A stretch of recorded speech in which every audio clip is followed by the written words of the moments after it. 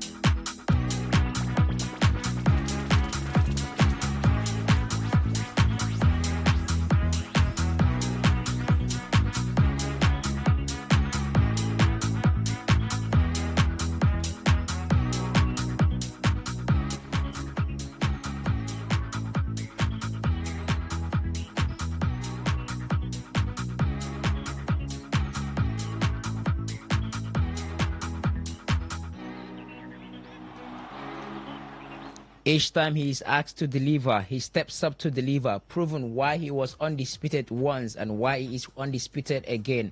Alexander Usyk knocked out Daniel Dubois last night to become yet again an undisputed world heavyweight champion in boxing.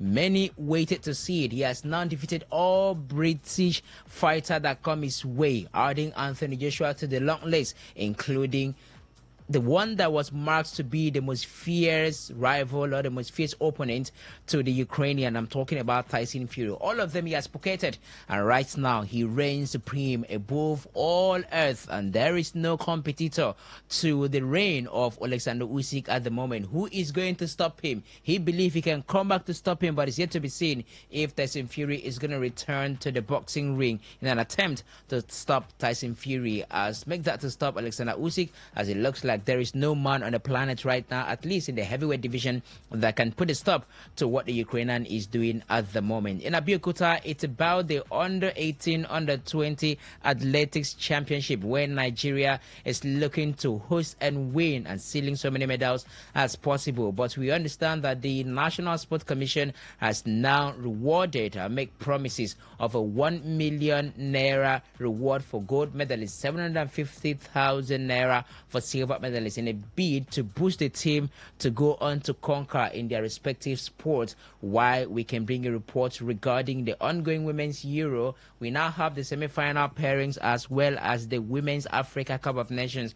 All semi-final pairings are set. So who is going to be crowned champion in the women category for the Continental Trophy in Europe and that in Africa? You can expect all of that to come on the show, as well as an exclusive conversation with the president of the Badminton Federation of Nigeria, scheduled to come at about 30 minutes gone past the hour of 1 o'clock. So it's a fully packed Today's Sports Live, the Sunday edition of it, in which we take a look at other sports, not just football, but we take an in-depth look at other sports and then bring you the latest development as well as undiluted analysis, the banter, the arguments. The transfer window is still ongoing, and you want to know who is closing in on who. Well, there are top strikers in the world who are getting the nod to leave, or some not getting the nod to leave. So all of that you will hear on the show this afternoon. Officially, good afternoon to you and welcome to today's Sports Live.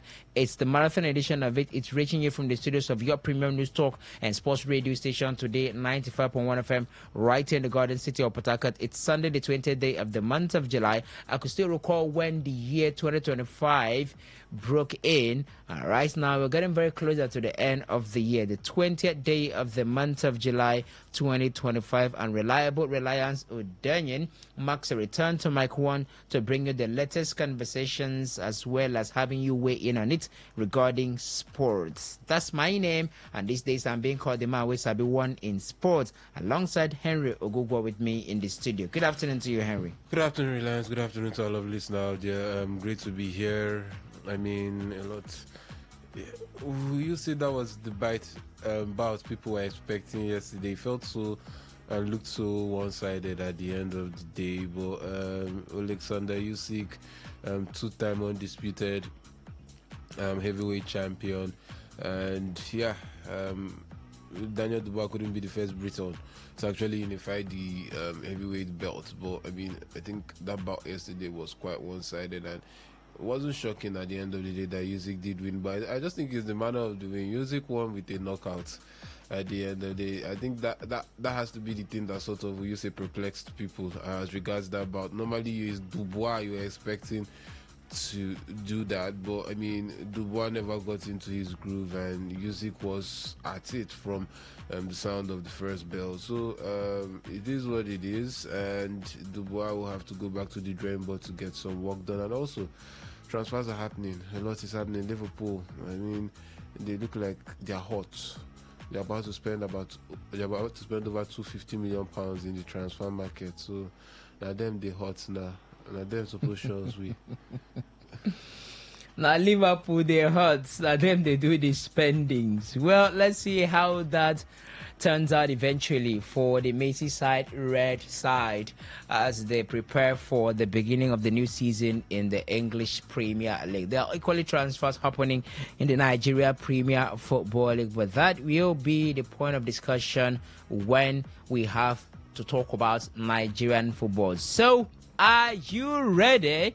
Because I am as ready as possible as ever, blazing and ready to talk to you only on Today 95.1 FM's Today Sports Live.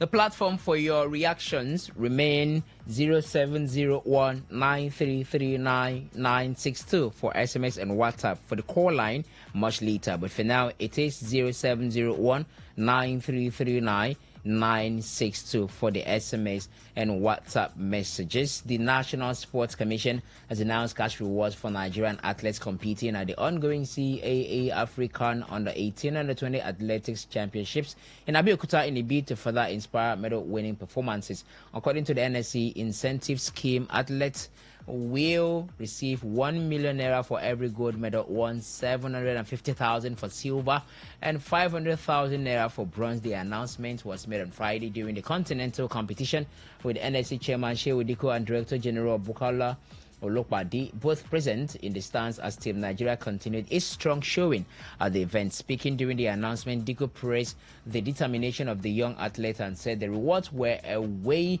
of reinforcing the government's backing for sports development. You only need to watch how our athletes are performing to see the commitment and passion they bring when representing Nigeria. Diko was quoted as saying by the NSC, "We want to give them every reason to continue striving for excellence and flying the flag high." These rewards are part of that commitment. Also speaking, Olokbade, who doubles as the chairman of the local organizing committee for the championships, reiterated the importance of investing in athletes' welfare, noting that the rewards were part of a broader effort to prepare Nigeria's future stars for global success. When we take care of our athletes, they give back by winning medals. And that's exactly what we are witnessing here in Abeokuta. This is not just about today. We are building for the future. The Commonwealth Games and the Olympics in Los Angeles are very much in view, Olokbade said. So those are the incentives for the girls, for the boys, ages under 18 and 20 to host and win. Abeokuta is the landmark for athletics these days in Nigeria. And you tend to wonder, Henry, a good gesture by the NSC to start with. But the other part of the conversation will have to do with how they plan to keep these lads, when discovered, going forward to nurture them into stardom. And that's the thing, and that's where my main focus actually is. Not by giving them that's 1 million per gold and 750 per silver and all that stuff. I think for me that is irrelevant. I don't know if I should say that's rubbish. You might say it's a form of appreciation, no doubt about it. It's still good, it's still positive. Let me not say rubbish or irrelevant. It's good, it's nice. But the problem is, how much are you following up these guys? What efforts are you putting? Their mates in other parts of the world are being monitored by the federation. They are being given grants. Their trainings are the processes around them are being monitored intensely to ensure that they go on to actually realize their potentials. You're talking about the under 18 and under 20 African Championship. So that means under 18 at the under 18 and under 20 level, these legs representing Nigeria are the best. They are the best. So you're looking at these same legs in the next 3 or 4 years' time. They are competing at the Olympic Games and competing at the All African Games, and they are the ones taking over from the likes of the S.A. Brumes and Co. and the Toby Amusons. That's what you're expecting. They are the ones, the younger ones, and the younger generation coming through. So it's not just about the prize monies from the gold medal, because this is a competition that's there for about a week or thereabout. So after that, what then happens to the athlete? What happens to the athlete's development? What happens to the athlete's training regimen or training regime? Are you putting in the necessary effort? Are you doing the necessary cross-checking? Are the athletes, or do the athletes have access to grants? Is the federation still will you say concerned about their well-being? It's not when it's time for another championship or competition you start looking at them because of you gave them 1 million. What does 1 million do today for you in Nigeria? Frankly speaking, 1 million naira is nothing. In some places in Nigeria today, 1 million cannot even pay the rent for a 3-bedroom or even a 2-bedroom apartment. So I mean, what does it provide for these athletes? Because they need special nutrition, like I said, special training regimen, and a lot of things that goes into making these athletes actually actualize their potentials, not just by giving them prize monies with the medals they actually get to win. So it's a commendable effort to try to make the athletes feel, will you say, recognized and valued, but more needs to be done and more has to go in, because truth be told, it has to be beyond this. This is not the first time we'll be doing something like this, even if the amount is not as much as this, and it will not be the last. But what has been the result or the end product at the end of the day? It's not been positive. So as at 14 hours ago, Henry, Nigeria is second on the medal standing with 3 gold, 5 silver, and 3 bronze medals, taking the total to 11. While South Africa leads the medal standing with 10 gold, 3 silver, and 1 bronze medal. So the difference between Nigeria and South Africa is 7 on the medal standing. That's regarding number of gold. And for Kenya, they are third behind Nigeria, having won 4 less silver medals compared to Nigeria's 5, and the same number of gold and silver and bronze. So the only reason why Nigeria is ahead of Kenya is due to the difference in terms of numbers of silver medals won. Disappointing. Well, second, 3-5-3, but Kenya that is third still has more medals than us, but it all boils down to the gold medals at the end of the day. South Africa has 7 more medals than us, and they have more gold medals than us. Like, we all know, these things boil down to the gold medals. It's quite decent and encouraging, but Reliance, for a country of over 200 million people, we should be doing better. We should be able to create a decent amount of gap between ourselves. But that's the thing. South Africa and Kenya has put a lot of effort as regards development of athletes. It's someone who doesn't follow sports well that will look at it and say, why are we second, why are we into first? That person is shocked. But the truth is that these other countries, especially South Africa and Kenya, have put in the necessary efforts to actually get themselves up to that level whereby they should or can be superior. Look, realize, as this competition goes on further, I wouldn't be shocked if we tend to drop to third, or if we might end up dropping to third, especially with more long distance races that we don't tend to participate in. Even when we do participate, we cannot be the Kenyans or the Ethiopians or the Somalians and those from East Africa. We can't seem to beat them in that. It's their forte even on the global scene internationally and all that stuff. So so far so good. A healthy start, a decent start. Let's see how events play out. If we will drop or we will get to climb, we're hosting it, so that should count as an advantage. We should probably, looking at it, we should probably have the largest contingent as regards this competition. But so far so good. 3 gold medals. Can and should be better, but you have to say decent. Just pretty much a decent start at the end of the day. All right, so what do you make of the gesture from the National Sports Commission? 1 million naira for gold medal, 750,000 naira for silver, and 500,000 naira for bronze medal. That is the situation at the moment. Nigeria do have just 3 gold, followed by Kenya and 3 gold in second and third respectively, while South Africa leads with 10 gold medals as against 3 for Nigeria and Kenya. So South Africa leads the standing with 7 gold medals, and we are heading into some other days, and let's see how things will progress. So what do you make of it? The gesture given by the NSC, as well as the performance of Team Nigeria at the moment. We have to move on, right? We're done. We have to move on. More on the under 18, under 20 CAA Athletics Championship in Abeokuta in our subsequent shows. I will keep you updated regarding the performances of Team Nigeria. We'll go in depth a little bit more and talk about some of the athletes being discovered. The first medal for Nigeria came from high jump, and of course the likes of Favour Philly, the likes of Ima Bongsuku, who called out the the AFN just a couple of days ago, were discovered via this championship.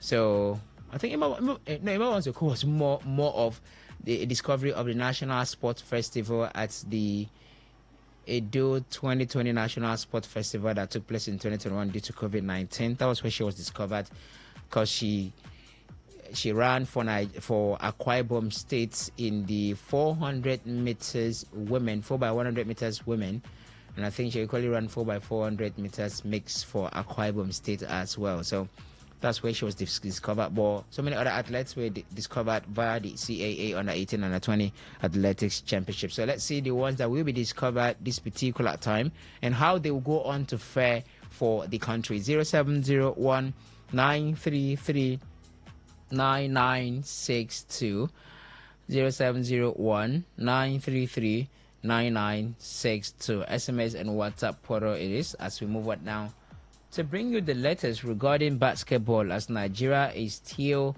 playing in the FIBA Under-19 Women's Basketball World Cup in Czechia. But they are not playing to win. They've been knocked out at the quarterfinal. They lost at the quarterfinal. So quarterfinal round of 16. So they're not playing to win anymore.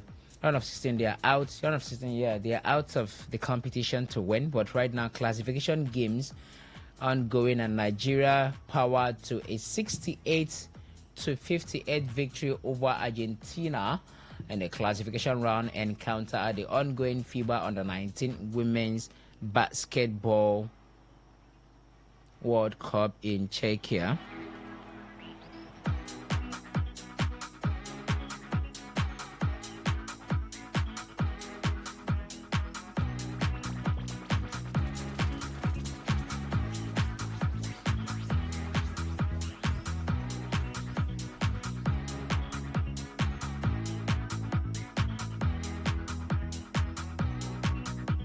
Now, following their round of 16 defeat to Hungary on Wednesday, the Juliana Akere-led side went into the classification rounds for the right to finish in positions 9 to 16 at the competition. The Junior Tigers won the first three quarters against the Aggies by a score of 19-17, 10-9, and 18-11 respectively, while both sides played out a 21-21 scoreline in the fourth quarter.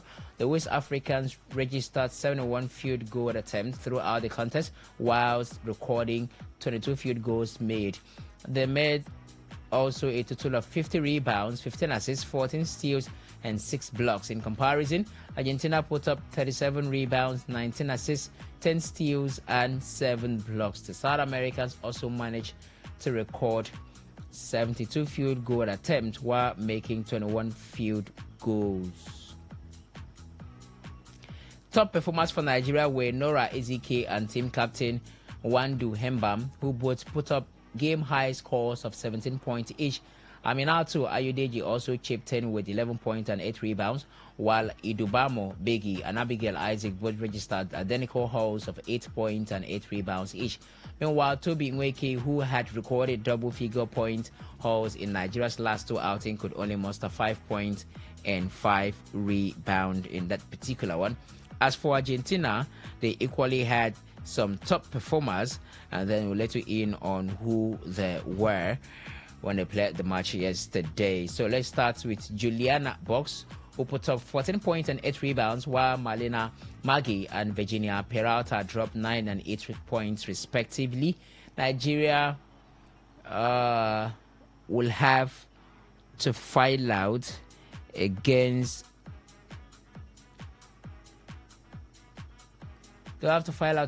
Korea Republic in another classification fixture. I want to confirm that particular game for us. Okay, so that game held last night, Nigeria against Korea Republic in the next classification fixture, and guess what? Nigeria couldn't win this time. All right, so that one ended 79-85 in favor of Korea Republic.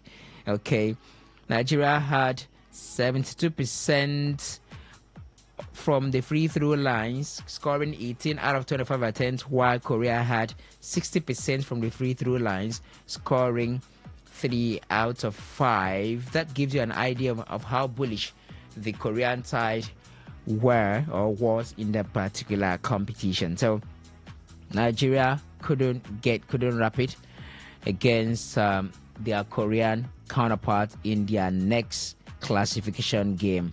At halftime, Nigeria lost just by 2 points, 39-41, while at the end of the third quarter, Korea led 68-57, and it was eventually wrapped up by the Korean side, who won that particular one. So that's how Nigeria is faring at the moment at the ongoing FIBA World Cup for the under-19 in basketball.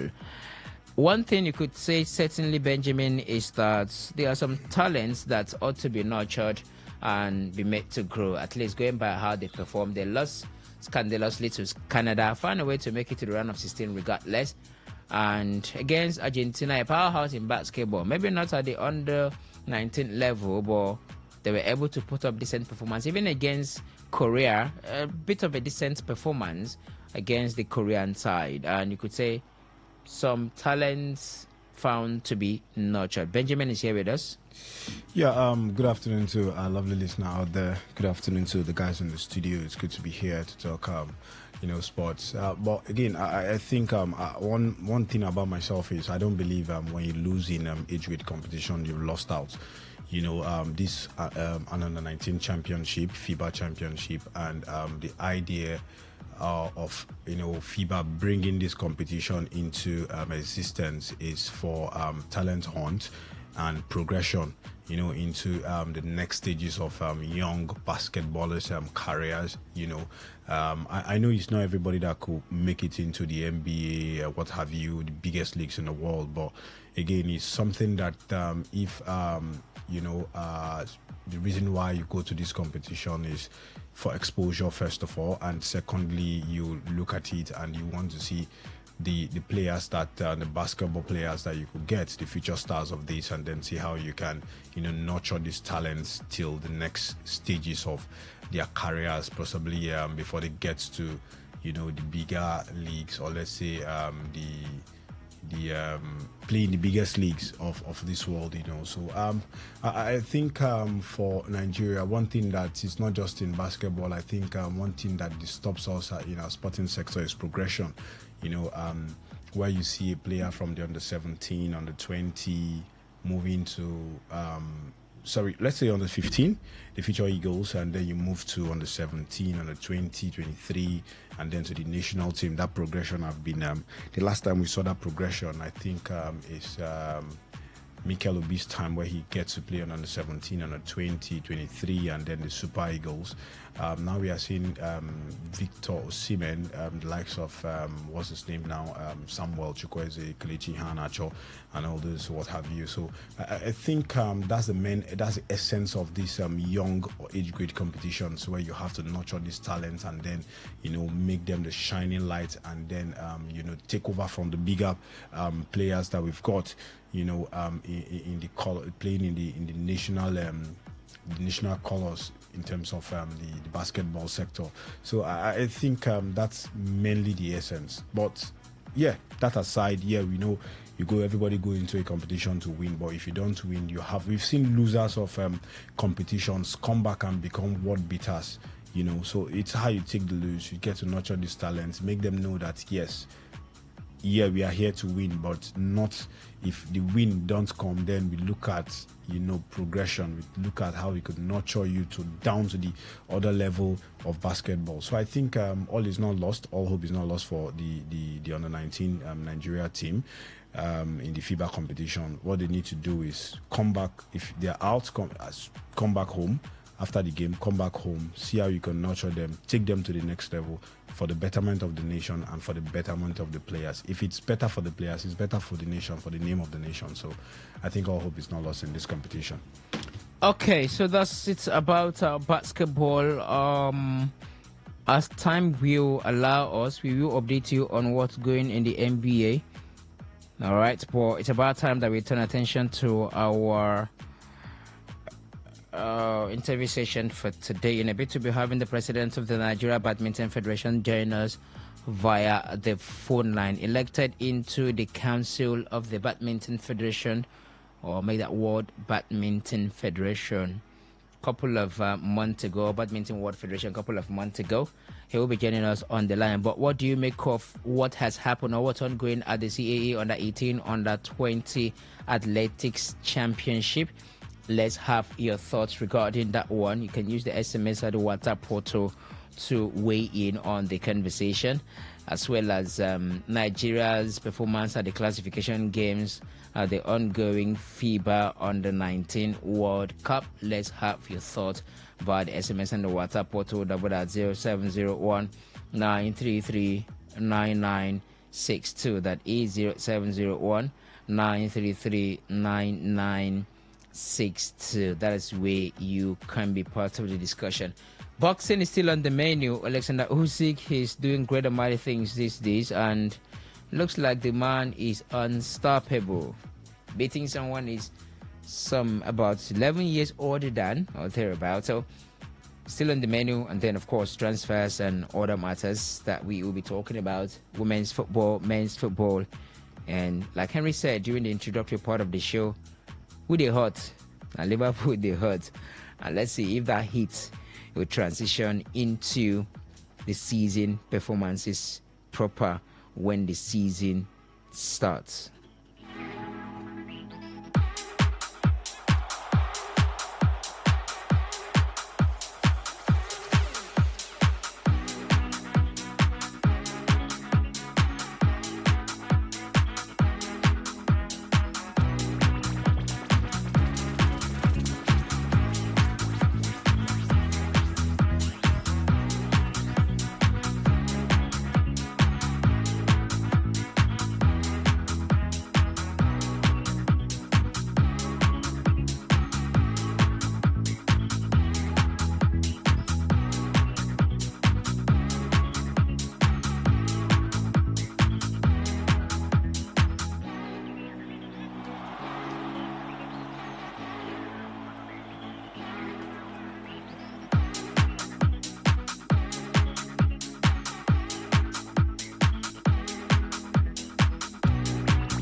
Hello, my name is Kanwanko, aka Papilo. For the latest and trending sports stories, always listen to Today Sports Live on Today 95.1 FM Port Harcourt.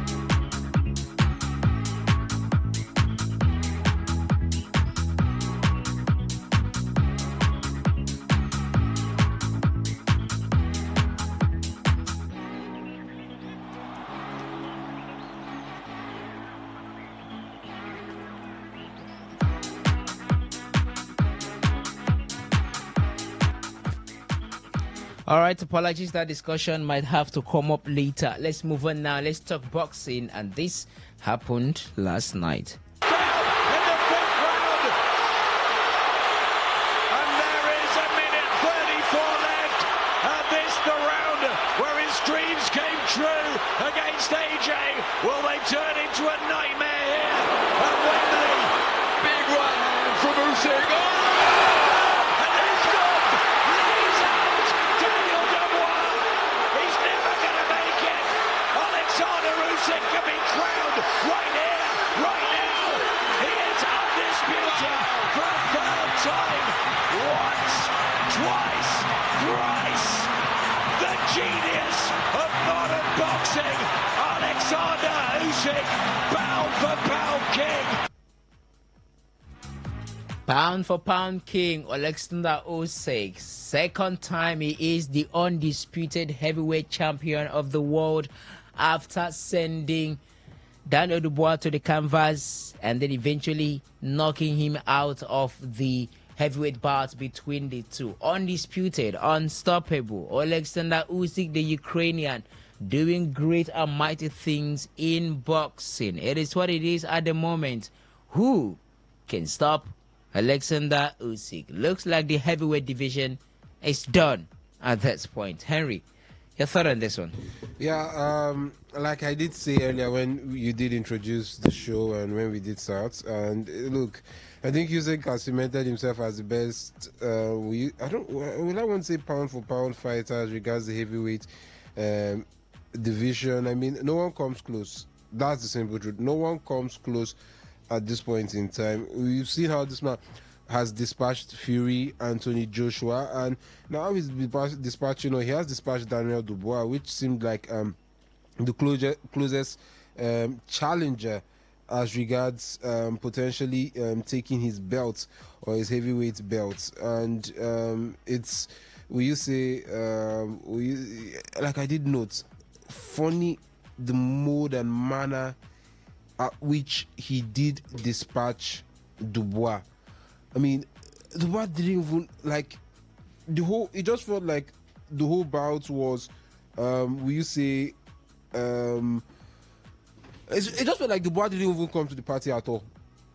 From the first round, Usyk was on him, those jabs, second round, almost the same thing. At the point, Dubois looked to his dad, was like looking for inspiration. He couldn't get the inspiration, he did that. And third, fourth quarter, almost the same thing. Then in the fifth quarter, put him on the canvas twice, and he couldn't get up or beat the timer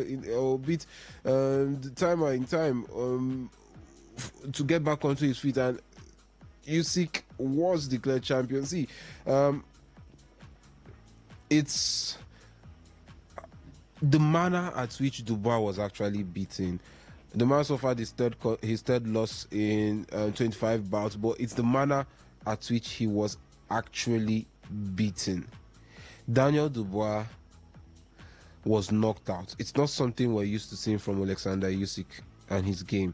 Usyk loves to take you the stretch, loves to take you to the limits, loves to take you to the end. But I mean, it just felt like there was something different about Usyk in that game, in that bout. He became more aggressive.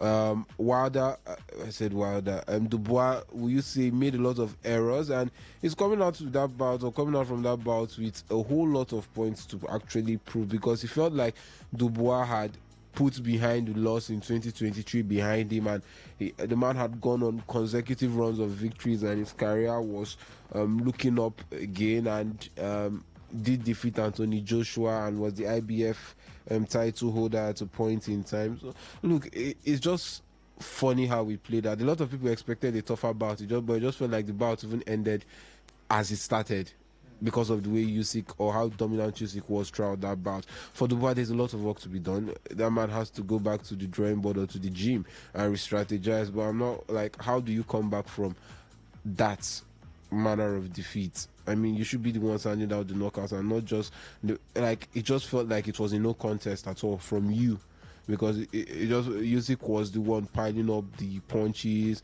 piling up the pressure. It was sort of a one-sided affair, and I don't think that's what a lot of people would have actually wanted to see for an undisputed heavyweight bout.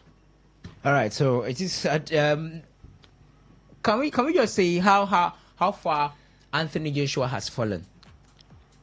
Because this is a man that saw off Anthony Joshua, and who you say Anthony Joshua? When Joshua was sort of on the rise, yeah, we understand that Usyk has defeated Anthony Joshua too, but when everyone thought Anthony Joshua was on the rise and could become a champion again, or on the route to getting another title shot, Daniel Dubois stopped him. Right now, Usyk stopped Daniel Dubois in a manner not expected by so many. So you can find a connection there, yeah? So can we say how much Anthony Joshua has fallen down? I don't know how Joshua comes. See, every bout has his own peculiarity. I know, truth be told, you have to look at the fact that Joshua was actually beaten by Daniel. Was it a TKO? Joshua was actually beaten by Daniel, but some people are now like, okay, the manner in which Usyk actually dispatched Daniel Dubois just made it feel like if Joshua was to fight Alexander Usyk now, we'll probably be seeing the same thing, but like 1 + 1 is 2 mathematics. But that's the funny thing, football isn't mathematics, and boxing, I said football. Boxing isn't mathematics. Yeah, he knocked out Anthony Joshua. So you're not like, if you knocked out Anthony Joshua and Usyk could knock out Daniel Dubois, so probably we're seeing a situation whereby Usyk knocks out Anthony Joshua. But funny enough, Usyk and Joshua fought twice, but he wasn't knocked out. He was actually dragged to the end of it all. So I think, like I said, 2 bouts, or what happened in this bout doesn't necessarily affect what happens in another bout or in the other bouts regarding the other opponent or candidate or fighter. It's 2 different situations, 2 different scenarios, and 2 different things happening on the day. So a lot could have actually played a major role in what actually we saw last night between Usyk and Dubois. As the weeks go by, definitely we'll have more revelations. Maybe Daniel Dubois will come out and tell us that he had a stomach bite or something, and that's why it was that poor, because I do not have an explanation for how sluggish, how one-sided, how lost the man looked last night against Alexander Usyk, because that's what it looked like to me. It just felt like Daniel Dubois was lost and he had no idea what he was doing, and Usyk was so aggressive, and the man didn't have any, answer to what Usyk actually brought to the table yesterday. But I don't want to bring the Anthony Joshua comparison or narrative into this reliance, because like I said, this is a totally different bout. I don't want to bring that narrative or thoughts. We could say situation now funny, although I don't see it happening.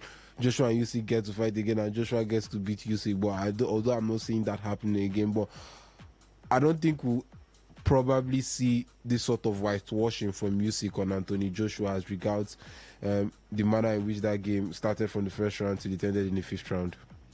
All right, what do you make of Alexander Usyk knocking out Daniel Dubois to become undisputed world heavyweight champion again? Kindly weigh in 0701 933 9962. That is 0701 933 9962. Can anyone stop Alexander Usyk at this point? Can anyone stop Alexander Usyk at this point?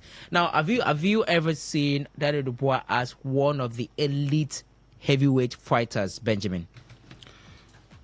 I mean, maybe A-class fighters, as probably some years ago we saw Joshua, Deontay Wilder in that lens before Alexander Usyk came in. So have you ever seen Daniel Dubois in that light? Yeah, before you break into the heavyweight division, we probably the promoters or the trainers have seen the potential, and you would have worked your way through the ranks. We actually saw the likes of Anthony Joshua, where he had to start from the Olympic, the Olympics. Yeah, he started with the Olympic representing Great Britain and all that. And we've seen lots of fighters come through the rank. Even the champion himself, Usyk, started from the middleweight and all that. Featherweight came into the scene, and the man took the heavyweight division by storm. So I think, if you're listing these, the heavyweight division, the grade A boxers, you would have to put Daniel Dubois in that mix. Yeah, the man has talked his way and make his way into the lists of the A-list boxers, in the division, whether you like it or not. He has won some huge fights.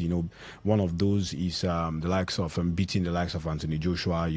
And then what was his name before he actually Usyk lets that belt out, and then he started, before they had this fight, that's the boy against Usyk, to reclaim the belt. I think he's one of those fighters with potentials, and he has shown that potential in, most of his fights. So I think this just happening is one of those fights that, could go either way. I myself, I wasn't rooting for Daniel Dubois because I've seen Usyk box, and Usyk he's a very good boxer. The man knows his tactics, and he goes, he gets to study his opponent and then knows how to finish the fight. So, but it doesn't make Daniel Dubois a bad fighter. So I think it's just one of those fights that one person had to win in a very good way, and the champion himself won. So for me, I think he's one of those boxers that, in his day, can actually put up a good fight against any boxer. So he's listed among the A heavyweight fighters in the division. Okay, have you ever considered Daniel Dubois as an elite fighter, considering the manner in which he was defeated by Alexander Usyk? Now, I could recall when Anthony Joshua defeated one of the Klitschko brothers, Vladimir Klitschko, and many said Joshua fought a finished Klitschko. That was why he was able to win. Okay. That was when people from the other school of thought would put up an argument for or against Anthony Joshua as being an elite fighter, like a boxer. Now, Daniel Dubois defeated Anthony Joshua.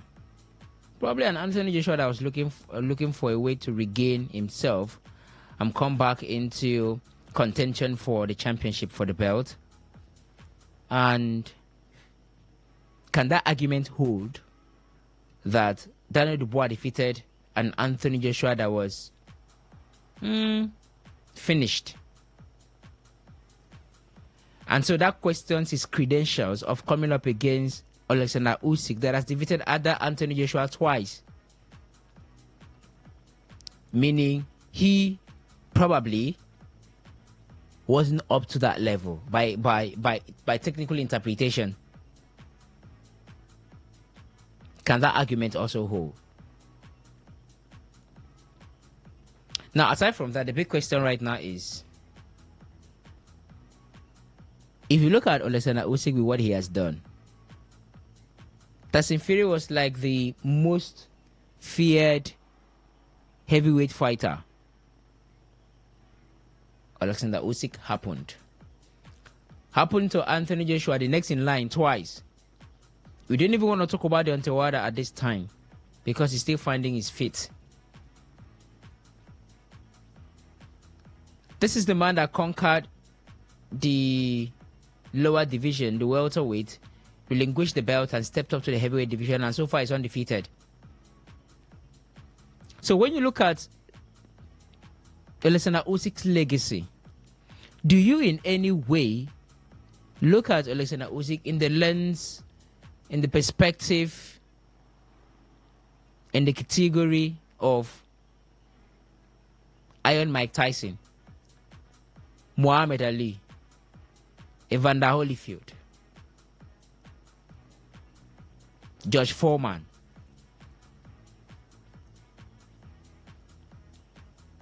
Do you in any way look at Oleksandr Usyk in that lens? I think if you look at Usyk, the way he fights as though he's one of those, the boxers of the 90s. He tends to use their pattern, and that is what works for the man. I think it's about knowing what works for you and working with what works for you. If you look at Usyk, the way he goes about his fight, you look at he's aggressive, which you could look at and you say, okay, that is a way, that's a kind of Muhammad Ali's kind. I think the man has, he borrows lifts from here and there and then add to his. That's what works for him. So I think I wouldn't say he's going to, but I think if you look at history, what the man has achieved, I think if not up there, he would be named or pronounced when you're pronouncing the greats in the 90s. So for me, I think he could stand with them. He could stand with them, and then possibly you could get a shout out with those names of the champions in the 90s, because you look at the way he fights and what he has done. Well, we could say the fighters of these days can't be, let's say, compared to the ones you have those days, how rugged they have, where you see fighters fight from the street until they get to the ring. And then, but I think modern day boxing has evolved. Modern day boxing is not like that. But again, I think the man, history-wise, the man can be mentioned amongst the boxing greats of the 90s. Would you mention him? That's a big question. Would you mention Oleksandr Usyk? He has defeated everybody. You're looking at the heavyweight, and is it Luis Ortiz that will come back and stop him now, or is it we'll get to that part of the conversation? That's actually where we are. I have Alex Kabari in the studio. Alex, right now, who do you think can stop Oleksandr Usyk? Quite simply, there is nobody in the heavyweights that is stopping the man that Usyk has become right now, the undefeated and undisputed champion that he is. Ever since he came up, he peaked and he seemed to sort of maintain the level. I can remember when he came up first against Joshua, and there were talks of that first fight between them being a little bit lucky towards him, and then he sort of cleared all doubts when he not only took him down again but also went on to defeat Fury twice, and even Dubois, as like we saw last night, twice again. So I think the greatest compliment we can pay him, because there's some sort of hesitance on our part to put him on the GOAT status or on the GOAT level as the other greats you've mentioned, Reliance. But I think the greatest compliment we can pay Usyk is that we can definitely call him the greatest modern boxer right now. He is right now the greatest modern boxer, and he has been for, I would say, the last 5 years, or definitely probably even longer. There's no one that has been as dominant except I think the early 2000s and the Klitschko brothers. It was particularly one of them who was Vladimir Klitschko who was ruling it. So we've not seen anything as dominant as that since then. And I mean, why are we hesitant to put him on those levels? Why are we being too hesitant to put him on the levels of a great? He's a great of boxing. He definitely is greater than every opponent he has faced and beaten so far. And I mean, the circumstances, the way in which he took it, where he just left the welterweight, came up to the heavyweight, and has gone undefeated, unbeaten.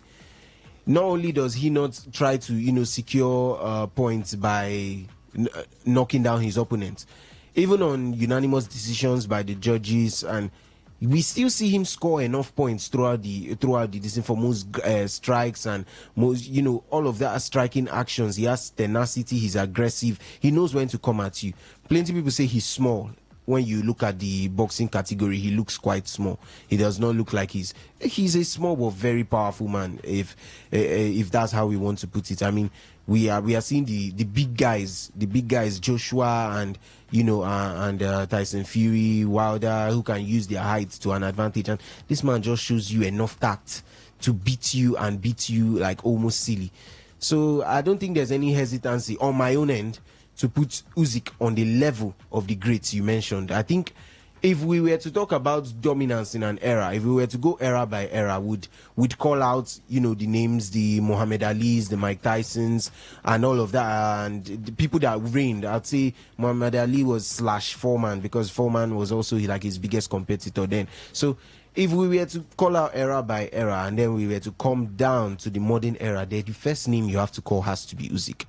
The best boxer. Let's say, okay, I have not been following boxing for too long. Let's just assume that I have not been a huge boxing fan for a very long time. But from the point I started watching boxing till now, the most dominant boxer I have seen has been Alexander Usyk, and we have to give it to him. So, I mean, it is just nostalgia. Like I always say with most sports, nobody wants to compare the current good players to the standard ones. I've been seeing it all around. We saw, even in other sports, we saw tennis. Akara Sina, this one is on 5 Grand Slams, 4 Grand Slams. Are they not better than Murray? Murray had just 3.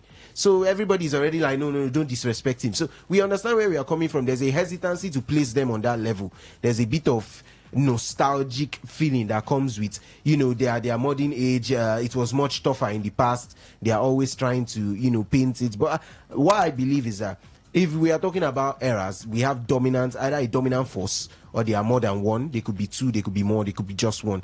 And Usyk has definitely been a dominant force. I mean, every single fight, almost every time you watch him, you just get the feeling that he's going to do something. There's always that feeling when you just watch him, because we just know how special it was. It was like watching Khabib Nurmagomedov in the UFC, and we are just seeing that dominance, that unbeaten spirit, and he's taking his fights to all of them. It's not all about just the talk. He actually brings the action too. So Usyk is definitely. I could call 5-6 names of the greatest boxers of all time. But definitely, if I'm to put him, I would slash him into that GOAT category. Maybe behind the others, but he's definitely there too. Okay. Tyson Fury is in retirement. He watched the bout last night. And after watching the bout last night, he has had some things to say regarding Alexander Usyk, regarding Daniel Dubois, regarding Anthony Joshua, regarding British boxing. And I'm sure you want to know what Tyson Fury has said. And I will let you in on what Tyson Fury has said. But that will be when I come back from this market. Today's Sports Live continues after now.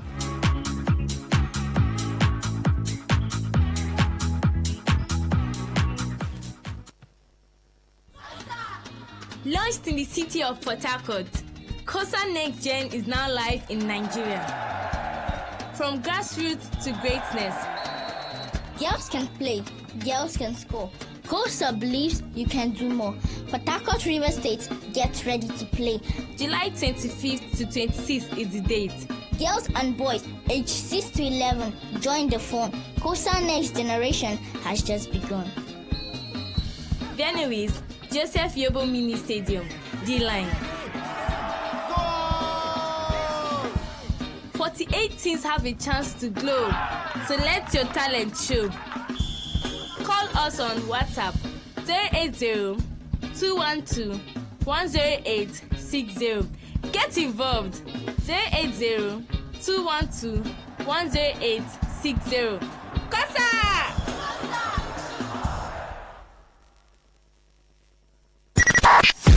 95.1 FM, voice of the people. And we're back.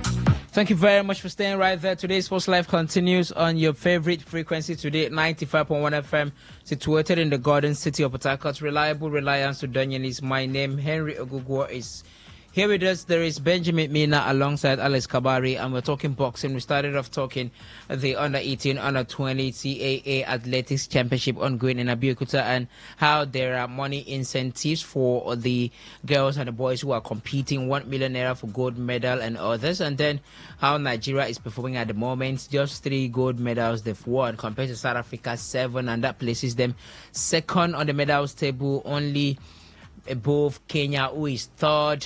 And the difference will be Nigeria has more silver medals, 5 compared to Kenya 1, and that is why Nigeria is in second place. And we talked about the performances and if that is good enough for the Nigerian side as a country hosting.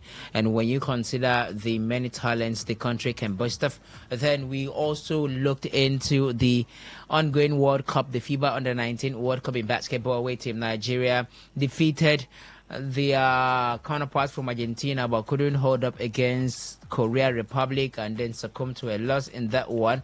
And right now we are talking boxing, where Alexander Usyk looks unstoppable at the moment. And I told you that when I return, I'll let you in on what Tyson Fury has said. But the big question remains, has Alexander Usyk conquered boxing? What Tyson Fury says that Alexander Usyk knows he is the only man who can end the Ukrainians' reign as undisputed heavyweight champion. Massive shout out to Alexander Usyk. He posted on Instagram, that's Fury. He did a fantastic performance over Daniel Dubois, a good young game lad who came for a good tear up. Congratulations to both men. But Usyk knows there is only one man who can beat him. I've done it twice before, and the world knows it. Thoughts of Tyson Fury. There's only one man who can beat him. He has done it before, and the world knows that he has done it before. So he proclaims himself as the only man who can end the reign of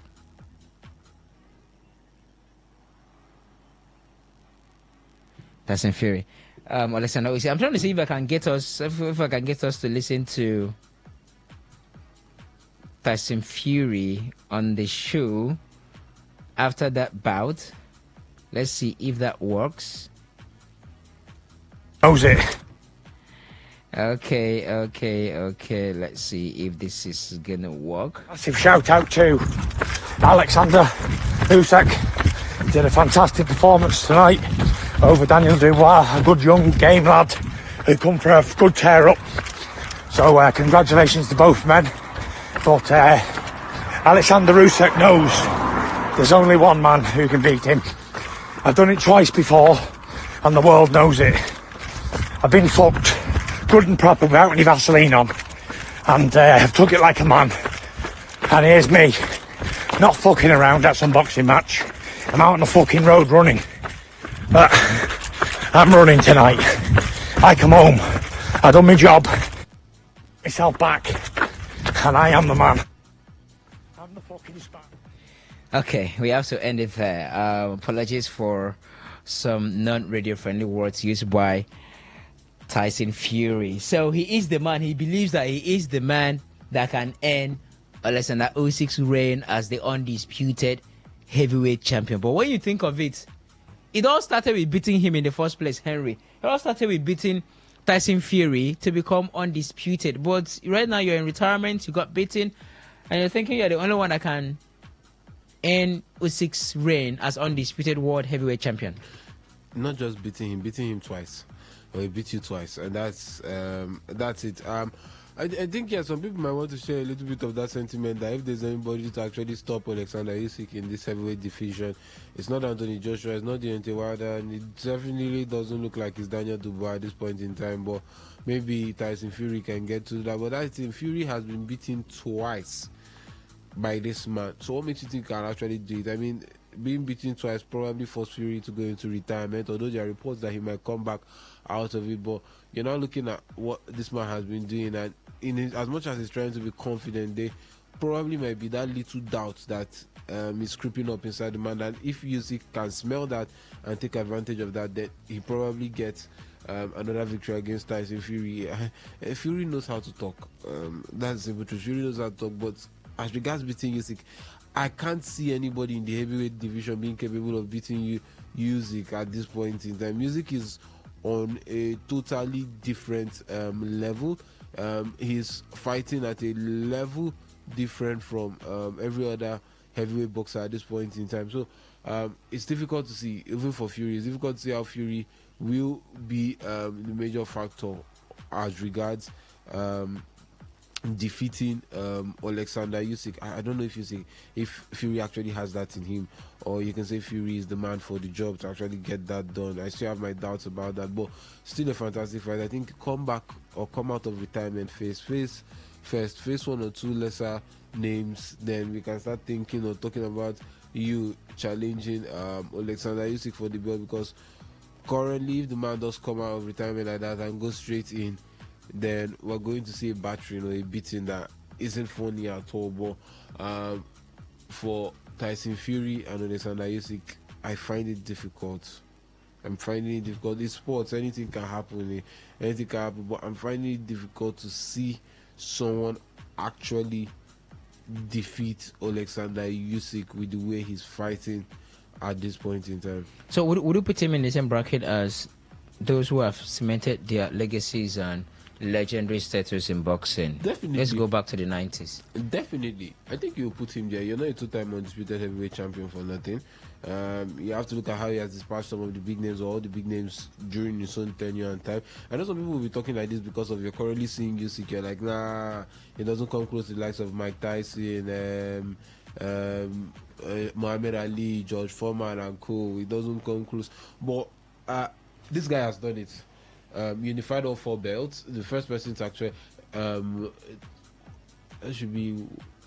unified all four belts when he did get to the first person to actually do that in a long time. So I mean, you look at all this and you're like, definitely the man has written his names in the sands of time as regards boxing. There are no two ways about it. He's beating every big name that should have been a threat and that should be in his way, or that should have been in his way to actually achieve that. So I think for Alexander Usyk, he's up there.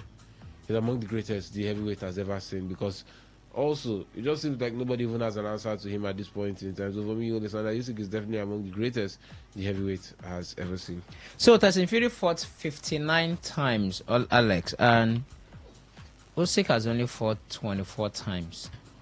Doesn't that count for something? Yes, it should count for something. But I mean, when you beat your opponent so convincingly that there is almost no debate, then I mean every other thing has to be disregarded. There is a pattern when you come up against someone that you just can't seem to get the better of, and we know that Fury is itching to get back into the ring with him. But like we said, even before this fight, what would have happened if Dubois beat him to take the title? Does he shift his attention from Usyk, or does he still chase after the revenge he's obviously going for? Would he shift his attention from the revenge on Usyk to trying to get back the heavyweight title from Dubois and start calling Dubois out? So I think what he wants is he's itching to get his hands on Usyk, to get one over Usyk. And I think this resolve even favors him, because it further pushes his motive to get back into the ring for a third time with Usyk. So I mean, we know Tyson Fury, we know how much of talk he is. he does have his moments, but against Usyk he has not fared well.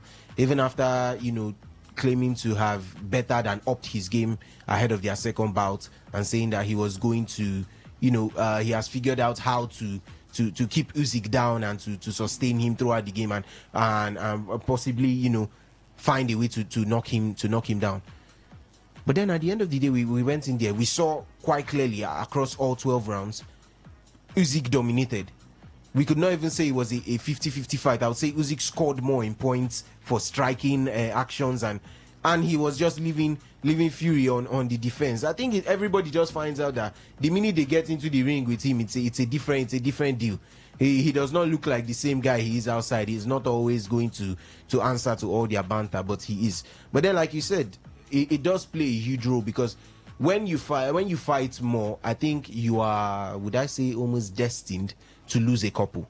When you fight more, I think I can only cite someone like Floyd Mayweather, who went unbeaten. How many was that? What was that? His record, was it 35 or 40? Floyd. So I mean, when you fight more, you might just have one or two, especially like you said, he may be holding on to the belt a little bit longer, then either he drops it or he loses it to someone new, and then still comes back to fight again. It would be like this UFC Stipe Miocic, who came back to fight John Jones, and we clearly saw who had more energy based on who was younger, who was fresher. The exact same reason why some older fighters refused to wrestle the younger ones. We saw John Jones refuse to wrestle Aspinall till his retirement. So it's a matter of, first of all, age and skill issue, how many fights you can take. We saw Fury at some point fighting 3 times a year. And Usyk, he has also tried to be on the same level, but at the same time, he's managing his fights and he's doing fairly well in them. So while I would say the numbers do play a role, your head-to-head also counts. And you've not been able to get the better of this man. So if you can get into the ring with him right now again, good luck to Fury. But I don't see the outcome changing. Benjamin, so if we want to look at Alexander Usyk in the lens of the Muhammad Ali's, because he has become undisputed twice, the Tyson Fury, the Joe Frazier and all, we also need to look at the opponents, because right now it looks like they were only 2 fierce opponents against Alexander Usyk, namely Anthony Joshua, he defeated twice, Tyson Fury defeated twice. Daniel Dubois, if you want to be realistic, you're not gonna name, before now you wouldn't even name Daniel Dubois in the bracket of Anthony Joshua, Tyson Fury, maybe Deontay Wilder when it was as tough as it was. So you're looking at probably about 2 opponents. That's one part. Then you have to go back to maybe the 90s and look at the Josh Foremans, the Mike Tysons, the Ali's. Okay, maybe maybe let's keep Ali a little bit, because I think Ali was a bit of a generation before Tyson. So let's keep the Ali's. So let's stick with maybe the Tysons. Foreman. Foreman was still a bit of Ali. So maybe the Tysons, the Evander Holyfield, the Frasers and all of that guys. You look at the so many men who were regarded as great, and these guys conquered with a couple of losses. So you're looking at 2 points. First point, the number of fights that they have, and the kind of competitions that they had in that division, and they will still conquer. So when you consider this, just that Alexander Usyk just fought 24 times, 24 out of 24. By the way, Floyd Mayweather is 50-50. Now, when you consider that, would you still want to look at the lens and say, okay, this man can be regarded in the same legacy line as Muhammad Ali? Sure, I think he would. The thing is, it's not his fault that he has fought a few fights. It's about what comes to the table that you get to attend to. Like I said earlier, when you look at the other generational fighters, they've got more fighters that want to come at you, and there are more fights. But these days it's about you see a fighter gets to fight at least 2 fights a year. So it doesn't give you that time to get more fight under your belt, I think the man, it doesn't matter, for me, it doesn't matter how many fights you fight. It's about how clinical you've been, how many fights you've won, because it's just like in football. Brazil have qualified for almost all the World Cups. Yes, all the World Cups. Have they won all the World Cups? No. But there are some nations that, okay, let's say, let's use the current WAFCON that's going on. Nigeria has just failed to win, I think, 2 editions that they failed to win. Now, Equatorial Guinea, they lost. Equatorial Guinea won one, South Africa, and yeah, so they failed to win a few, let's say 2. But they are still they still have the highest numbers of win, 9. Leaving the other 2 because it wasn't recorded and all that. So it doesn't mean that South Africa, let's say South Africa always qualify for the tournament. But how many WAFCON have they won? So USIC have gotten 20 fights out of 20. And what's his name has gotten 50 out of 50. It's same thing for me. It's not the man's fault that there are no fighters coming his way. And the fighters that are available, the man has beaten them twice. Each of them. Twice. What else do you have to prove? He left the other division, dropped the belt, came to the heavyweight division. He showed that he is a good fighter. He messed everybody up. And today he's standing as the 2-time undisputed heavyweight boxer. I think, with all due respect to every other boxer the world has ever known, Tyson Usyk will stand in the same, or will have the same legacy with those people. When you're talking about heavyweight division boxer in modern day, you have to put the man same as the way you're talking about heavyweight boxers in history. The man needs to be there. So if there's anybody that Usyk haven't beaten in the heavyweight division, the person should step into the ring. Let's see if he can beat Usyk. So for me, that man deserves his name to be written in the history book, which it has, and among the greats. Nobody can stand that man as he stands right now. We've not seen any other person. So for me, the man's name should be among the greats. It doesn't matter how many fights he has had. 20 without a loss, for me, is better than, you said? Sorry, 24 without losing, for me, is better than having 50 fights and losing 25. For me. So the man, his name is supposed to be mentioned among the greats. All right, then. So let's have you talk to us regarding Alexander Usyk's exploits thus far at the heavyweight division, undisputed heavyweight champion of the world. Twice 0810-9510-951.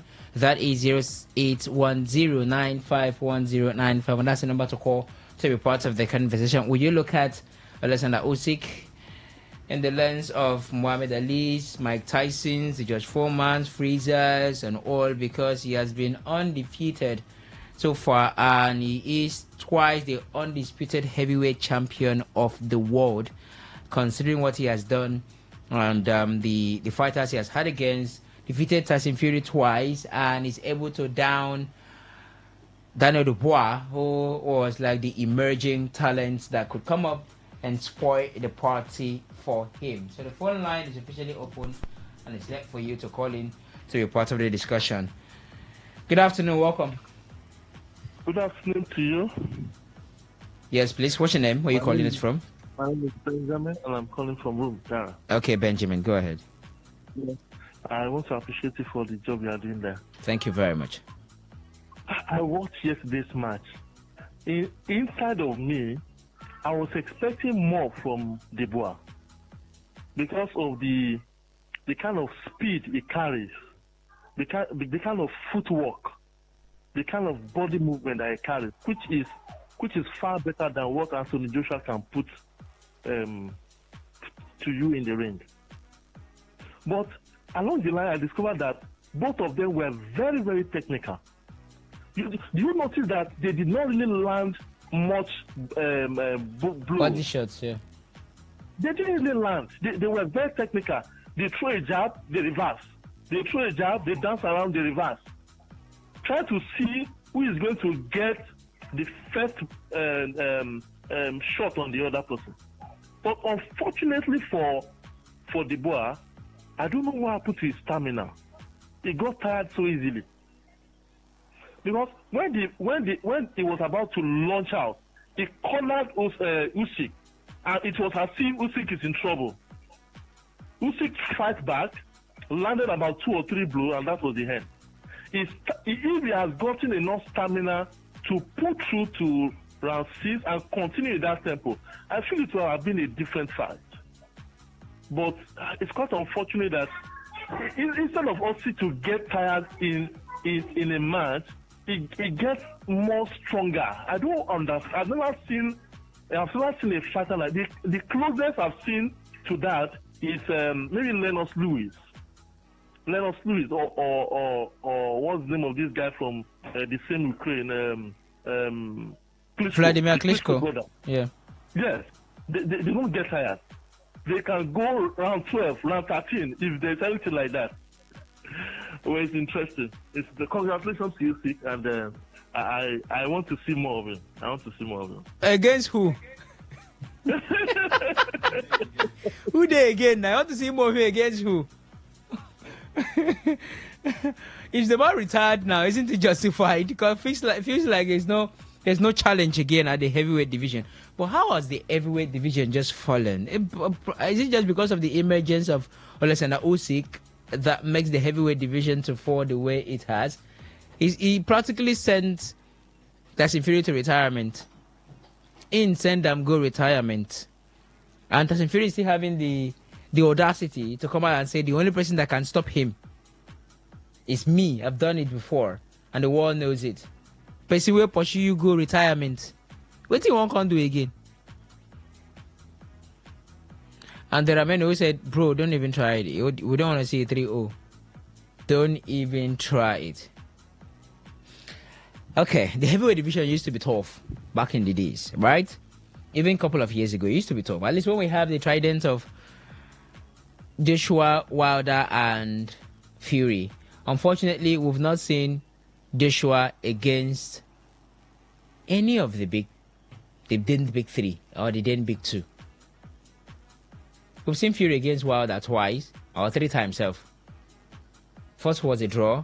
The next 2, Fury had the advantage or the wins.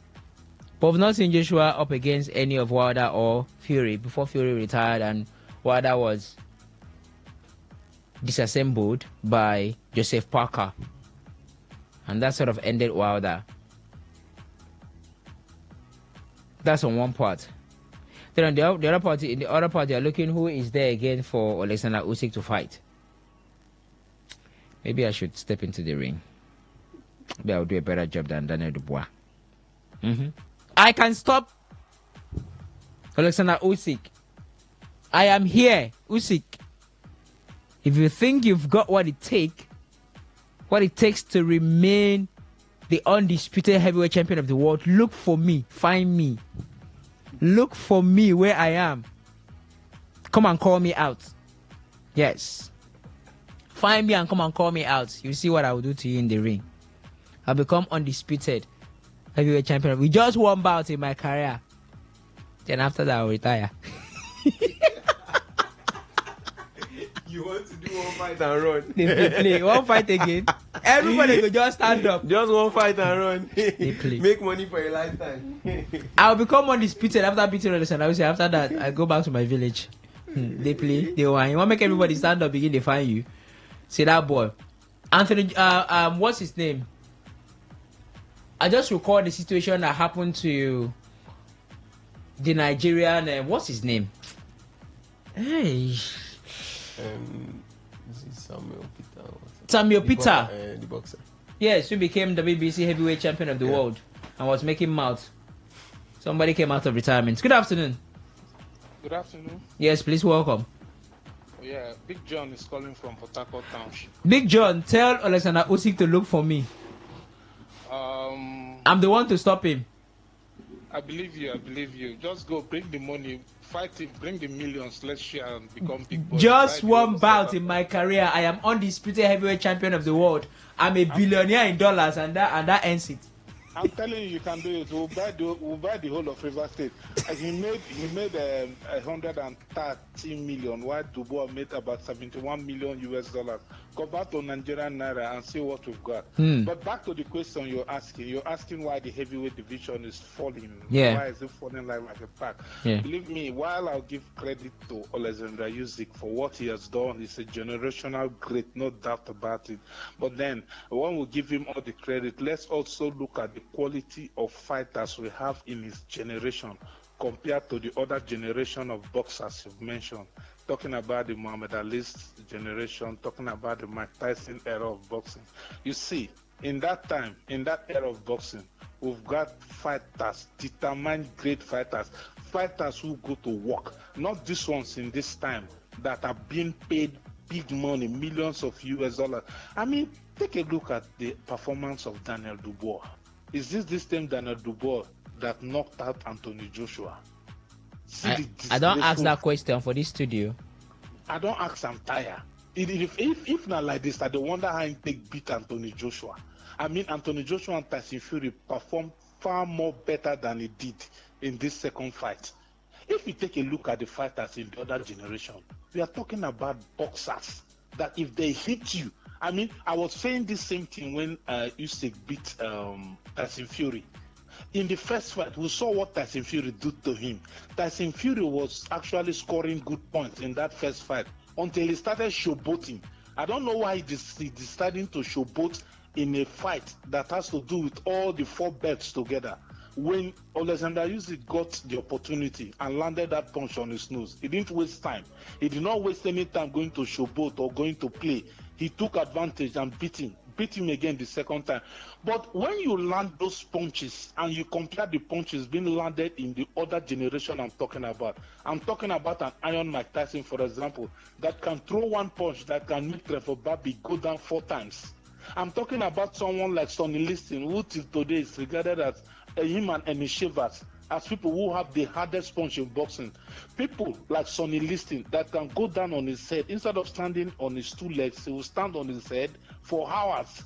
And then by the time it stands back on his leg, if he sees bloodshot eyes, even the devil will be afraid of him. I'm talking about fighters like George Foreman, who can come back 20 years after losing the title to Muhammad Ali to reclaim a world title he lost 20 years later. These are determined, solid boxers that we don't have in this generation. That's the answer I want to give to you. But note that I give credit to Alexander Usyk for what he's been able to achieve. Thank you. Thank you very much, Big John. Appreciate you for stopping by on the show this afternoon. The level of competition we're having at the heavyweight division has been the major issue of contention here, because when you look at it closely, it feels like Usyk only has 2 competitors to compete in, Anthony Joshua and Tyson Fury, and that's it. The others don't really measure up. But when you go back in time, you look at the eras and you look at the competitions that they had, many of them were undefeated for a particular period of time, for a certain period of time.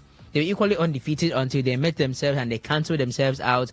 And just like that, the Muhammad Ali's generation, and then the George Foreman, who eventually came back years after to reclaim the World Heavyweight Championship belt, and then the Mike Tysons and all.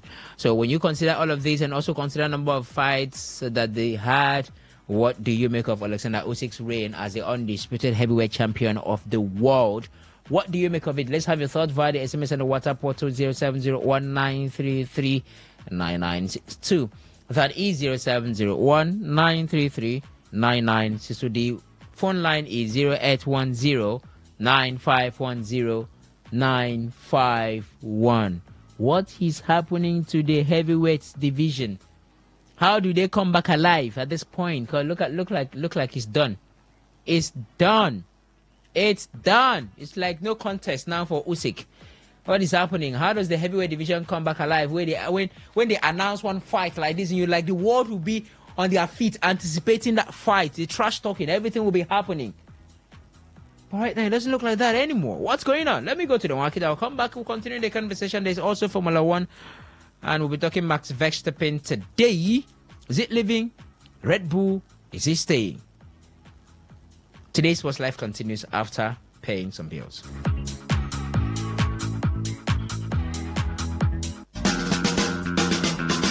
Wetin you dey find for Sokoto? E don dey your tomato. Unique Company Limited na the ogbonge company wey dey deal on all sizes of quarry products like chippings. For Unique, we no dey do the more you look, the less you see o, because we get standard weigh bridge wey go weigh the quantity wey you want. You confirm am, you pay, you carry your chippings, you go house, everybody's happy. Wetin you dey wait for? Waka go Unique Company Limited wey dey along Obirikwere Airport Road beside Bowen Filling Station now, or you reach them with these numbers 0912 994 7115 0912 994 7115 or 0813 572 3222 0813 572 3222.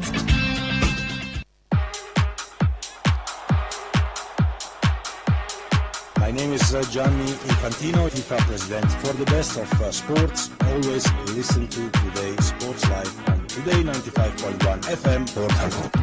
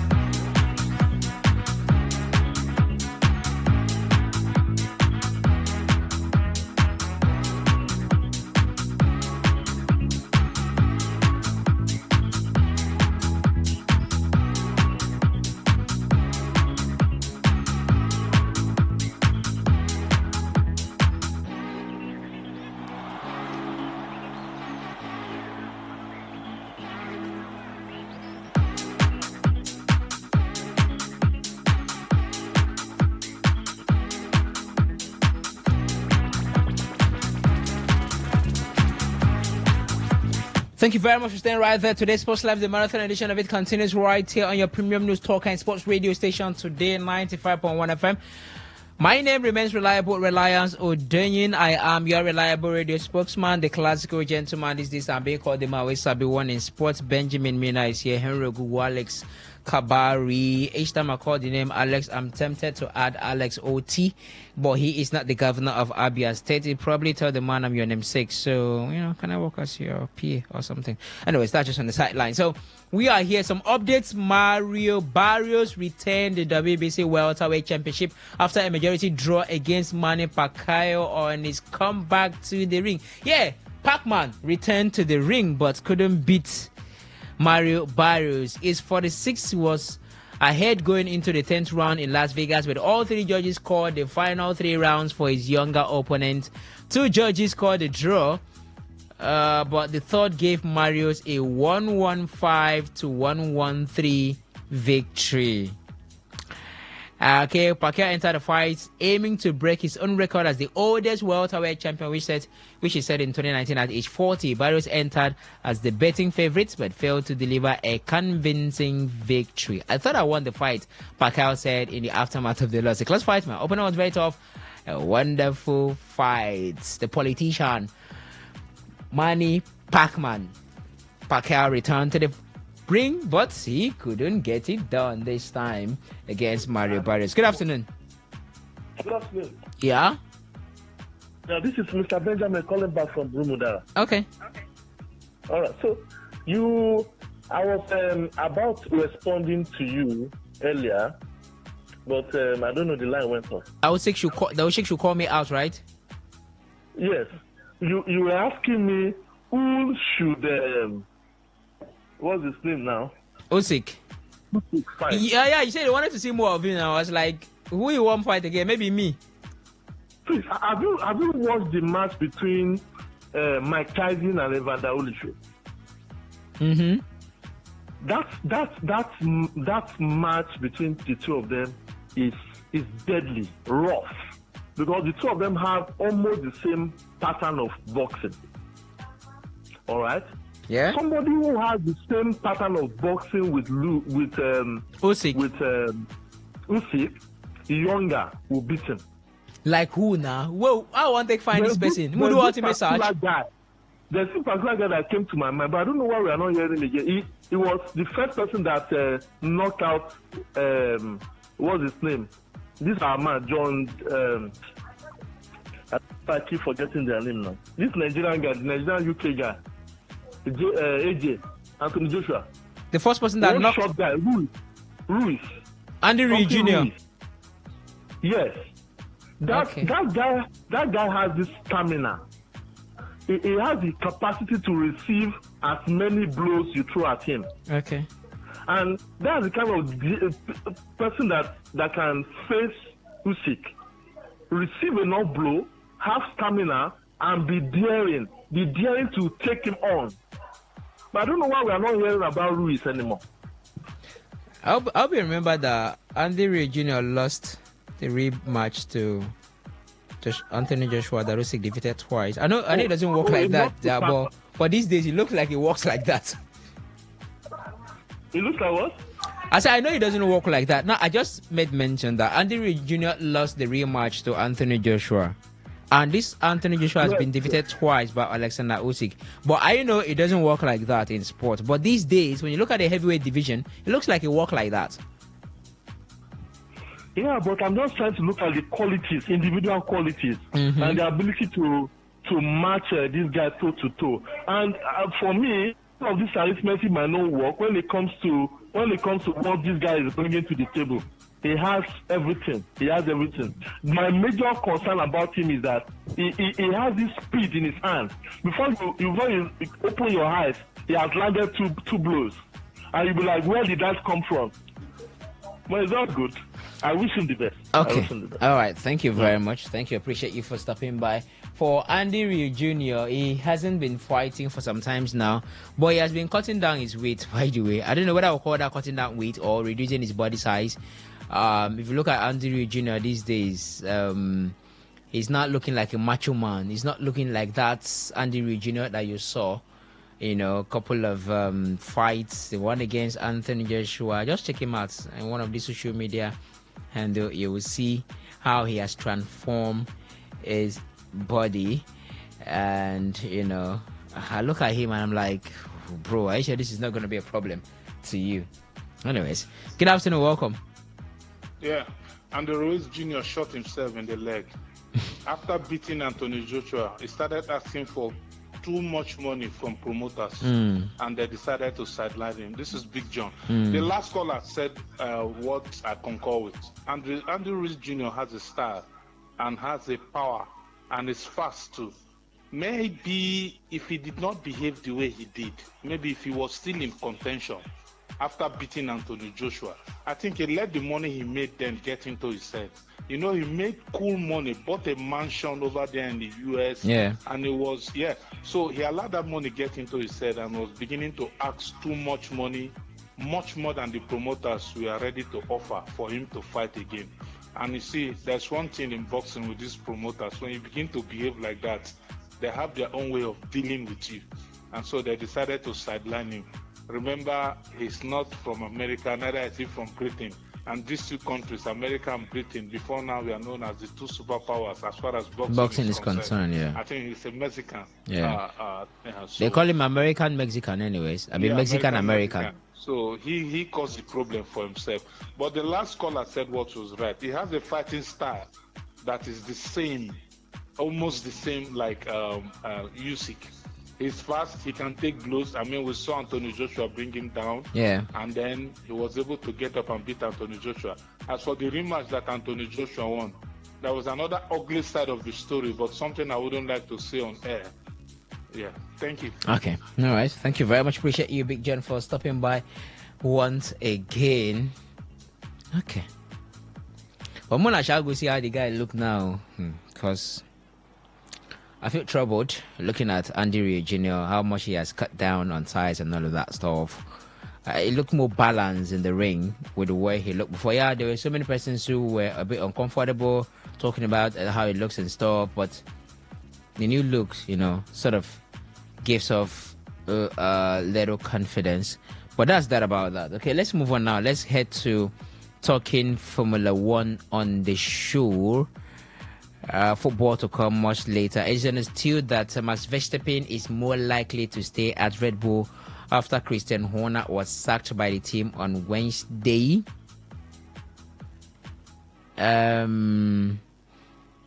That's some weeks ago. Now, there have been talks of the possibility of Max Verstappen switching sides from Red Bull to Mercedes, and to some extent, the team principal of Mercedes sort of gave out the possibility or the intention to get Max Verstappen to join Mercedes. That's talking about Toto Wolff. And then a couple of weeks ago, about 2 weeks ago, Christian Horner was fired by Red Bull. And probably that could change a lot of things.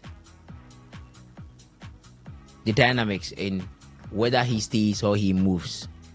So, new report emerging that he might stay because this guy has been fired. Probably didn't have a good relationship. We can't say for sure, as those things are not in the open, but likely to stay. Now, I thought that Mercedes would have gone for him since after losing Lewis Hamilton to Ferrari. I felt like the next move was to go get Max Verstappen, but it didn't materialize almost immediately. Do you see Max Verstappen continuing with Red Bull, Henry, and will it be a good fit for Mercedes? First off, Mercedes has been hanging around the corner trying to poach the man, but he's still a Red Bull driver. I mean, at a point, we all remember when the whole, we used to say sexual assault allegations were leveled on Christian Horner. That was last season and a big part of earlier this year. And we also Verstappen's father talking about the whole thing and why Horner will still be left while investigations are going on, blah blah blah, this that. Look, there's been some bad blood, there have been some issues between Horner and Verstappen, and I think the fact Horner has left probably gives Red Bull a chance to actually retaining Verstappen for some couple of years or for some extra years, instead of losing him at the end of the season. But for Toto Wolff, I mean, he's looking for that driver that can help take Mercedes back to the top, the sort of things, or the sort of driver that helps bring back that dominance we saw during the days of Lewis Hamilton, Nico Rosberg, Valtteri Bottas. We all remember how dominant Mercedes was within that period. So I think that's what Toto Wolff is doing, and is trying to bring back to Mercedes. And you're looking at all the drivers that are currently available now. Which of these drivers actually comes close? It's no other person than Max Verstappen. The man has done 4 in a row already, and the man looks like he will get more drivers' championships. I know, yes, currently it looks like it's either Oscar Piastri or Lando Norris this season. But I think you have to look at the fact that there have been a lot of improvements also in the Mercedes car, and you just feel missing that top driver. It's what's actually could be the difference for Mercedes on even for Verstappen actually challenging for the drivers' championship this season. Red Bull are still struggling and trying to get a grasp or a grip on the current changes and the current regulations as regards the car and the whole mechanics surrounding it. So the man is probably looking at all these things and weighing his options. But I think the major decision, or the major issue which affects the decision, has to be Christian Horner being sacked. I think that will play a major role. It's not news, or I don't think it's odd for anybody to notice that there's no love lost between Horner and the Verstappen clan. So I think let's wait and see how it plays out. There's still a lot to actually play out. There are still more things to base your decision on, not just about Horner being sacked. But I think there's a higher chance Verstappen stays with Red Bull than he does go to Mercedes at the end of the day. Okay, and you're also looking at if that swap happens, how much will it influence the performances of Mercedes? By the way, Lewis Hamilton said he wants to have some of my DNA in Ferrari's 2026 car as he criticized the balance of the team's 2025 Challenger. The seven-time world champion has struggled in his debut campaign with Ferrari after joining from Mercedes and remains without a Grand Prix podium at the halfway point of the season. While Hamilton has been outperformed by his teammate Charles Leclerc, who is placed ahead of him in the Drivers' Championship and has claimed 4 podiums, Ferrari's performance in general has been well below preseason expectations. A series of upgrades appear to have improved the SF25. The Hamilton revealed plans he is working on with Ferrari chassis technical director Loic Serra to replace what he considers to be unwelcome characteristics of the current car with elements he finds more favorable. Speaking ahead of the British Grand Prix, Hamilton said, "This year, with this car, we have lots of different tools and ways in which we can set up the car. Charles has been here for a long time and has been part of evolving and developing this car and is very accustomed to it. He's found one way which the car works. I've tried all the other directions that should work, but they just don't for whatever reasons, and I've slowly migrated to the place where Charles does run the car, and last week our pace was the closest it's been. It's still tough. It's a tough balance to drive and it's not comfortable one. It's not one that I want to have in future, so I'm working with Loic Serra and all the guys at the factory to make sure that the next car will have some of my DNA and hopefully we'll be able to get some of the characteristics that I'm hoping to have in it next year." So that's it regarding Lewis Hamilton's intention to see what he can work out with the Ferrari. There's still a big question if he can get the one championship that is missing. Good afternoon. Hello, good afternoon. Okay. Thank you very much for the beep. Let's move on now and let's switch our attentions to talking football. And we're starting from the European scene.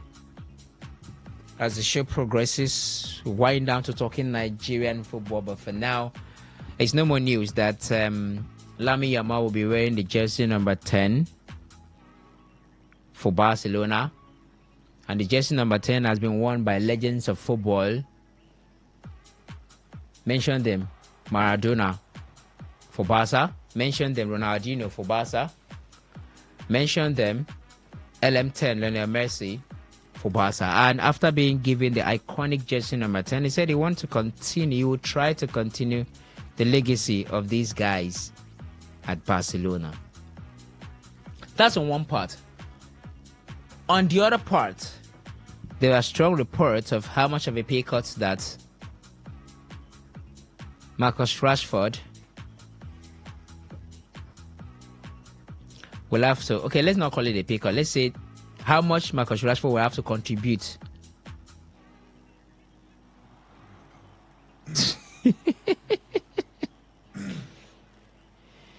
Or let's say how much Barcelona will have to contribute to Marcus Rashford's huge Manchester United salary. So that's on one part.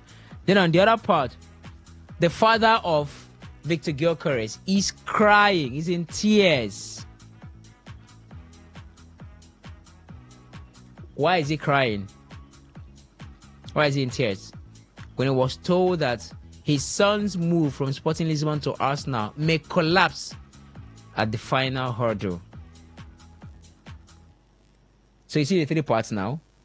One part, Lamine Yamal wants to continue the legacy of Maradona, Ronaldinho, and Lionel Messi at Barca.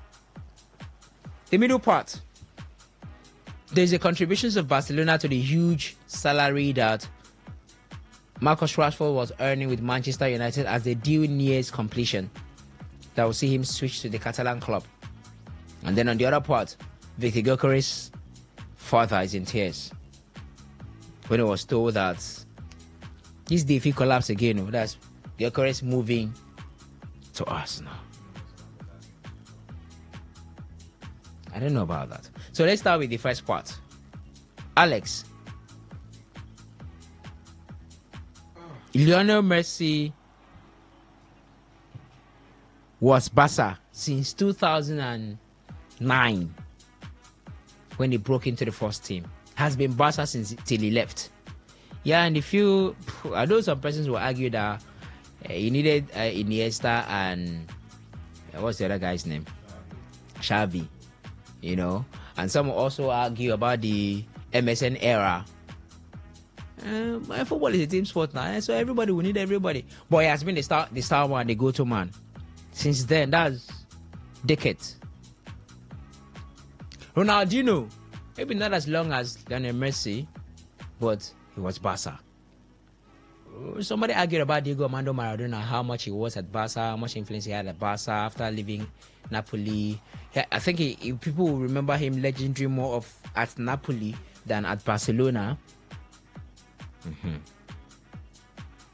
Do you see Lamine Yamal doing anything close to what these guys did for Barcelona? Can he come any close? Relance, the first thing I definitely do not want to do as in terms of talking about Lamine Yamal is putting pressure on him. That is immense pressure to have to live up to.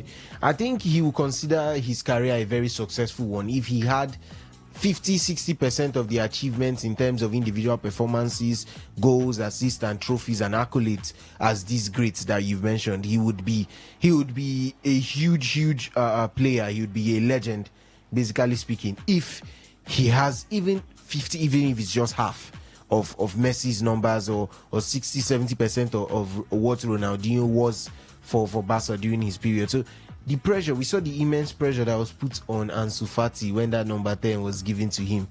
We saw the pressure that was given was put on him and how he failed to reproduce, how he crumbled under the pressure. So we just want, not a situation where as you're handing over the number to him and then he's beginning to change and evolve. We could already see his demands. Part of his demands for this season is that he wants to be, at least, if not the main, he wants to be considered the second or third for penalty kicks, meaning he wants to up his numbers. He wants to be in all their set piece routines. He wants to start taking corner kicks and free kicks. He's trying to integrate himself into the team. So he's trying to make the team understand that yes, he is that star man. I think he's not shying away from the spotlight. Definitely not. But then at the same time, that heavy pressure, we can't just help but feel like he's going to crumble under the pressure. Even if we know that he has shown character so far in his career, and we know that he can be a star. We know his potential, but we can't help but feel like almost every player who has stood that path ended up not achieving much, ended up not doing enough. If it's not injuries, it is just one very sudden shift in their career, and then the next thing you know, they are barely playing again. So what he needs to do is he needs to keep his head down, he needs to work, and definitely not allow that number 10 affect him, because it is a number that comes with pressure. I mean, a lot of clubs will be like, okay, this is a legend, we've seen what he's done for our club, let's retire that shirt number. This is a number that the last, I don't want to maybe count Fati or something, but the last person to wear that, the iconic number 10. I mean, after wearing 19 for a couple of seasons when he just joined Barca, that was Lionel Messi, and then he took the number 10. We saw exactly what he did, how much of a legacy he turned that number into. So Lamine definitely is thinking, how do I keep my head down and work like these people? And at the same time, the pressure, you've just handed him your number 10. Yes, there are always going to be comparisons. It does not have to keep the same numbers as Leo, as Rivaldo, as Ronaldinho. There are always going to be comparisons to those players. You play in the same team, you play almost on the same wing, you're an attacker, you're going to be very influential, you're completing dribbles. Your style of play is almost similar, even down to creation of chances. So everybody is going to be looking at him and they are going to be thinking, can he really do this? And I think that pressure is going to tell a whole lot on him. I think I'd say for the first part, if he could have gone a few seasons without that number, it will help him settle into his game, identify the kind of player he wants to be. So they gave him the number too early. They gave it to him too early. I think it's still too early. Lamine Yamal broke out when he was 15 under Xavi. Played his first full season just last season. The season before that, he was already influential, but would still say, who is this academy? He was not all that, of course. But then that season, I think, was his standout because in the summer of that season, he won the Euros with Spain, won the Golden Boy Award. But then that number, you can't help but feel like it's coming too early. I mean, if we want to use any indicator, look at what happened to Ansu Fati. Fati was considered the next generational talent, and then I would say, or we would like to say maybe he's superstitious, but part of the things that I think happened to him was the pressure that came with his shirt number. So Lamine Yamal, he knows first of all that he has to step up, but then at the same time, I feel like this switch to the number 10 is coming way too early. It might derail him. Henry, I hope it's not number 10 jersey that derailed Ansu Fati. I don't know if it's number 10 or the expectations were just too much compared to the talent level that was actually on display. I remember when I saw Fati for the first time, the next Messi, I was like, Fati comes nothing close to Messi at his age. I remember seeing Messi as a 17, 18 and 19-year-old. I mean, decent footballer, but I mean, the skill set doesn't compare to Lionel Messi at all. It was actually baffling to have played the man outside. But me personally, I've always seen him as a centre forward. Yeah. I've seen Fati as more of a goal scorer than any other thing. A centre forward. He doesn't have the skill set to play out wide, although he can play there. He doesn't have the blistering or lightning speed to actually play out there. He doesn't have the trickery to actually beat a man 1v1 like that. So, pardon me. That could also have been one of the factors, pressure. I always tell people, do not pressure these young footballers. Let them enjoy their game and find themselves and discover themselves. No need to call this one the next Kaka. No need to call this one the next Ronaldinho, the next Rivaldo, the next Messi, the next Ronaldo. It just doesn't make any sense. Lamine Yamal is Lamine Yamal. He's not the next Lionel Messi. Let him play his game. Let him enjoy himself. Let him grow into his own element. Let him grow into himself. And that's what Barcelona fans need to do. Yes, they're giving him the number 10 shirt, but still, I think it's just a number at the back. That's what Barcelona fans should look at it as. Yeah, Lamine, keep on playing your ball. Keep on doing what you did last season. He wore the number 19. Keep on doing what you were doing last season while you were wearing that jersey.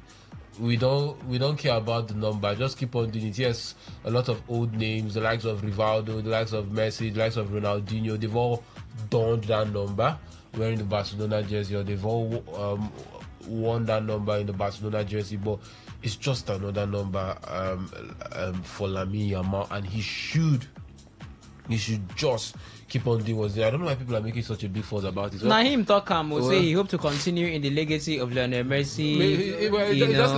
It's just like United and the number 7 jersey is a big deal, but I think since Cristiano Ronaldo, I think that whole myth has washed down as regards, or has been washed off as regards the United number 7 jersey, although he still has that peculiarity when you have a quality, or you see the sort of quality that's actually donned that jersey for Manchester United. But for Lamine, I think just enjoy your game. Legacy, which legacy? He said that which legacy? They don't say legacy. What legacy? Play your ball. The boy shouldn't put undue pressure on himself as well. I love his mentality. He shows a lot of toughness mentally. He shows aggression. He shows decisiveness, and he's an assertive character. I like the mentality about him, but he shouldn't put himself in a position whereby we start hearing the talk if Lamine doesn't have the best of season, and all of a sudden he was given the number 10 and it didn't work out before he dropped number run. That's not what we want. So I think there's no need for the pressure. It's just a jersey number at the end of the day. So Lami should just keep on Saying playing. for not all that, he won't talk. I don't think it was necessary. I don't even think the whole force about him being given the number 10 was necessary. Do you also agree with Alex that he was given the number too early? They forget and play small. Lamin is just 18. Lamin is that boy has about, by the looks of things, 60 years at the top level. I don't know if you can say he was given it too early, but I think maybe a little bit of delay wouldn't have hurt. Let's see what happens next season. But we all know he's one of Barcelona's most influential players. If Lamin doesn't play well, it's like the team isn't really doing much on the field of play attacking wise. So he is that X factor for Barcelona up front. But I just feel maybe it came a little bit too early for the man. But let's see how he handles the pressure. Though I don't see the reason or the need for a pressure to be behind the jersey number at the end of the day. So let's just see how it does play out. But I think since the jersey number or jersey numbers are so significant and important in certain settings, Lamine Yamal shouldn't have been given that 10. Now, I'm not saying he doesn't deserve it, please, but I'm just like, to manage and protect the young man, maybe Barcelona should have delay just a little bit more by a season, and let's try and get this man into his elements more before we start putting a lot of pressure around him as regards carrying the club. Because many will say, "I saw they do Ansu Fati, nah, he go loan." Next thing, the Messi was in loan. Is it Brighton or Brentford? Where he been go loan. Now he's in Monaco with Paul Pogba. Okay, so do you think the number was given to him too early? Do you think the number is going to cause some pressure? Can he have much of a mark as did Lionel Messi, Ronaldinho, and Maradona at Barca? He said he wants to try and continue in the same legacy as this guy, or continue the legacy of these guys. And when you look closely at what these guys have done for Barcelona, you tend to think if he can match that up after having just one fine full season as a senior player. Yeah, one fine full season as a senior player. Some are even contending with the possibility of him winning the Ballon d'Or. That's a conversation for another time. But for now, it's about what he can do for Barcelona. That is what it is about right now. Let's have your thoughts via the SMS and the WhatsApp port to 0701-933-9962. That is 0701-933-9962. It's Lamine Yamal we're talking about. Wants to continue the legacy of the greats of Messi, the greats of Ronaldinho, and all at Barcelona. Can he do anything close to what these guys did for Barca? Okay. So that's on one part. Anybody, Benjamin, do you have an opinion on that? That's different from what the guys have said? No. Or should just move on? No. Just move on. Okay, so let's move on. So that was the first part. There's the middle part. Alright? I told you that there are 3 parts, right? There's the middle part. I'll come to the phone line. I'll come to it. Just give us a few minutes. Let's look at these 3 parts conversations. Now, Barcelona's contribution to Marcus Rashford's huge Manchester United salary has been revealed. There's an agreement in principle for Rashford to join Barca on a season-long loan move from Old Trafford. The deal will include an option for Barcelona to sign the England international permanently next summer. Rashford spent, we know where he was, Aston Villa, fallout with Ruben Amorim. During his time at Aston Villa, Rashford made 17 appearances and scored 4 goals while he provided 6 assists. His current contract at United runs until the summer of 2028. Barcelona are set to pay all of Rashford's £315,000 a week wages during his loan move. The 27-year-old has been training away from the United squad at Carrington in pre-season so far and has been joined by Jadon Sancho, Alejandro Garnacho, Anthony, and Tyrell Malacia. Another side of Rashford's imminent departure from United came when his number 10 shirt was given to new signing Matheus Cunha earlier this month. Maybe they forwait, maybe Rashford come, they give him that number 10 because Rashford knows what it means to wear number 10. No. He said, I know. Which kind of be that one? So, Barca will shoulder £315,000 a week for a player coming in on loan with an option to buy. Financially, performance, everything. Is it a wise deal, Alex? To put it simply, yes, it is. Barcelona right now do not have the finances to chase after Luis Diaz. We are seeing Bayern. I think they just had their second or is it third bid rejected already. Barcelona cannot compete with that. Liverpool are being very adamant. Anything above 70. We understood that. Hansi Flick said Diaz is supposed to be my primary target. But with the money being put out there, you can't afford him. Now, okay, the loan deal to Manchester United, to Barcelona from Manchester United means that you're going to cover most of his salary. What that gives Barca at least is that for an entire season, you do not get to worry about another attacker. You've brought in another attacker basically almost on a free, and all you have to do is take care of his wages, which is sort of like a very good deal for them, which also bolsters their chances by the end of this coming season. They can decide whether or not they are going to keep him because it's a loan deal. It is not. It was not a mandatory clause to buy. It was obligation to buy. And if he does fulfill, the clauses, and then United, the terms that they put in for his transfer is possible, Barcelona can look at getting him. We saw they did the exact same thing with João Felix and then decided against buying João Felix when the season concluded. So it gives them the time to say, okay, first of all, we are going to assess him and see how he fits with this Hansi Flick side and the kind of football Barca wants to play. If he does not fit, after 1 year, you have the levity to tell him, okay, we are not keeping you. And then he goes back to his parents' club, and you can begin your search for a winger without spending anything. So it is a very good deal for the Barca fans if you're looking at it from whatever angle you want to look at it, wage and financially and whatever. It looks like it will save Barca the spending of a winger, at least for one summer. So now they get to assess the winger they are already going to spend on, and they also have the option to probably bring in another one if he does not fit their style of play, and all of that will be noticed as soon as the season kicks off. So if you're a Barca fan, if you're thinking of your Cap and La Liga and Javier Tebas and all of their whole court problems, that you don't want to get involved in the whole registration wahala again for this season, like we saw with Dani Olmo and Pau Victor, you're going to want to think of how this deal has been achieved and the fact that you did not have to spend for it. Now, I think Barca can probably, with the profit they made most of last season from trophies and sales and all of that, they could probably still look at, bringing in someone else.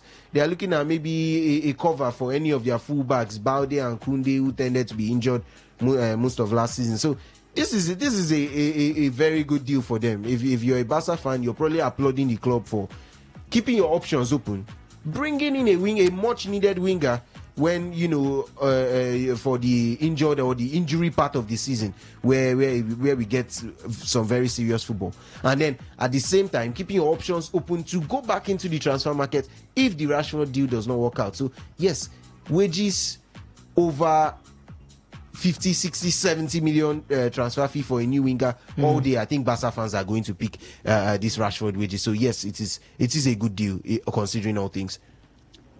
So let's calculate this. Okay, I think there's no need of calculating it. Is there any need? So I'm looking at £315,000 a week for 1 year. Yeah. I think there's need to. And okay. 52 weeks. If you agree a deal with Luis Diaz, first of all, you pay 70 to Liverpool. How much does Luis Diaz agree for a week?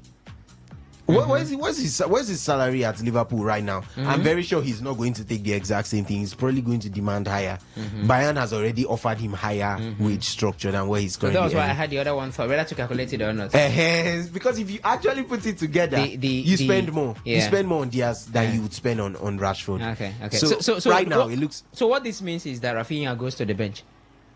No. I think he deploys Rafinha into the number 10 role. There are reports that Flick wants to do something different. Yeah. He wants to drop Lewandowski and reduce his game time and reduce his influence in the team. He's looking at Yamasu playing from the right. Rafinha plays as a 10. Whoever was signed as a new winger, which is Marcus Rashford at this point, plays from the left. Then Dani Olmo plays as the 9. More like a false 9. Lewandowski still comes in and still does what he does. It's more like planning for life without Levy.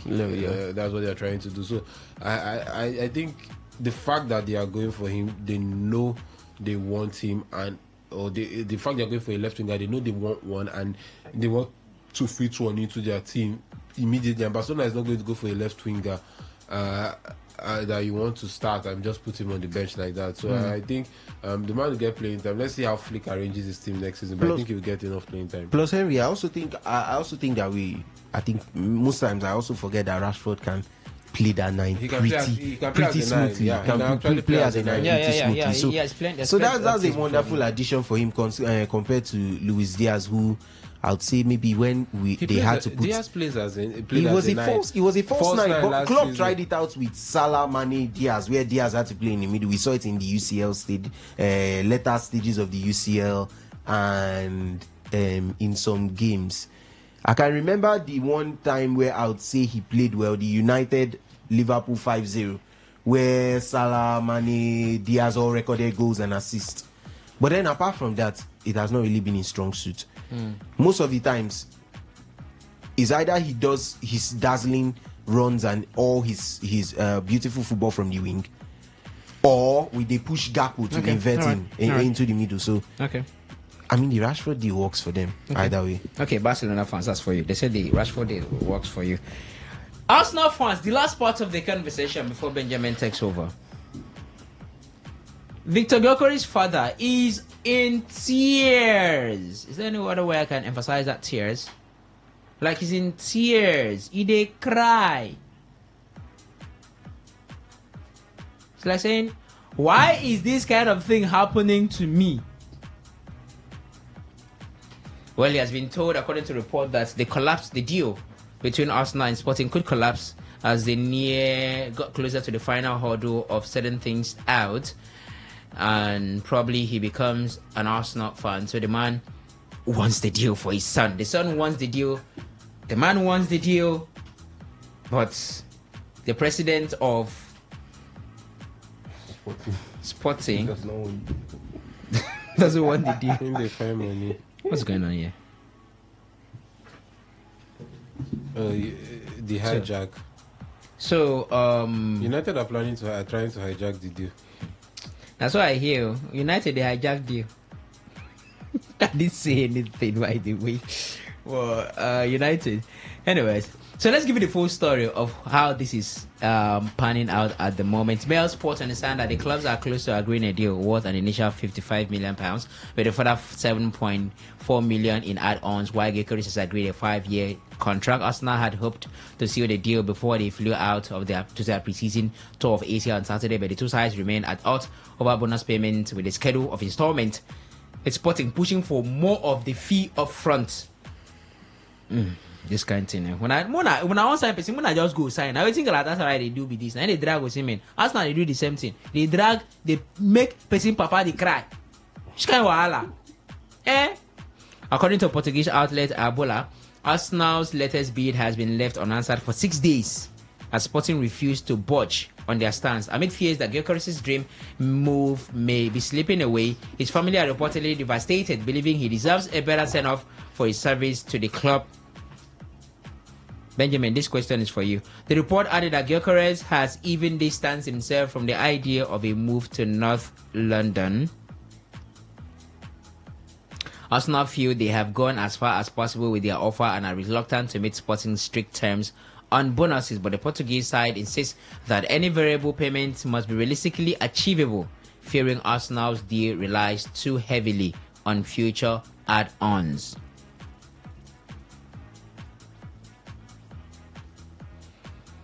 So that's the current situation regarding Victor Gyökeres' potential move to Arsenal. Alex. What's going on? Why is I mean, like say Orientis Delario in twin brother and I'm sporting. One is the dad and one is the son. You understand? We are definitely seeing very complex deals. We were talking about Victor Osimhen the other day, and I made a light jab that at the end of the summer transfer window, we are going to have the saga of the transfer battle that is going to be between Osimhen and Victor Gyökeres. Well, what can we say? Like Osimhen, Gyökeres and his team and his agents are failing to finalize a deal on his move to Arsenal based on minor details. Osimhen was basically almost agreed, but then Napoli is bringing in some very awkward sell-on structure and clause that they are still in negotiations over. Is there almost the exact same thing? I think at some point 2 days ago, Fabrizio was like, deal on, deal ready to be completed, here we go, expected soon. And then the next thing, another stalling. And since then, Liverpool have bid for Ekitike and has possibly landed him at Anfield. And now all the Arsenal fans have come out again asking what is going on with Gyökeres. Well, the deal has been made difficult due to Sporting. You feel like the Sporting president just wants to punish Gyökeres at this point. He's trying to punish him for his insolence, but that's what it looks like on the outer eye. But the truth is, he just wants more money. Now you've agreed a deal of 70 to 75, and then minor clauses are keeping it from pushing it over the line, and it's looking like something that is not going to be concluded in time, except Arsenal goes all out and be like, okay, we want this man to be our attacker. If you ask me anything, I still think that Arsenal are partly entertaining the idea of a different.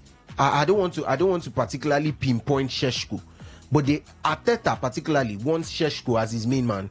We've said that over time. So if there arises a difficulty in a deal to a player you did not initially want to go for, you are almost going to be two-minded. You're going to be like, do we pull through with this deal and get this guy? Is he going to be worth it? That's how difficult the deal is. The structures, when you look at the payments and the clauses they are all attaching to it, you're thinking, do we go fully behind a 26, 27-year-old Gyökeres with this amount of money? Or do we hold on and just see if we can get Šeško for, even if it's probably a little bit less, a 22-year-old? It's almost the exact same thing Liverpool we're looking at. We're about to pay 95 for Hugo Ekitike. What if we added just like 30, 40 and tempt Newcastle again for Isak? So those minor conditions, and also, like we said, it depends on who the manager thinks is going to fit his style of play. We've seen Arteta. I think there was once that was reported that he spent over 8 hours on a video call with Šeško, explaining in detail the project and everything, trying to convince Šeško to join the Gunners, trying to bring him to Emirates. He has even reportedly flown to Germany once to meet up with him and his family to talk with them. So even when your manager has to step in to show you that this is the player I want, we all understand that yes, this is serious. So in those kind of situations where you're almost desperately going for a second choice because of how badly your team need a striker, that deal might not go through. Because, first of all, he is available and that is not your manager's first option. Secondly, the minute the deal gets difficult, Arteta is going to be in double minds about the Gyökeres deal. All right, so that's the situation. Let's have you talk to us now. 0810-9510-951, 0810-9510-951. On the threefold conversation, we just wrapped it up. Call us now and talk to us. Lamine Yamal wants to continue the legacy of Lionel Messi, Ronaldinho, and Diego Armando Maradona at Barca. And of course, revealed that Barca is going to be paying £315,000 a week, all of Marcus Rashford's salary for the next 1 year, the loan deal that he has signed with the Catalan club. A good deal for him. And then Victor Gyökeres' father is reportedly in tears as the deal to get his son to move to North London is becoming increasingly difficult and could collapse. So what do you make of all of these? 0810 08109510951. That is 08109510951. Let's have your contribution on the show. The SMS in the WhatsApp portal is double at 0701933996. Good afternoon, welcome. Good afternoon. Welcome. Lucky calling you from Abia State. Okay, Lucky from Abia State. Talk to us. Why Victoria's father they cry? Now the team or the club where his son choose to play. He no cry now. Maybe Arsenal now favor Victoria's for this season now, for this coming season. Make him no cry. Okay. For Rashford, it's okay for Rashford. Thank you. Thank you very much from Abia State. Appreciate you for stopping by. 0810-9510951. We're taking your reactions now on the show regarding the threefold conversation we just finished, which include Victor Gyökeres, Lamine Yamal, and Marcus Rashford. Good afternoon, welcome.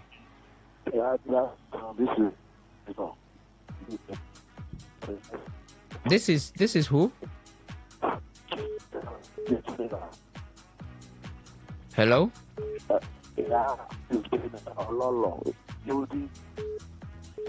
Okay, we can't hear you clearly. It's breaking down here. So do well to call us back, okay? Just try and call us back, please. Hello, good afternoon. The classical gentleman. Apostle of love from the Enyimba city. Nzobu, Nzobu. Nzobu, Nzobu. Onye die gagala here.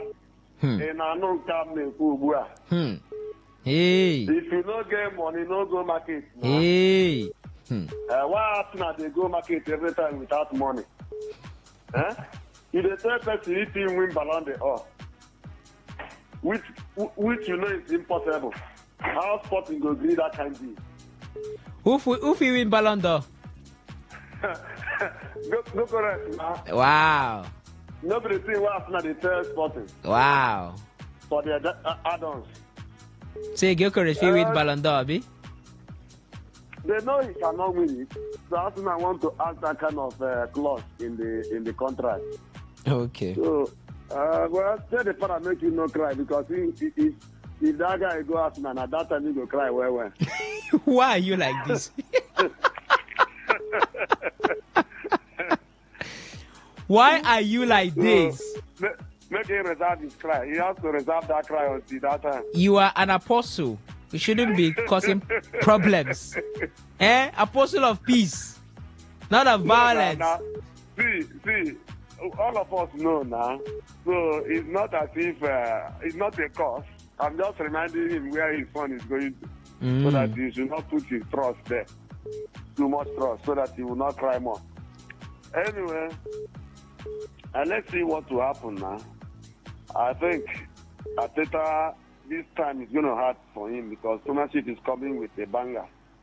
Other teams ahead of him now are preparing seriously. Yeah. So we are still cruising with our Club World Cup trophy now. So let us enjoy our life. You don't start. We need them on the Small Club World Cup won a win. Small Club World Cup won a win. Waiting the small. You know, yesterday if I don't say that one, I be the first one. The other ones where they win now Intercontinental. But I say the trophy won a call na imitation, not true? Not imitation at all. How you go? Na imitation, not true. The main one they do not Trump office. Why they do that kind of thing? They no fit. They don't carry the original trophy, go keep for Trump. No, that one expired one they gave to Trump. You don't start. Anyways, thank you very much. I appreciate you Thank you very much. I appreciate you for stopping by. Thank you. I appreciate you. Hi, good afternoon. Hello, good afternoon. Welcome. This is General Ololo, the only Chelsea general with a golden bag. Golden bag? Yeah. Okay. Now, original gold? Pure gold. Waiting Chelsea people they carry now, na imitation. No? Club World Cup imitation. Yeah. Now they tell you now, I'm Chelsea general. Okay, go ahead, Chelsea General. Chelsea, yes. For Marcus Rashford, someone has been saying go they play defense too. No one na make Barcelona play and that. Play waiting, play defense. If go play defense, he go play defense too. He go play attack too. So they play on that 350 now. That 315. 315, yes. Because he go even support defenders. So they don't pay the money. As for Victor Eucharist, please tell him to no cry again. He know the kind thing he come from his son. This same thing, our former president, late president, Muhammad Buhari made for the announcement so they finally lose. Arsenal they give something. If Eucharist win Ballon d'Or, they will give them 4 point something. If Eucharist win FIFA the best, they will give them 3 points. Which kind of plot is that? Huh? If they keep player club unnecessary condition, we don't go work. When you say you know no go work, so then Arsenal no dey ready for Eucharist and to push that money hard, for Arsenal. So I beg tell him man sorry, man find way. Tell him to making the follow Stamford Bridge corner small. So tell him this year. I beg. Thank you. All right, thank you very much. Thank you very much for stopping by. Hello, good afternoon. Is somebody there? Yeah. Hello? Can you hear me? I can hear you now. Go ahead, please.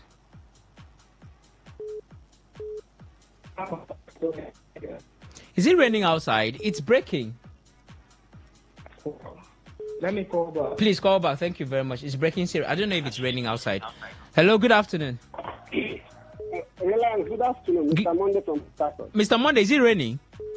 No. Where I am, it's not raining. Where are you? All right. Where are you? Which side are you? Sorry. Edmund, with this road by going to. No. It's okay. Don't give us specific location. It's okay. The region is okay. I just wanted to know if it's raining. When we are inside here, we almost need to know what's the apple outside. Go ahead, Mr. Monday. Okay. All right. I think it's Arsenal. I don't think they actually know what they want, or they are not a very serious club. Because before the end of the season, you should be able to notice the areas you need reinforcement in your team. And then you should have been able to also take notice of the players that can be able to fit in those areas. And then when you get these things, by the time the window is open, you just go for the player. And then you go ahead and get the player. But this one, you are dilly-dallying. You are going to Sesko. You are going to Gaikore. You are going to Ishak. You are going to this. No, it's not like that. Other teams, you see that they are serious in the market.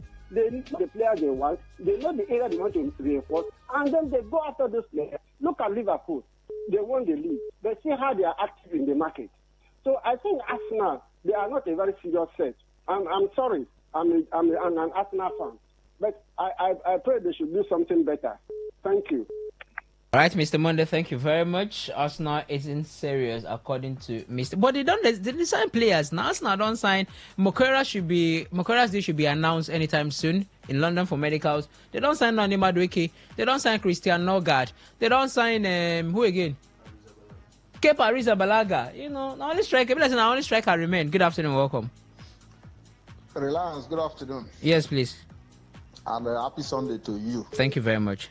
What's your name? With your colleagues there, Henry, Benjamin, and the other guy, the other very, very intelligent guy as well.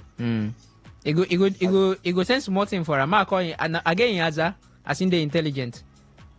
You know me, I'm just waiting for the day you guys will host all this your public show now that you go for an event.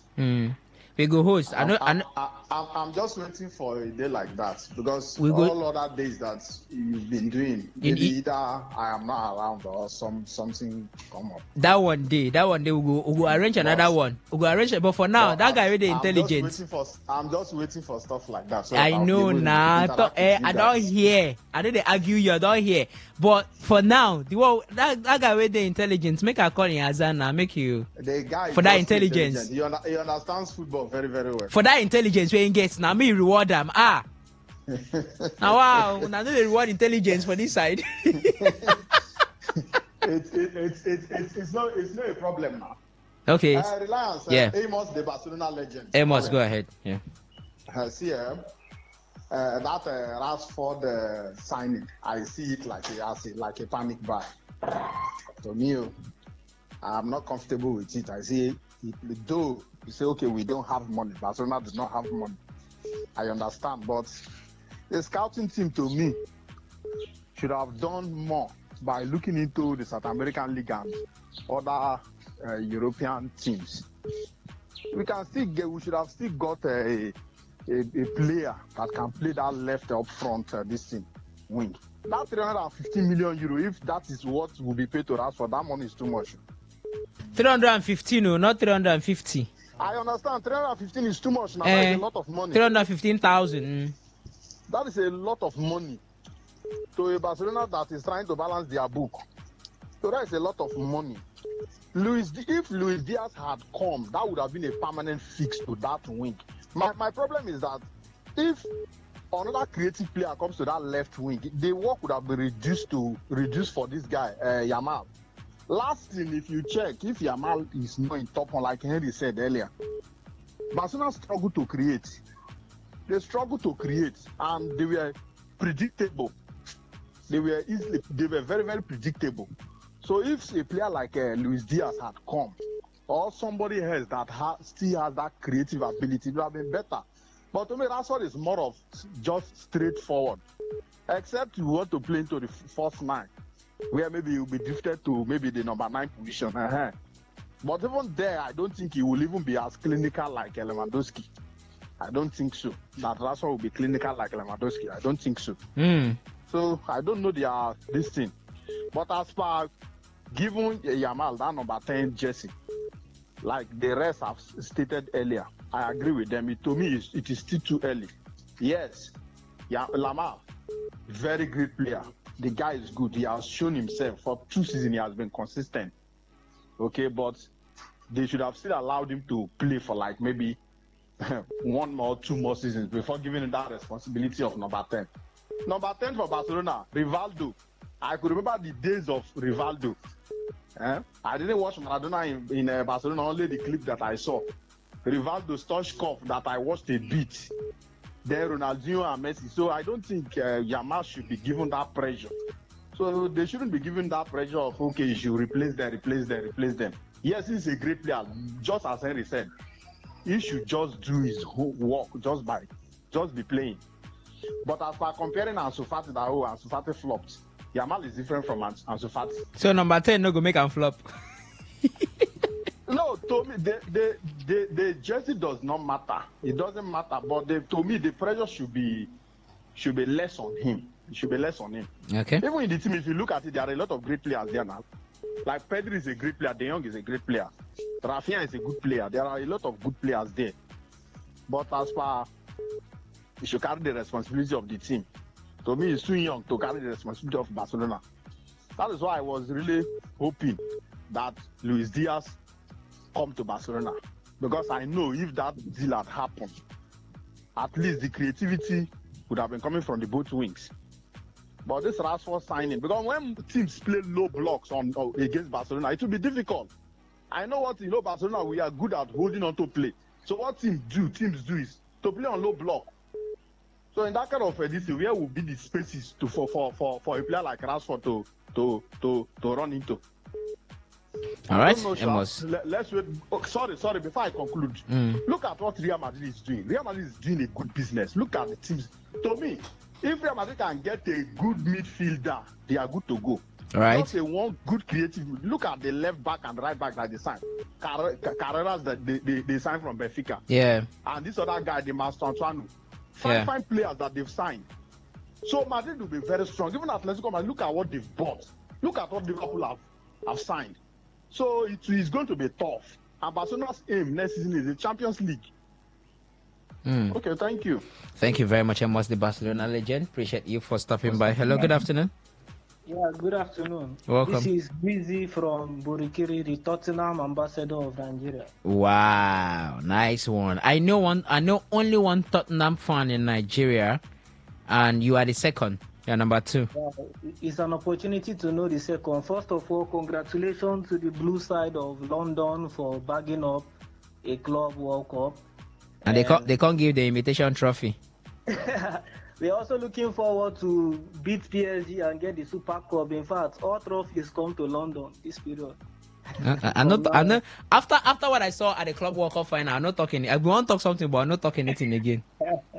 Okay, now concerning Yamin Yamal, I think Yamal is a very outstanding player, but it's too early to give him that number 10 jersey. I know he has the hunger. In fact, he himself is the person who is wishing to wear that number 10 jersey and create a legacy, but he has to earn it. I mean, the reason why, quite alright as a good player that he is, why I feel he has no competitor currently in Barcelona.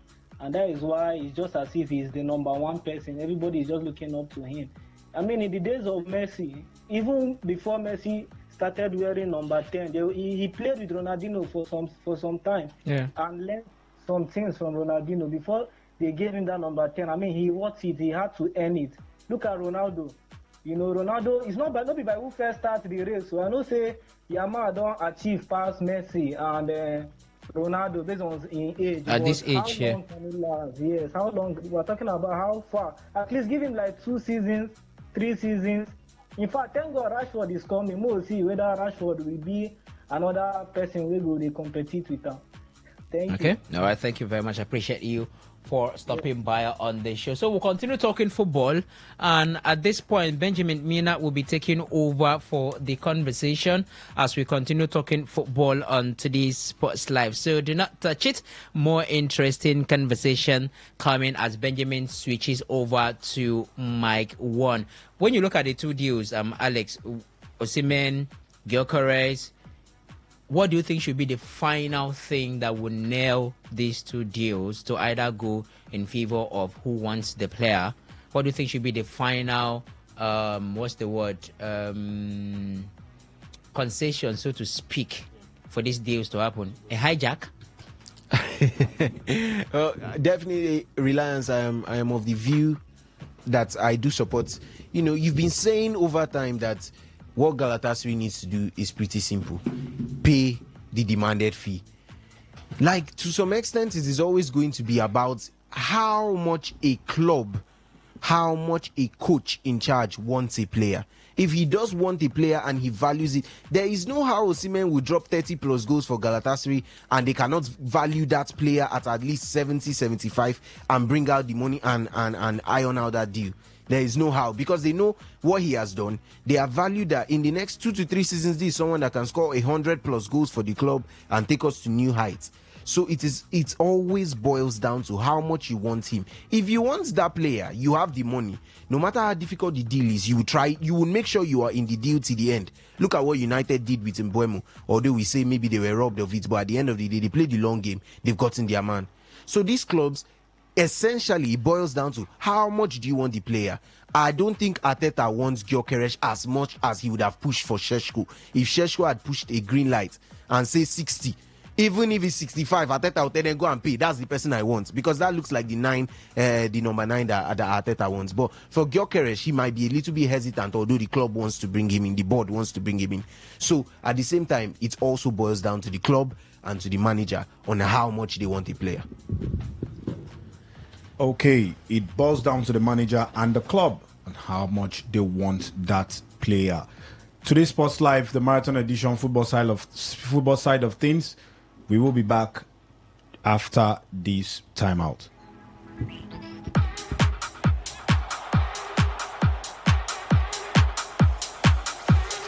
Hello, my name is Kanwanko, aka Papilo.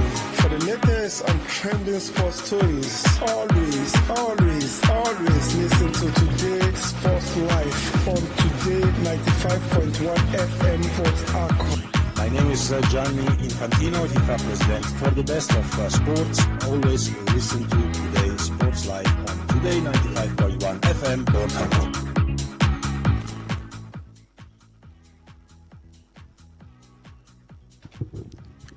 Okay, should club loyalty still matter in modern football?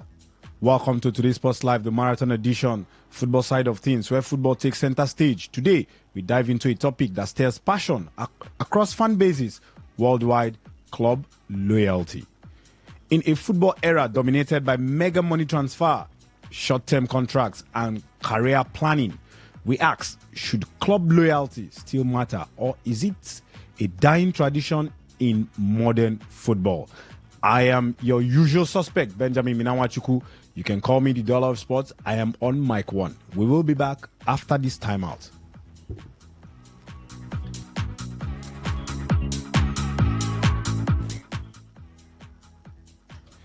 Okay. Now, players spending a significant part of their career at one club. That's what club loyalty is all about.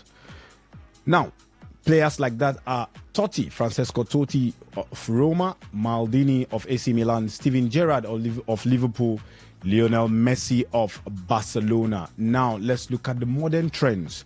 Recent example of loyalty questioned or broken are players like Harry Kane leaving Tottenham, Trent Alexander-Arnold leaving Liverpool. Now, the question here is loyalty outdated in a results or business-driven sports? Do fans expect too much from players? Is loyalty a two-way street? Should club be more loyal to players? Does loyalty still exist in smaller clubs or lower leagues? Now, the impact of agents and branding in loyalty decisions. Alex, is loyalty outdated in a recent or in a result or business-driven sport? Well, modern day football, it's not a matter of preference all that much. I think the best effect I would say that the past eras has produced is that players from academies can come up now and they are already thinking about their rivals and refusing to play for their rivals and trying to stick to a club. But that's as far as it gets. If it comes down to actual club level football now at the highest level, it is always going to go to the player who wants to play for a club and a club who is willing to spend to get a player. Now, we've seen several players. Okay, let me cite out someone like Kylian Mbappe, who has always claimed to be a lifelong Real Madrid fan. Yeah, we've seen him in pictures with Zinedine Zidane, Cristiano Ronaldo as a teenager, and then he ended up in the Monaco youth system, joined Paris Saint-Germain, and has finally secured what he would call a dream move to Real Madrid. So in those kind of instances, we can say, oh, this was his homecoming, or it was always meant to happen. But what happens when you bring up a player from the system? He stays with you, and at some points there is nothing almost better than where you're currently situated. Like we always say, the grass is not always greener on the other side.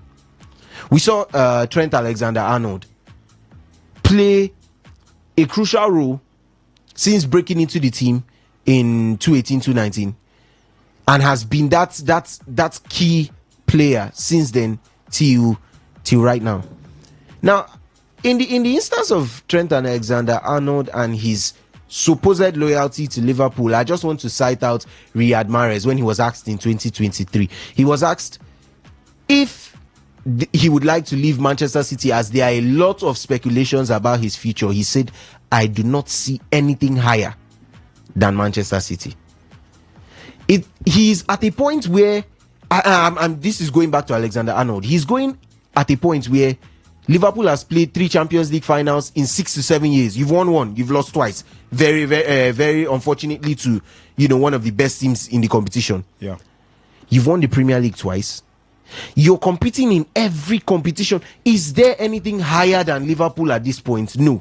You are a Scouser. You're claimed to be a Scouser. You've been brought up through the system. It's almost like a Bukayo Saka leaving Arsenal, a Phil Foden leaving Manchester City, and even a Rashford that has just left now, which were the integral core parts of the teams that were brought up to be probably the face. So, in terms of how many loyal players we have left, I don't think you're going to see as many as you did prior to now. We saw a lot of one men, if not one men, then they are almost their entire career. Manuel Neuer is the latest example. Yeah. Thomas Muller is the Muller, latest example. So those two have been there for so long. Yeah. We saw Maldini, a one-man club. We saw Totti. We saw Lionel, most of Lionel Messi's career. Steven Gerrard, most of his career. Steven Gerrard. And we see the likes, and we know what these clubs mean to these people, because it goes to a point where even Juventus were relegated. Yeah. And everybody were lining up for Alessandro Del Piero, and he said, no, you see this club, I am bringing them back up. It does not mean you even have to play throughout your career. It is at that point where you are at your most valuable. You're very needed. And the club is like, we are doing everything possible. In fact, you are not even for sale, but you see players force a way out of the club. The most recent that we can all agree on is the Alexander Arnold deal. At least we can say, so what is different with Coutinho was he was at the top of his game when he left, but he left for good fee, a good amount of money. 145. So maybe Liverpool fans look at the money and be like, don't worry, we don't mind, we can permit you. Hazard was considered untouchable at Chelsea. Madrid came with a bid of about 120 and they brought Hazard in. So at the end of the day, you're looking at the teams, the players that you're supposed to build around. Where lies the loyalty? I think, Benjamin, definitely it is not a question of if it is still there. It is about the rate it is still around. If there were loyal players with their clubs back then, like 10 to 20% of them, right now they are definitely less than 5. It's a dying trend, and it is only bound to get worse. Okay, it's a dying trend, and it is definitely getting worse. Now we are talking about player loyalty. Is player loyalty still significant in modern day football? That's what we are asking you. The show is meant to be interactive. The SMS and WhatsApp platform is there on 0701 933 9962. I take the number again slowly this time. 0701 933 9962. The phone lines will be made known to you as the show progresses. Now, Reliance, let me come to you. Does loyalty still exist in smaller clubs or lower leagues? Well, for smaller clubs, I think it's a bit different, because they are looking at a situation where they will have to make a move that is like a dream move for them. So you're looking at somebody playing at Southampton, and there's a Real Madrid that comes calling, or let's use the instance Dean Hudson just being signed from, is it Bournemouth? Yeah. So you are in Bournemouth, and then a big club comes. Okay, let me even leave that. Let's use Jude Bellingham. Let's use Jude first. Okay. Jude has a statue for himself at Birmingham City. So he has a legacy in that club, right? He has done a lot for that club, and Birmingham and say Borussia Dortmund are like 1,000 miles apart, and then you don't even want to talk about Birmingham and Real Madrid. They are like infinity miles apart. So if Jude Bellingham plays for Birmingham City, and there's a dream move that's likely going to end him in either of Dortmund, Real Madrid, I think he wouldn't mind. You wouldn't question that move. Nobody should question that move and talk about loyalty, because you're moving to something bigger, something you've dreamed of, something that millions of players will want to achieve. So there's no question of loyalty there, right? That's number one. Then number two, the other part of it is the club will gladly, open armly and open chestly sell the player. Even when the player player don't want to move. No, the player will want to move. There's no way the player will not want to move. The player will want to move. So they will openly and everythingly want to sell. By the way, that's not correct English. It doesn't exist. Want to sell their prize asset. You know why? The funds that they're going to get from that will help them solve a lot of problems. So at that point, they'll be happy. In fact, at that point, the loyalty is you've decided to make this move so that we can have money and develop ourselves. They'll be thankful. That's why Jude Bellingham can have a statue for himself at Birmingham City, right? They'll be thankful that you became so good that you became so good that you make good things, come their way, So for that reason, they are more or less glad to let you go. So that's the loyalty. The other part of the loyalty for a small club will be Jude Bellingham is nearing retirement and he goes back to Birmingham City. Let me go and retire there. He goes to Birmingham City, he plays a couple of matches, invests his monies into it, and then, retires there. That's loyalty for a small club. And that for theirs is not questionable. I think it's a one-way traffic. It's just like that, a bit of untouchable. But it's only different when you're going to a club like Liverpool. And look, I will only question the loyalty of a player at a big club if... I don't even know. I doubt if I'll even question the loyalty or such a loyalty. For me, I feel like you want to stay, could stay. You want to leave, it's your choice. In the case of Trent, Trent has... What do you want Trent to do again for Liverpool? Win the World Cup? I think for Liverpool fans, actually, it's a matter of the fee. He was almost moving for nothing until the club worker came and decided to pay 10 million for him. So I think for Liverpool, if you want to leave, you're disloyal. If you want to leave, you leave for a fee.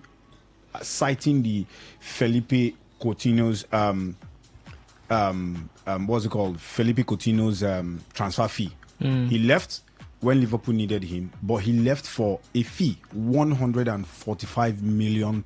So that's huge. If that's the situation, are you not being hypocritical? I think that those questions would have been better answered by the Liverpool fans. No, I'm not asking you. I'm asking the Liverpool fans. If that's the situation, are they not being hypocritical? Because loyalty for me, there's money shouldn't come in. We're talking about moral here. Yeah. So money shouldn't come in. So if you're happy that the player you felt left when you needed him is leaving at a huge amount of we don't make money, if you go why will he leave? Why is he leaving? Why is he? So please don't cry about loyalty. Rather cry about he's leaving cheap. Maybe that's what should be crying. Don't put loyalty, because if you want to go by that context, you're being hypocritical. Loyalty shouldn't be a question of money. Because the young man has done everything he could do for Liverpool. He played in the era where Liverpool won their first Premier League trophy in as how many years? 30 years. He won them the Champions League, the Club World Cup. There's what's in the game where you want to do. Until he retires in the club, that's when he becomes. So it's a boyhood club. He has paid his dues. He has done everything. So I don't think there should be any question of loyalty there. Question of loyalty should be, hey, good, Lamine Yamal. Okay. Through the ranks, just about when he's becoming explosive, and probably, okay, let's say Lionel Messi. Lionel Messi has been in Spain, in Barca all his life. Yeah. Academy. So just about when Lionel Messi was about to explode and become big thing, bam, a club comes in. If my guy don't look back, in commode. If you question that kind of loyalty, I'll be with you. Lamine Yamal, if you question his loyalty, I'll be with you. If Barcelona has had a lot of influence on his development and becoming a world star, and just one season, the following season he wants to leave, I'll be with you if you question that kind of loyalty. But no people say, well, don't win you everything, don't do everything for you, don't sweat. You say, man, come on, go where I'll collect better money, a club that's bigger than you. You can't talk loyalty. No, now. So this is the kind of loyalty that I think should be questioned. Not the loyalty of somebody who has given a lot to the club and he wants to make him move, want to transition to somewhere else, a different league, a club that's obviously bigger than yours, even though you can compete at the same level of that club, but this club is practically bigger than yours. So if that is the situation, no problem. Even if he moved to a club that wasn't bigger than his, even if he moved to a Chelsea, for instance, but he has given everything there is to give to. He don't give you everything. What do you want to make him do again? Then maybe another part of loyalty I think I might accept questioning is cross-posting or cross-moving, so to speak, moving to a rival club. Everton, Liverpool. Liverpool, Manchester United. Because recall the case of So Campbell from Tottenham to Arsenal. You understand? So Campbell Then there is also one person that moved from Barca to Real Madrid. Those kind of loyalty, maybe I can understand. Or the loyalty part of you. There's this guy. What's his name? Iniesta, when he left Barca, he chose not to play in Europe. Yeah. Because he does not want to face Barcelona. Yeah. I can buy into it. If you question that type, I can buy into it. But no below as a person we don't do it, say making no comment. And I don't understand. Now in papa property. I mean inheritance. I be then tie in taste time to the club. Or without him he cannot succeed, he cannot move forward. So those kind of loyalty shouldn't be questioned. But if it's loyalty on the two facets I've mentioned, a young star just about to explode after the club has invested in him, develop him, see him through the radar, and just when he becomes a war beater after a season he wants to make a move, question it, I'll be with you. He should have stayed and repay the club for what the club has done, because we are talking about morals here. The other part of somebody moving from Tottenham to play for Arsenal, or moving from Atletico Madrid to play for Real, although the rivalry is not too strong, between Atletico and Real, or Liverpool and Everton is not too strong. But Tottenham and Arsenal these days don't they gather with small, but it used to be bloody then. Yeah. No, I say don't they gather weight in terms of Tottenham don't they achieve things. They don't win Europa League and stuff, because before they used to have what called Ringham Day or something like that, celebrating Tottenham they've not been able to compete, maybe win things and stuff like that. So each time Arsenal finishes above Tottenham on the Premier League table, they will celebrate Ringham Day. I think that's how they called it or something like that. So those ones, that's the second part of it. If you want to question that, no problem, but don't question the loyalty of such of a person that, okay, Lionel Messi wanted to leave Barca and they are like, aim for take pay cut, Zidane. Person where does Zidane give you everything? Say me take pay cut, Zidane. I don't understand. When PSG they come, won't give and dude is retiring in the closest future. You know, I mean, go collect pension money. Most of these footballers that are broke, how many? What kind of heavy investment do you think the clubs can do on them when the club has the future to face and move forward? So those ones shouldn't be questioned for me. Okay, we are talking about club loyalty. Do club loyalties still exist in modern football? When it is these days, football is business. Does it still exist in modern football? Players like Totti spent all their life in Roma. Paolo Maldini spent all his life in AC Milan. Steven Gerrard, Liverpool. At some point, he left for MLS because he couldn't play against, he said he couldn't face Liverpool. Lionel Messi spent almost all his life at Barcelona. Now, the modern trends, we're talking about players loyalty being questioned. The likes of Harry Kane leaving Tottenham, Trent Alexander-Arnold leaving Liverpool. The question is, does loyalty still remain in modern day football? You can send your contributions or your comments to 0701 933 9962. That's the WhatsApp and SMS portal, 0701 933 9962. For the phone lines, they'll be open in due course. Now, Alex, let's talk about let me ask you this. Do you think fans expect too much from these players? Loyalty. Yes. I mean, we are fans. They have a right to.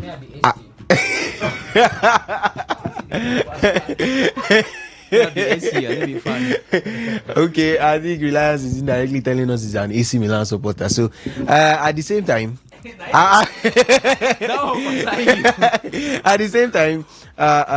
fans have the right to be biased. When I listen to some fans talk, I would ask them first of all, okay, you're a fan of this club, and then when they confirm, I'll be like, okay, I understand where you're coming from. So we can give them that little bit of being biased, because they will always expect too much. But like everything, there's limits, there's boundaries. You can't ask me. I understand perfectly where Reliance was coming from with the Alexander-Arnold example about a player who has done almost everything for you and decides to go. But at the same time, I also understand the grievance of the Liverpool fans in regards to the player they lost and how they lost the player at a point where they felt, what else is there to achieve? I think it boils down to players wanting to achieve more. You can stay in the Premier League, you can play 15, 20 seasons in the Premier League, and probably if you're very successful and your team is successful, you have a Ryan Giggs career. You win 12 to 13 Premier League titles out of 20. That is considered successful. If you do achieve that, you've spent all your life there. But if you don't, and you spend half, let's say 10, 12 seasons of your career playing there, and you achieve, let's say, half the number or even less, now you're probably thinking, do I go somewhere else and try for other titles too?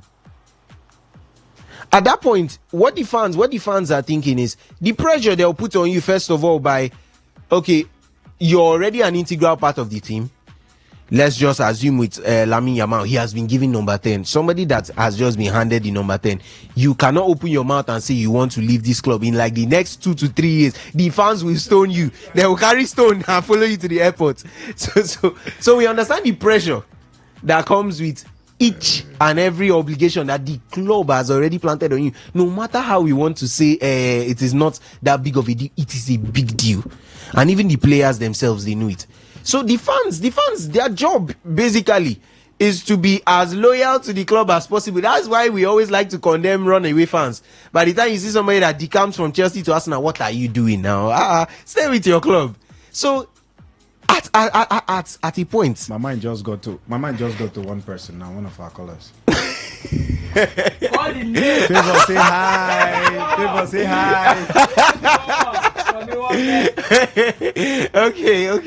And like as I was saying, considering the fans, yeah, it does get to a point where they're supposed to have limits and boundaries. We see some fans that come out and say, I do understand, although the racial part of me as a fan, as a Liverpool supporter, as an Arsenal fan, says I don't want to understand this happening. Explain how Madrid are about to, they've just poached Arnold from you and they are agreeing a deal with Konate for next season. How are the Liverpool fans feeling about it? They are feeling so hard done. They are feeling very hard done. So they are trying to bind Konate to another contract. The fans are on his head. They are telling Slot, do not play this guy again if he does not sign a contract extension that allows Madrid pay at least 40 to 50 on top him. Because Madrid has given him an ultimatum. Sell him now for 20 to 25 or lose him free next summer. And we've seen Madrid pull off these wonderful deals. We'll call them wonderful, but that Perez now one kind of stubborn man. He's a different kind of. How do you get the best player in the world for free? So we understand exactly where they are coming. Okay, look at even the case of Vinicius Jr. From going to be a huge shout out for the Ballon d'Or, look at where the fans are currently on right now. He has said he's not agreeing terms with Real Madrid, and almost all of a sudden I'm seeing plenty fans turn up against him. And he should go. We'd find a way to cope. Mbappe can play on the wing. We'd bring in a centre forward almost immediately. There is that pressure. So we cannot deny that the fans do not play a huge role in the exits and in the staying of a player and how they treat him. At some point, I think even people like Ozil were booed on the pitch by even their own supporters. Not just Ozil, said the entire Arsenal team was being booed by their supporters. But then we noticed that they were pinpointing people that they do not want. They were like, no, you are using your hand as a fan to pressure and to chase a certain player out of a club. That is the same way they also demand that a player stays at the club in the almost exact same fashion. So when we look at fans, at the roles they play, we can easily see that they determine a whole lot in terms of pressure, in terms of the amount of force that they exert on the club, on their players, and trying to either get them to stay or to leave. Okay, look at the Arnold spectacle. I think it's the only thing that comes to mind right now because of how fresh it is. Yeah. The Arnold spectacle, lifting the Premier League trophy, crying on that day. What were the fans labeling him as? We be going. Just go. We don't want to see that show. That looks like a pity show. A show regarded to draw pity from us to you. Look at when they saw that they were facing PSG. Every Liverpool fan were like, okay, yes, we get to see him against Vicha Kvaratskhelia. And then the next thing they were like, why is he not in the lineup? So we understand that this pressure, it is always going to follow him. And if at any point next season we have a clash between Liverpool and Real Madrid at Anfield, they will make sure he feels it. Yes. You understand that? You get on the ball, they boo you. He did that to Sterling, so you have to take it so fair. You get on the ball, they boo you. You take a touch, everybody's cheering, and as soon as you're robbed of possession, they cheer for the... So we understand that fans play a huge role, but like I said, they are allowed to be biased because they do not go around supporting other teams. They stick to just one team.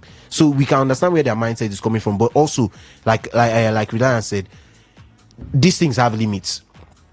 There are limits to how loyal you would expect your player to be. And at some point, you need to understand that, yes, this player does want to go. But then also, you want that player to go for something meaningful too. Okay. Let them learn to separate it. Yeah. They should learn to separate. Let's separate. You are going for too cheap, bro. That money is too much. And I don't even think that should be the blame on the player, because the price money for a player is being negotiated by the club. Yeah. That the club decide how much they want to sell. For instance, now 75 million euros or cement, 80 million euros or 10% and above for any Spanish Italian club that comes for him. All right. Yeah. Man City got Erling Haaland. There was a price. There was a clause. I think 65 million pounds or thereabout. Yeah. All they needed to do was activate it, and that entered. And that is why Barcelona, clubs like Barcelona and Real Madrid, or in fact Spanish clubs, will put £1 billion release clause on the player. Do you know how much is on the head of Vitinha? Not Vitinha. Pedri. The last time it was what's his name? Ansu Fati. 1 billion. Before they call remove him, because he said, even on this on a bad market, you don't call walk out. They call remove him. Just look at the release clause on Vinicius Junior. That's if them nobody them say one sell this guy. Sell you can't go one buy him. You go activate him. Just look at how much. 500 million pounds, 1 billion pounds, and all of that stuff. So if that is not the case, the club will decide how much you are gone for. That's why Victor Gyökeres is where he is right now. Because let's say Arsenal went in with, I've said it before, and I'm still going to say it again, Victor Gyökeres and Victor Osimhen. Let's say the two clubs that are chasing these guys go all in, and just like what we hear, okay, probably they will back down because they are looking at concluding Ekitike's deal. Probably, I would have said Liverpool on Alexander Isak. Reports had it that they were ready to go 130 for Isak. So imagine they just go, not delay, deal don't finish. Now medical will go the way, then official announcing. So imagine Arsenal went all in, since the president of Sporting was Delidai, looking for something around 80-90 million pounds. So like, okay, no problem. That's what you're looking for. Who pay you 90 million pounds? Deal would have been done since.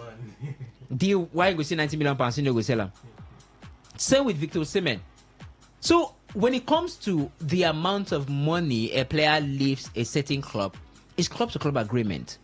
So if Trent is leaving for cheap, if Hazard didn't leave for cheap, certainly. So if your player is leaving for cheap, please blame the club, blame your club. One I go say that cheap, no blame the player.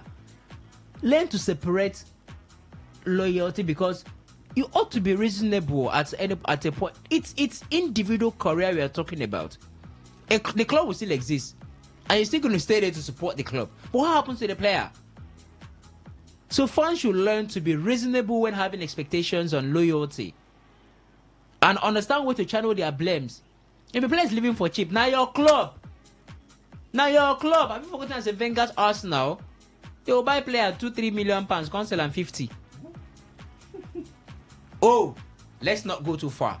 The current Chelsea, I've praised the Chelsea under Todd Boehly because they are doing good deals. They are offloading. Look, let's get it. They are offloading players they don't want for reasonable amount, like reasonable amount of monies. Mason Mount to Manchester United, how much? 60.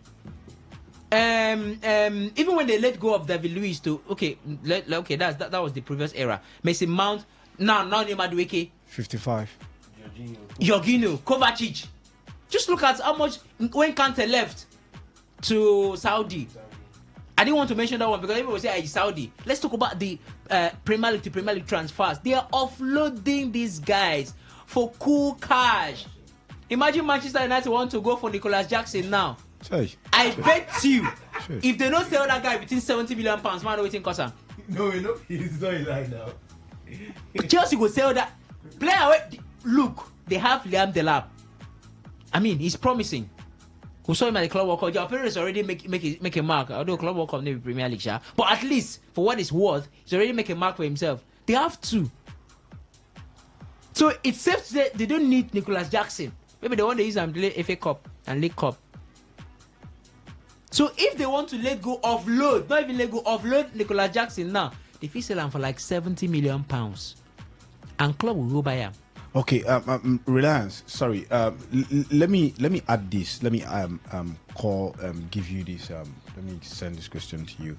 Now, is loyalty supposed to be a two-way thing, where clubs have to be loyal to players when they want to leave, same as the player have been loyal to the club for ages?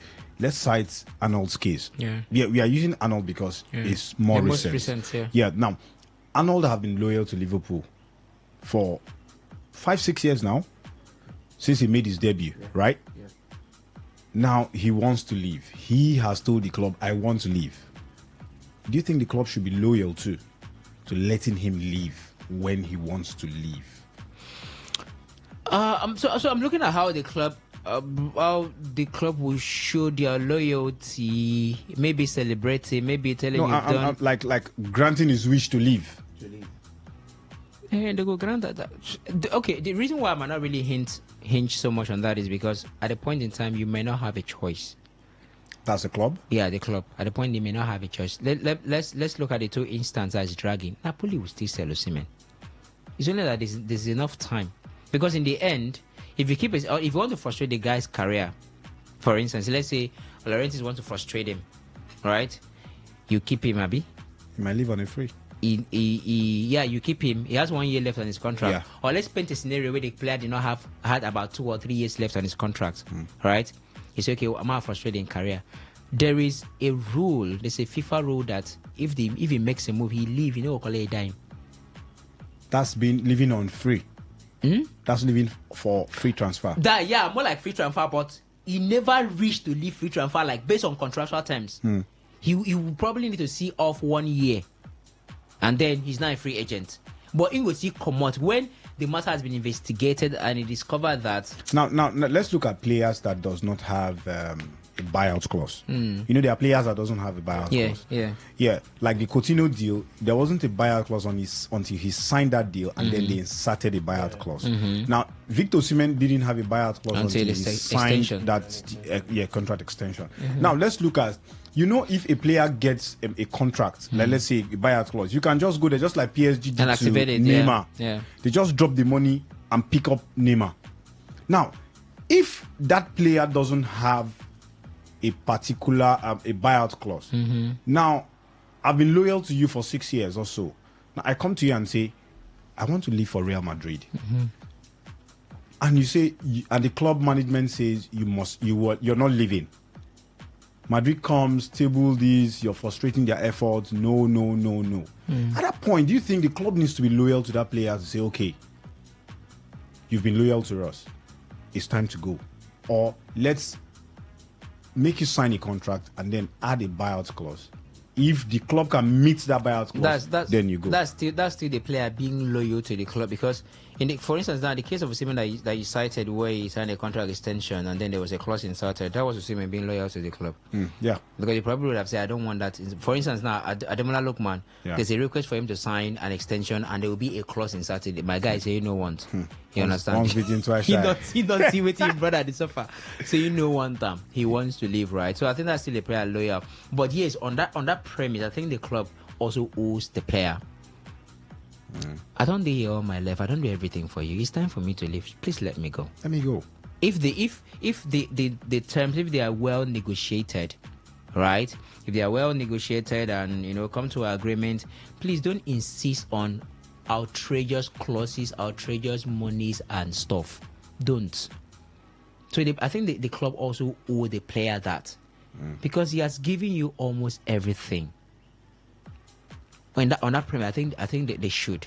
For instance, the Messi situation at Barcelona. Barca, yeah. Please, kindly let him go. He has given you all his life. But on the flip side of it will be, you trying to be stubborn about, the fees and stuff. And that was why I had to mention the Osimhen situation, where it looked like, okay, you want to frustrate the player. FIFA gives that clause where you make a case and the player will be allowed to leave as a compulsory free agent based on discovery that, okay, you meant to frustrate this guy's career. There's something like that, just like we have in athletics, where a player can switch allegiance if the federation wants to frustrate him. So there's something like that. So I'm thinking, in the end, the club will not have a say. Club will not have so much to do. They will still have to let him go on the premise. And I think even Sporting Napoli, I see dragging because time still they share. But because again, it will be unfavorable for you to keep a player. No, they are David De Gea. Oh, okay. Not be like Manu and David De Gea. David De Gea has given every game. But look at how David De Gea was treated at Manchester United when he wanted to leave, or when it was about time. A possible contract extension was not offered. Okay, celebrate this guy. For about 2-3 seasons, he was back-to-back best player for the club, and it shows you the Golden Glove winner. You understand, and stuff like that. So don't be a Man U that wouldn't celebrate the players like David De Gea. So you let them walk. Okay, it's time to open up the phone lines. At this point in time, you can keep your calls coming. The number is 0810-9510951. I take it slowly. 0810-9510951. The SMS and WhatsApp portal is 0701-933-9962. Hello. Good evening. Good evening. Good evening. Your name and location. Kabulabare, calling from Rome Kushi. Okay, go on. Liverpool fans. Go on. About Arnold. Say about him on ground, loyalty for club. Okay, so they should about like Arnold. As a Liverpool fans, for me, I have nothing against him because he has done what he has to do for Liverpool. Yes, from the academy team. Then you have won Champions League, won Premier League. So for me, if I was the coach, I would have let him go last season. That's free. That's small money that they collect. They would have collected more bigger than that. But for Konate, if he's doing some head, make an slot keep him for bench. Make him keep him for bench so that in value go drop. If you come up for Liverpool next season, because I don't know why Madrid they like to carry free things. You will see person like Konate, you say you want carry out for free. So me, I for punish them all, I for keep her for bench. That is why yesterday when I call, I say, make your club be an slot, make him find one defender to support Van Dijk, because I don't see this thing where Konate they do. And it's not me. I for tell and say that maybe the coach of that club, so I for keep her for bench. So that Madrid then go shine their eye. Anytime where they want they carry back door, they go they carry people player. So for Arnold, as a Liverpool fans, even though when he come next season, even though Liverpool and Madrid they play, I will still clap for him, because as for me, I don't know waiting I go back say him come up for Liverpool, because for over many years he don't stay for one club. Nothing wait there for Europe where they say you know one for that club. If to say you know they win anything for Liverpool, and up from there win me, I for say get with it. But this one, no, I not get anything for against him. Make him go because he has tried his best.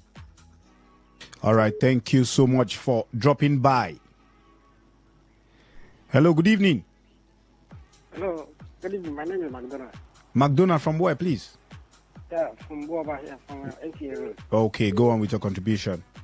Okay, please, I'm an Arsenal fan, but please, I want you guys to throw more light on Joke's and the Arsenal watching. What is going on? Is it the way Arsenal normally do? The way they behave? Too mad. They are not serious. Is that the problem? Let us know now, because every time story. Please, I just want to know how far. Thank you. Okay, Arsenal, they don't want bring money come out now. Now, when you bring money, go get your man. Like we said, bring money, go and activate the buyout clause, and then take your man. It's that simple. That's how transfer window works, and not negotiating. Arsenal to the price that I say they buy crayfish. Arsenal no one bring their man. They don't want pay money. So when you pay money, you get your man. That's easy. Yeah, just to add about that, Benjamin, it's understood that they are close to agreeing a deal. Initial money is £55 million, £7.4 million to be paid in add-ons.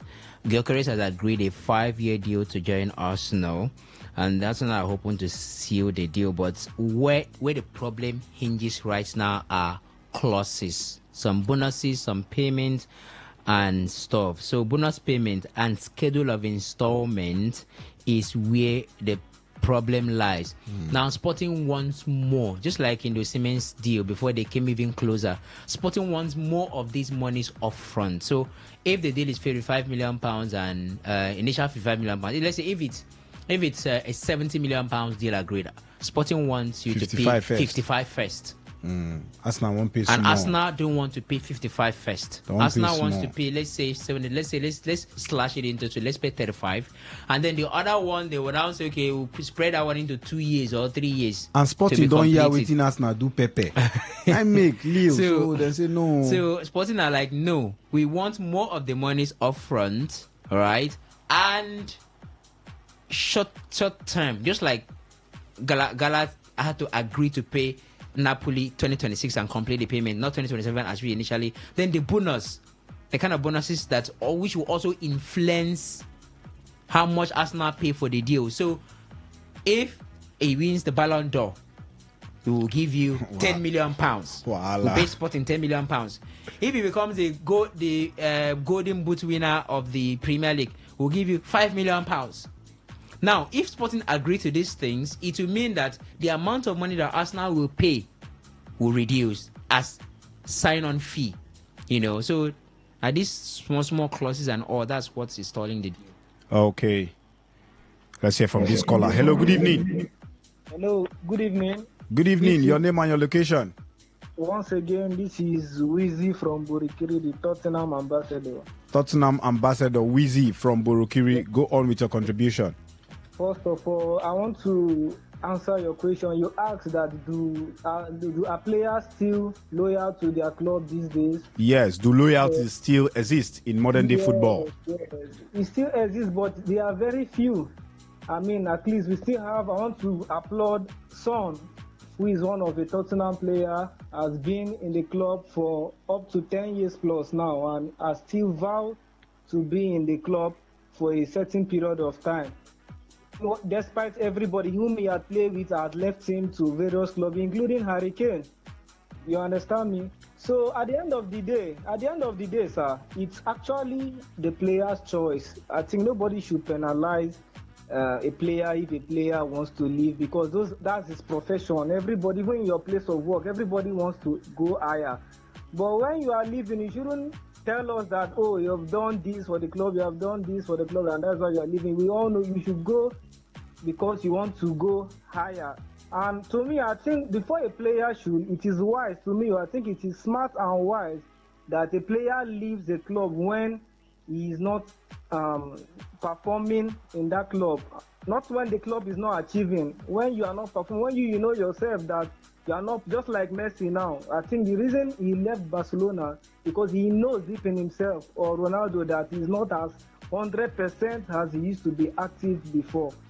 So I also I'm angry at Harry Kane for leaving Tottenham. That's what I'm trying to say at the end of the day. The man needs to go win a trophy.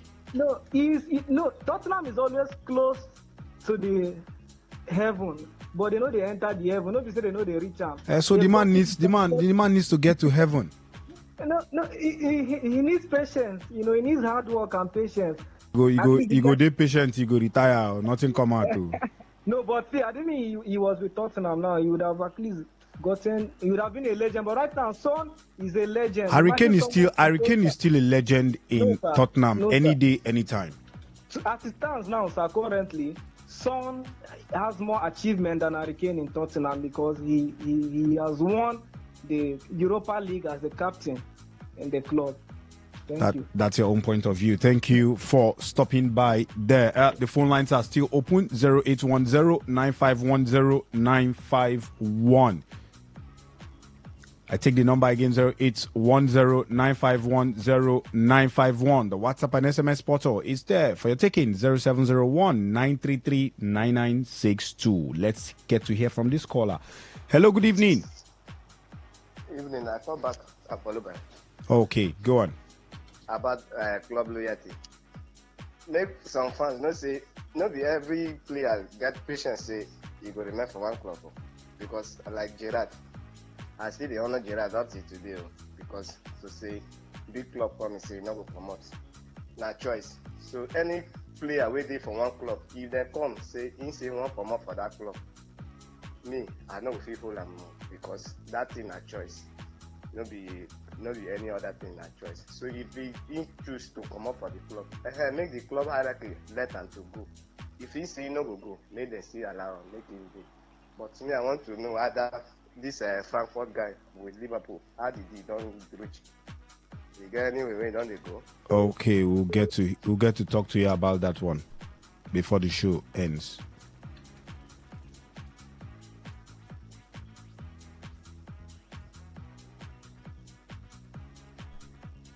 Hello, good evening. Yeah, good evening. Good evening. Your name and your location. Okay, my name is Wilson. I'm calling from Radio State. Okay, go on with your contribution. See, about this loyalty, the thing is that some players, those that doesn't believe themselves, they would like to stay.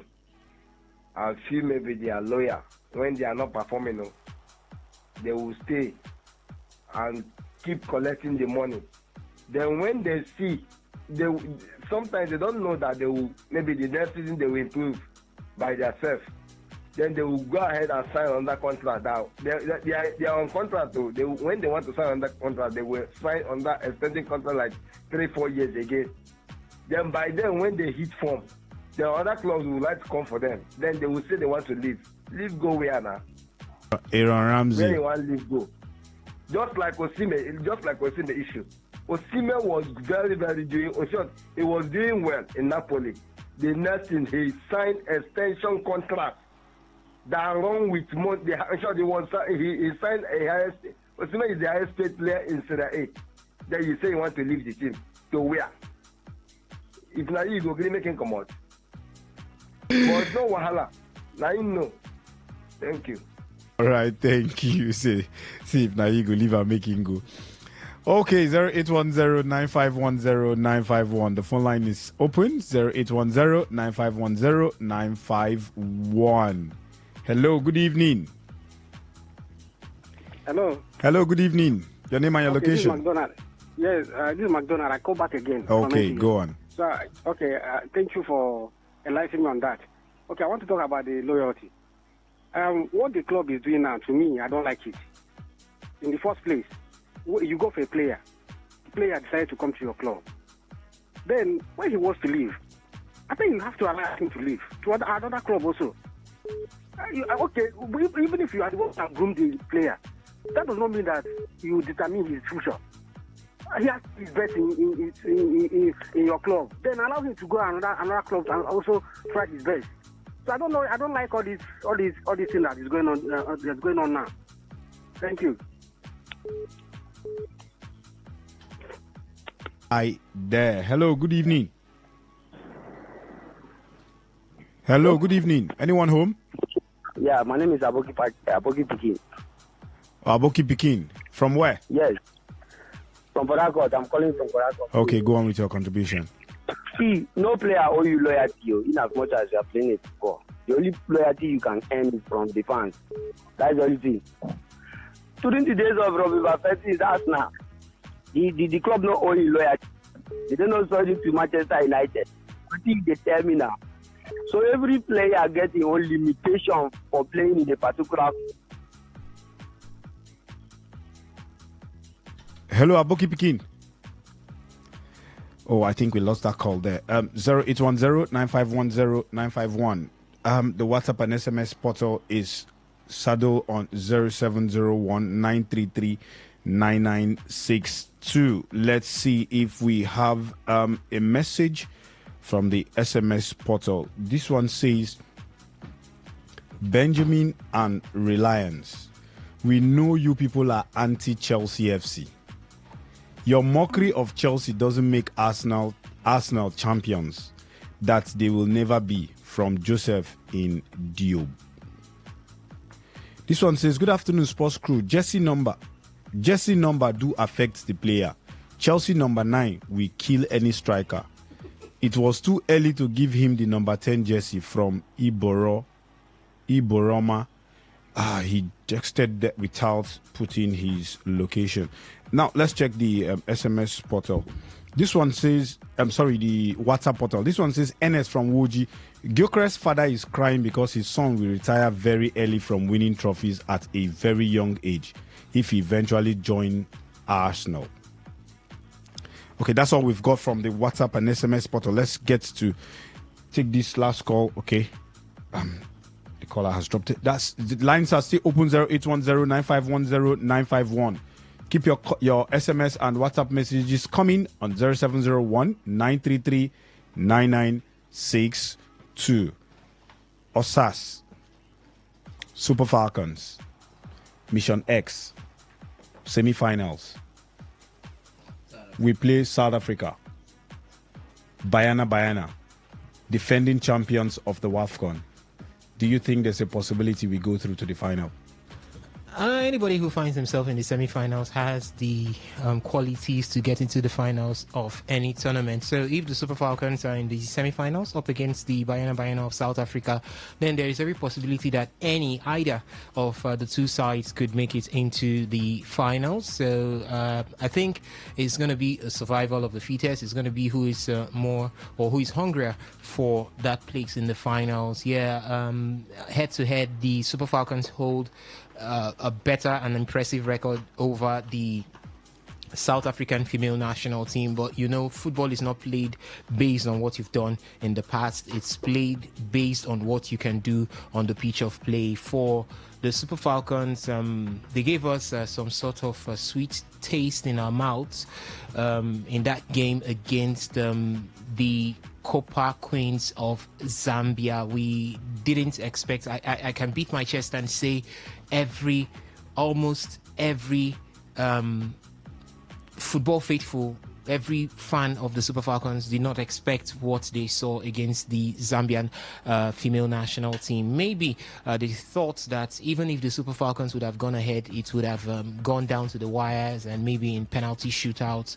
But they did show us that they've got a lot up their sleeve. They've still got a lot in the bag. They've got so much in their tank. Against the Bayana, I think that's the first real test that the Super Falcons, Justin Madugo's side, is going to be having. So we just keep our fingers crossed and tend to wait and see what happens between the Super Falcons and the Bayana of South Africa. Okay, let's Osas, finally, before I hand you over in the mic one, and let's talk about the MPFL private ownership. Is it coming to stay? Because we've got Remo Stars, Ikorodu City, the newly promoted Barao FC, and FC Califat. Yes. Good Califat. Califat. Yeah. That's 4 in the MPFL. Do you think it's sustainable? It's definitely sustainable. I think it has come to stay and it's here to increase. To add to what we just said, we also have 2 privately owned teams coming into the NNL for next season. So I think it's that's the Ikorodu City Academy is now part of the NNL. So you can as well say that we are having more. United.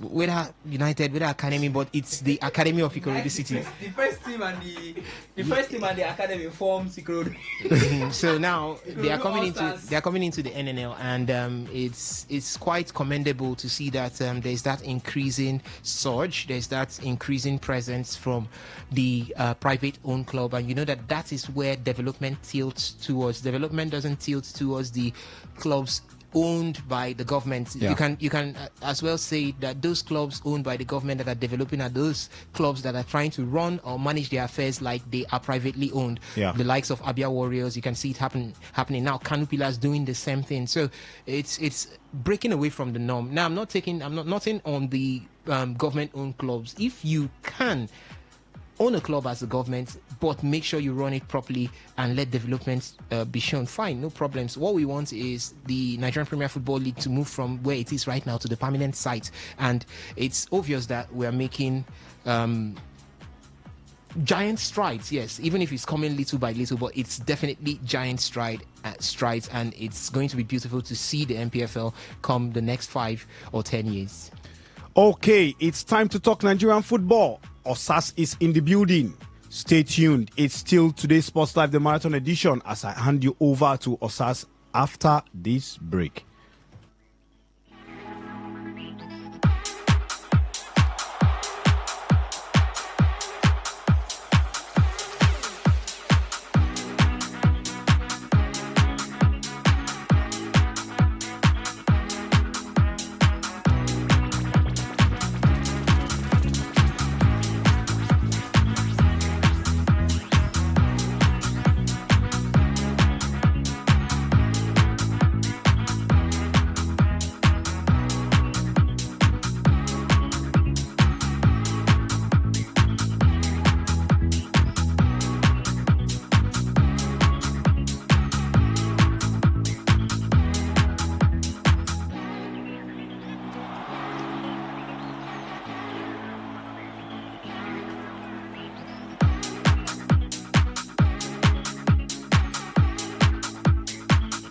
Hello, my name is Kanu Wampo, aka Papilo.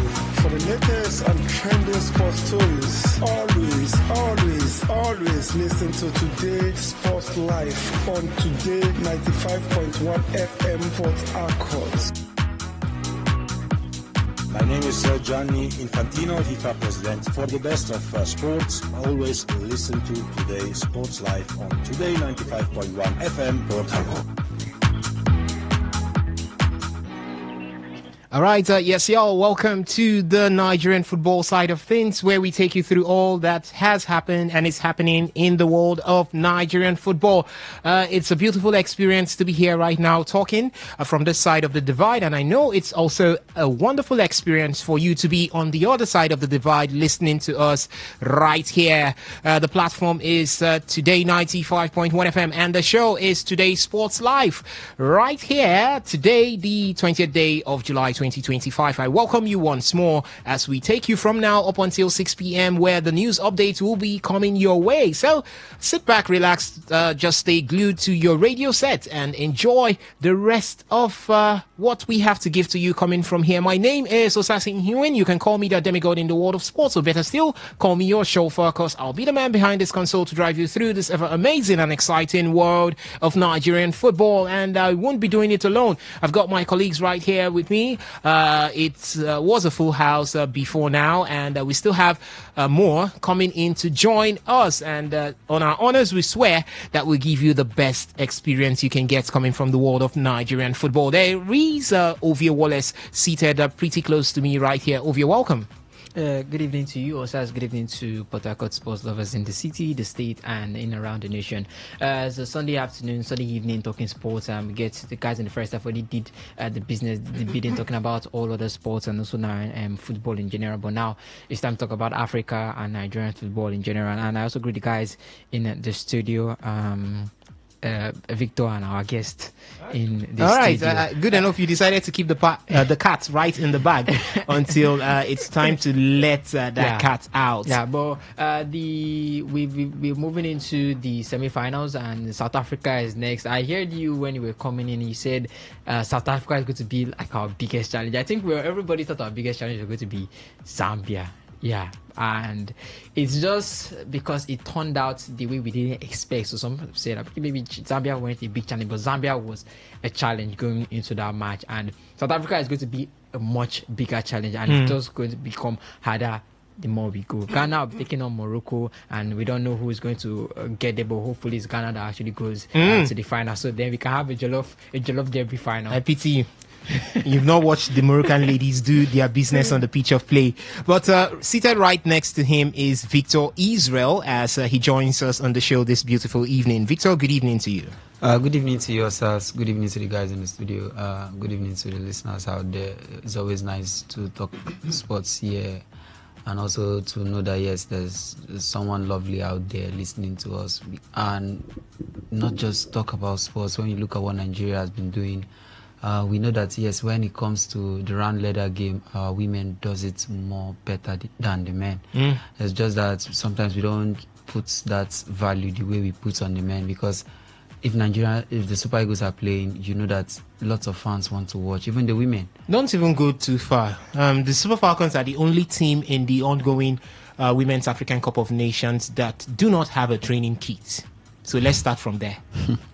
I wanted to just maybe talk about the fans trying to undermine the value of the Super Falcons and not going to watch. But looking at what you just said now, I think the problem does not just lie with the fans, but also lies with the administrators. The administrators, the NFF. Sometimes they just pay attention to just the men and forget about these people that have been flying the flag of Nigeria very well. Because when you look at what the Super Falcons have been doing, when you're talking about one of the most successful teams in Africa, in African football, you just talk about Nigeria. Just talk about the Super Falcons of Nigeria. They have this. When I looked at some of these players against Zambia, I just see talents that are there to stay, talents that can conquer the world. Believe me, if these women maybe goes on to play the World Cup, they will make Nigeria proud even more than what the men can do. Right. But we just lay emphasis and put our priorities on the men. Okay. Even some women go out to watch the Super Eagles. But believe me, when the Super Falcons are playing, they don't even know that something like that does exist. So I just feel while you're sitting down listening to us, also put in mind that, yes, the Super Falcons are also very much important, because they are the ones that put Nigeria, that give Nigeria that map. joy. They put us on that world map when you talk about football. I can't remember the last time the Super Eagles beat any team 3-0. But we just saw a 5-0 mauling. Should I say that was a humiliation? In the first half, it was already 3-0. So it shows you that, believe me, the Chipolopolo of Zambia. That's the Copa Queens of Zambia, the Chipolopolo. No, the Chipolopolo of Zambia against the Super Eagles. That's what's happening. Believe me, it will never happen. Okay. Even a two-goal win for the Super Eagles, you will see everybody celebrating it. Okay. So let's also celebrate the Super Falcons. Definitely, we will be celebrating the Super Falcons as they have done the needful to get into the semi-finals of the ongoing Women's African Cup of Nations 2024 right there in Morocco. And now it is time for me to let you know who the cat that is in the bag is at this point. And he is... Chukwuzite. Chukwuzite joins us on the show this beautiful evening, all the way from the Coast City. Yes, Chukwuzite is here with us right now in the studio. For those of you that have been ardent followers of Today's Sports Live, you would definitely know about the one we call the controversial. The man who tends to step to the other side of the divide when the entire pack is on one side of it.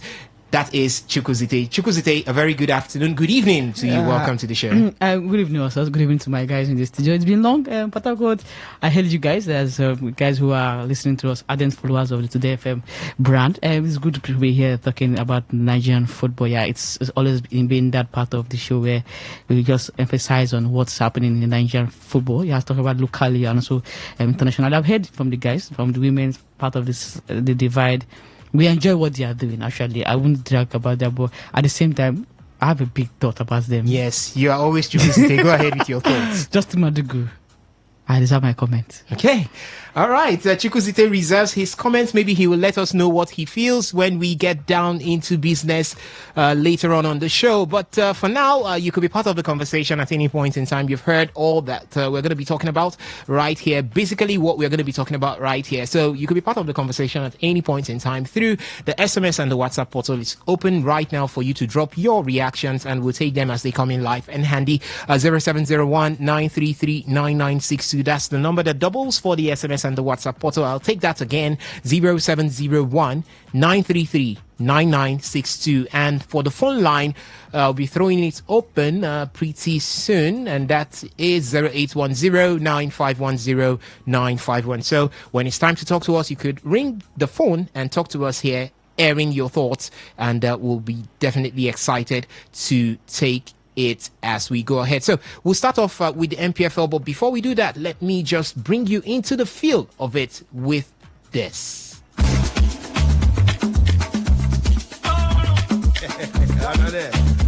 If you know, you know.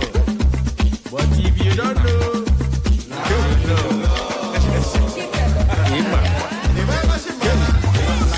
Now you know. Now you know. If you know, you know. You think you ball us in town. Now you know. Now you know. Forget what they're on them, man. Yes, how much is money? It's nothing. Ballin'. Premium or nothing. And them or nothing. Now you know. Now you know. Now you know. All right, now you know, as we start off with the Nigerian Premier Football League, as it's exactly 33 days to the start of the 2025-2026 MPFL season. And what is happening? Preparations. Teams are back in training. A lot happening. We've seen Ikorodu City back in training. Heartland Football Club of Owerri, somewhere in the NNL anyway, are back in training. We've seen Shooting Stars back in training. Niger Tornadoes back in training. Rivers United back in training. So a lot is happening within the teams already. We're also seeing unveiling of home and away kits, and I must tell you, it's a beauty. I think if you're out there, go and look for Rivers United away kits, at least the away kits. If you don't want the home kits, go and look for the away kits. It goes now. Let me just give you from here. It's the best suited for a blue jean, for those guys who like to vibe with the white and the blue. So just go for that away kit, and I'm telling you, you will come back. You will call this phone line to thank me. Why did they give them free promotion? No. It's the beauty of the kits. It's the beauty of the kit. I must tell you, Rivers United have done a really, really good job when it has to do with the kits that they will be using for the 2025-2026 MPFL season. Many other clubs too are having very nice kits. Kano Pillars has a very beautiful kit. It's an amazing one for anybody to lay their hands on. Niger Tornadoes has same, even Rangers International, also another beautiful kit. So it's points to the direction that the MPFL season for the 2025-2026 run is going to be an amazing run. So you can see that preparations are heavily ongoing, and everything seems to look like we're going to have a blast of an MPFL season. Not talking about team preparations and unveiling of new kits alone. There is also much going on when it has to do with sponsorship deals. Kano Pillars have now announced the RFI ALSA sponsorship deal. Now they are their main sponsors. What we mean by RFI, that is the Radio French International. Yes, that's it. So the RFI ALSA, they are the ones that are now the main sponsors for Kano Pillars. That deal was sealed a few days ago,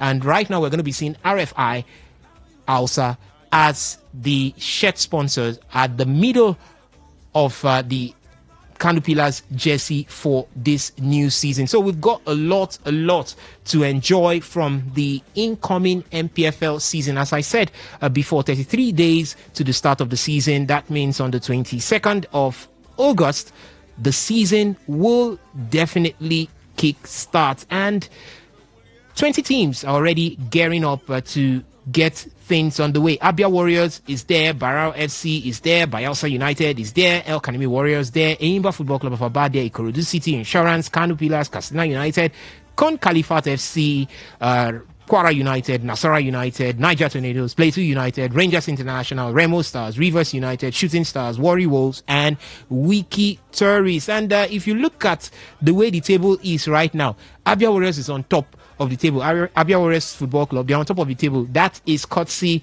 of alphabetical order. Nothing more. It's just alphabetical order. Then there is a Barao FC in second, but they should enjoy their position while it lasts. Nobody knows but there's every tendency that they will not be seated there when the season kickstarts, when the big boys want to come through. But that's how it is right now for the MPFL season. And it seems like we're going to be having a blast. So on a scale of 1 to 10, how excited are you for this upcoming season? I think I'm excited. I want to see improvements from last season. You're looking at the refereeing that we had, the organization, how they were able to start the league and how they were able to end the league. And I'm sure that is something that's meant to happen. But I think we have to give them props for actually doing the right and actually following suit to do that. You also look at the refereeing. I think there's been a step up from that. The organizing, it has been a step up. Both the Federations Cup and both the Nigeria Premier Football League are adhering to the rules. The punishments given to teams that go that cross the line. We saw fines given out. We saw points being docked. I know we saw some controversies being going on, and being able to carry out the proper investigations, be able to go to the root of the problem. I think I'll give them props for doing that. But it's the new season. We want to see improvements. I know we're hearing about VAR room coming to the league. I know it's going to be a good thing if it does, but I think maybe we need to take it step by step. As Nigerian league gotten to that point yet, we still need to find more sponsors, more sponsorship, find a way we can show our matches more on TV and the rest, so the people, so the people around can actually watch the match and actually get to know their fans better, can actually get to know their football better. You also have to give the clubs their props for some clubs that have actually decided to, or say their marketing, their marketability. Some teams, maybe I'll say maybe Lobby Stars, the Shooting Stars, Kano Pillars, Ikorodu City. I think those clubs are really, Rivers United, but I think those clubs are really done well when it comes to marketability and trying to put their players out. They're trying to push themselves. If you check their social media and dress before their games, they're always dropping content. They're always trying to drop content and the rest. So we need an upskill from all this next season. The teams that are coming in, they know what they know what they need to do to be able to keep up with the big boys. The ones that are there, they know what they need to do to be able to advance, not just in Nigerian football but also in African football in general. So I'm expecting more next season, and it's always exciting when the Nigerian Premier Football League does start. Okay, always exciting when the Nigerian Premier Football League does start. So let's keep our fingers crossed and watch out to see greatness happen right here in Nigerian football. Meanwhile, MPFL academies are shining in the NNL. That's Ikorodu City, as I said before. They have their football academy right now in the NNL. Then we also have Beyond Limits right there in the NNL. Are we going to have another time where these two finish tops, first and second, and return or come into the MPFL, and we're going to be having a case of you can't play in the MPFL because your bigger brothers are right there in the MPFL. Not too long ago, that was the beginning of the just concluded season, it was Beyond Limits that were supposed to come in with Ikorodu City, but we had that controversy that surrounded them where they said Remo Stars are their big brothers, meaning they are the academy of Remo Stars and cannot play in the MPFL with Remo Stars. But Chukwuzite, a quick look at that. Do you think that this should be reviewed? Because there is every possibility that you're going to be having academies move to the top flight with their parents or senior clubs right there. And how do you keep depriving them year after year in getting to play in the MPFL because they've got their senior club right there? I think it's the right thing to do, because you can't have an academy play professional football. It's something that we know it's not right. First of all, you talk about them grooming talent. That's the main thing. That's an academy. Academica de Lubito is what? Okay. No, we have the branding. The branding. The thing is about having the same owners, having someone. No, I don't think it's the same owner. They have an Eibar versus Abia Rose. At some point, we have Dakada and Aqua United. So why we had Mighty Jet. It's still the same thing happening right now. If we keep on dealing, now you're talking about Mighty Jets, Dakada, and those ones were there. You're still having Abia Rose and Eibar. You still have Abia Warriors and Eibar. The same owner, Abia State governors. Now you have Barao and Caterpillars. But I think that's two different owners. Two different so that's why yes. One is private, one is. So they talk about the Abia Warriors who are the same ownership, and I'm more of academies are not meant to play professional football. I think that's the main thing. I'm not into the bigger brothers. We talk about partnership. I think we have using the example of Crystal Palace, Leon, which John Textor is the current owner, and so we have the higher limit, and then this is the second priority of shareholders. If you have a certain percentage of shareholders as a club, fine and good. You just talk about the names, the naming, and then you can move on. But at the same time, we always complain. I've always had the ideology of why do this, why open leagues for academy to play, and then you putting them at the hot spots when they qualify, they have to suffer for it because they have an elder brother or a parent club at the top level. We talk about the issues with Beyond Limit and the Remo Stars who so ownership. Same ownership isn't a problem. You have same ownership, but at the same time, we talk about the percentages and the shares.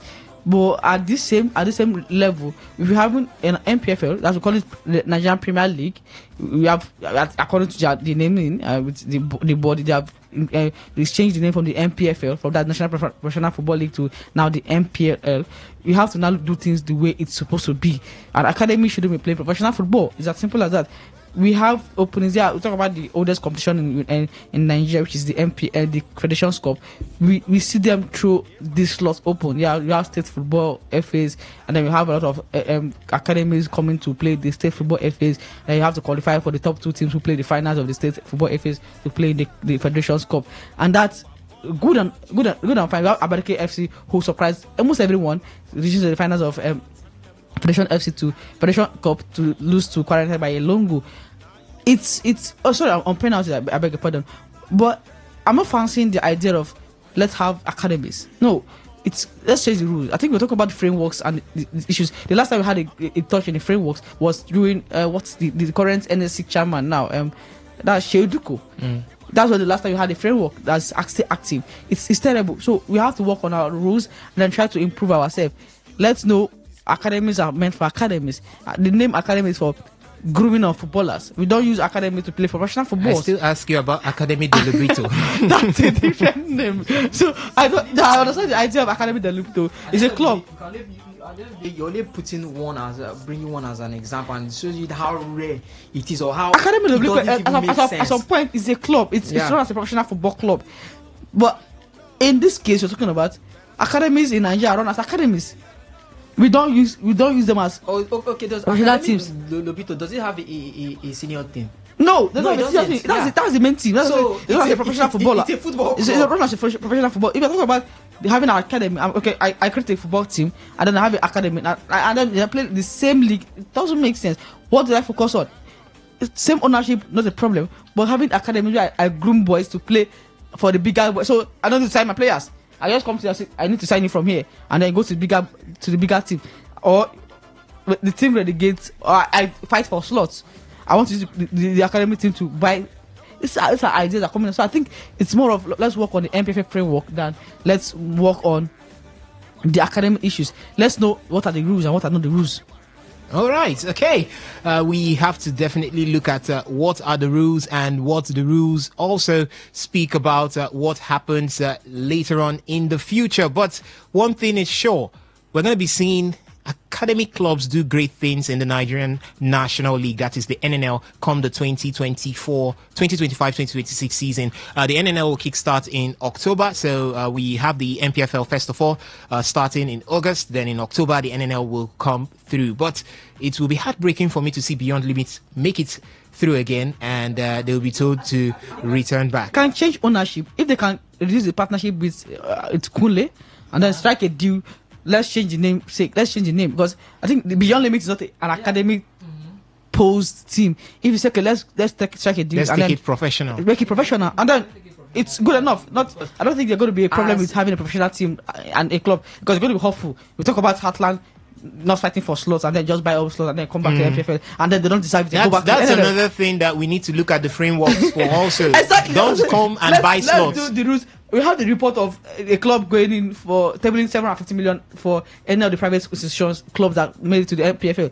That's the report. But I'm looking at that, me being a private club, looking at that whooping small amount, I don't think I want to play the MPFL again. Okay, all right, ladies and gentlemen out there listening to us, I would also need your take on this particular one. Remember, we first looked at what are we expecting from the new season on a scale of 1 to 10? How excited are you for the 2025-2026 Nigerian Premier Football League season? So you can let me know what you feel about the incoming season through the SMS and the WhatsApp portal. I have reeled out the 20 teams that will be slugging it out for the title in the new season. And we've got some teams coming in, more privately owned teams. Barao FC from Kano is there. We've got FC Kun Khalifat from Delta State, also the Imo State, I beg your pardon, yes, also there. So we have privately owned clubs right now. There is Ikorodu City also, there's Remo Stars, making it 4 of them.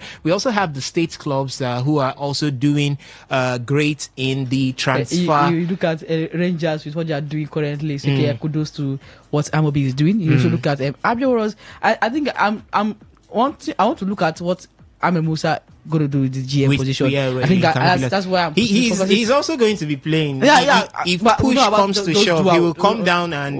I think those things are not fancy in Nigerian football. Even Amobi is even trying to do it, but it doesn't work that way. I think Amobi. Yeah, he's trying to do that. But was he a pro footballer? He was playing. He played at MPFL last season. He even played the cup. I know. For Bedell Insurance, the deputy governor there, that was a Philip Schweibu. He played also played some. I don't pass the idea of GM playing as a professional footballer, but I think I'm going to look at what he's going to be doing as an inspector. He has played at the top level. He played in English Premier League with Leicester City. He also played at I think that should be the Saudi Arabian League before coming back to Kano Pillars. So we have seen him travel around the world with his ideas. As I was scrutinizing Kano Pillars a lot, I think there's no time to begin to pet them. We have seen someone who knows the issues. We are not seeing a spade in the spade square ball in a square hole. So we have seen that person at Ahmed Musa. So no issues of he doesn't know the work. Yeah, we talk about footballers not being good enough being at that position, but at the same time you have to consider what they know and what they feel about football. Okay, all right. Before we leave talking the Nigerian Premier Football League, let me update you with what's happening from the transfer corner as Rivers United have acquired a new goalkeeper, and that is John Noble. He returns to Nigeria and joins Rivers United. He targets the Super Eagles return also. So John Noble is now with Rivers United. Still talking about Rivers United and the goalkeeping department, they have also announced the signing of newly promoted Kun Khalifat FC goalkeeper Akuche Obinna.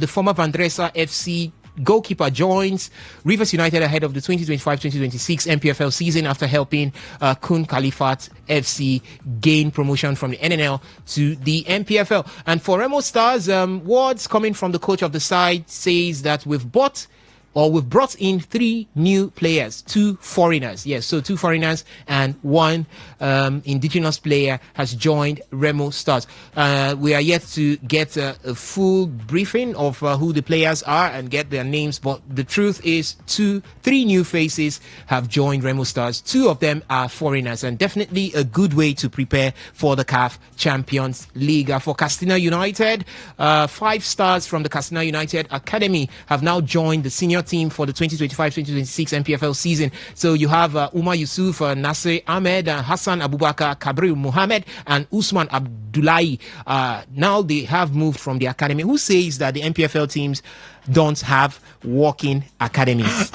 Academies are working. You are seeing players move from academy. No. If it happens in Spain, in the La Liga, in Barcelona and Real Madrid, you will say that. But now look at it. Castina United have graduated players from the academy into the senior team. So let's ask the questions. Let's begin to look for answers.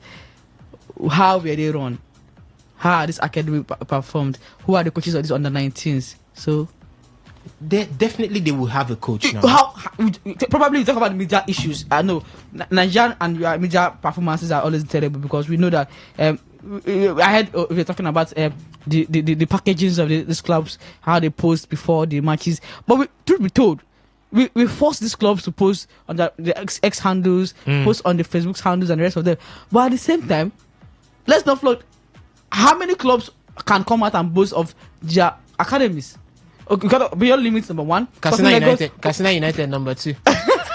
They are putting it in your face. 5 new players. 5 new players. I want to watch the cast now that new players. You will see them. Just mark their names. Umar Yusuf, Nasri Ahmed, Hassan Abubakar. So what is the exceptional thing about this? What is the? It wasn't happening in the MPFL before, but now it's meant to happen. It's not exceptional. No, it's exceptional because you are seeing the development. See, with all the respect to what happens, we know that MPFL is 1,000 miles behind the current the likes of EPL, but when we see developments, we should applaud it because I think Bengan and his likes, David C. Owumi, as they are doing a great job. That I think the next 3-4 years. I'm against them bringing the VAR right now to the MPFL because without stadiums that can host the MPFL and the VAR, and I always keep shouting, don't fly when you have not crawled. It doesn't make sense. But at least for these ones we have seen, please let's applaud them. Let's give them their flowers. Yes, let's give them their flowers. The words of Chukwu Zite there as he talks about the Nigerian Premier Football League. So back to what we have from the transfer corner. Shooting Stars Sadiq Ibrahim has signed a 1-year contract extension with Shooting Stars ahead of the new season, keeping his journey with the Oluyole Warriors alive. And still with Shooting Stars, Jason Obiotu has completed a move from Shooting Stars to Remo Stars. Then Niger Tornadoes have strengthened their squad with 5 new signings. Jerry Isaac, Abdullahi Isa, Husseini Abdullahi, Shimagande Tedo, and Mubarak Sani. These are the 4 men who are now with Niger Tornadoes for the new season. And for Rangers International, there is Isaac Saviour, who has now completed his move as the former Rangers International midfielder. He has now moved away from Rangers to Egyptian club Al Ittihad SC on a 2-year deal. And with that, we quit talking the Nigerian Premier Football League as we move ahead right now to look at what's happening with Nigerian national teams. Where the land is greener and diversity brings beauty, just like the rainbow. TY Mix. It's hard to replace such a good feeling when the news of unity fills the air while the wind blows. All right, this time it is the Flying Eagles, not the Super Eagles, as we start with them. They are currently in action against the Nigerian, or call that Niger Republic's under 20 side in the WAFU B under 20 championship. It's the semi-finals between both sides, as the Flying Eagles were able to qualify on top of their group. I think that was that Group B or Group A? Okay, that was Group A. Nigeria was in Group A with Ghana and Benin Republic. They played out a draw with Ghana and defeated Benin Republic. They had to come from behind to defeat Benin Republic by 4-1 to qualify on top of their group. And for Group B, Niger Republic qualified as runners-up behind Ivory Coast, who had a 100% record, 3 games played, 9 points garnered, and Ivory Coast will be up against Ghana, while Nigeria are currently up against Niger Republic.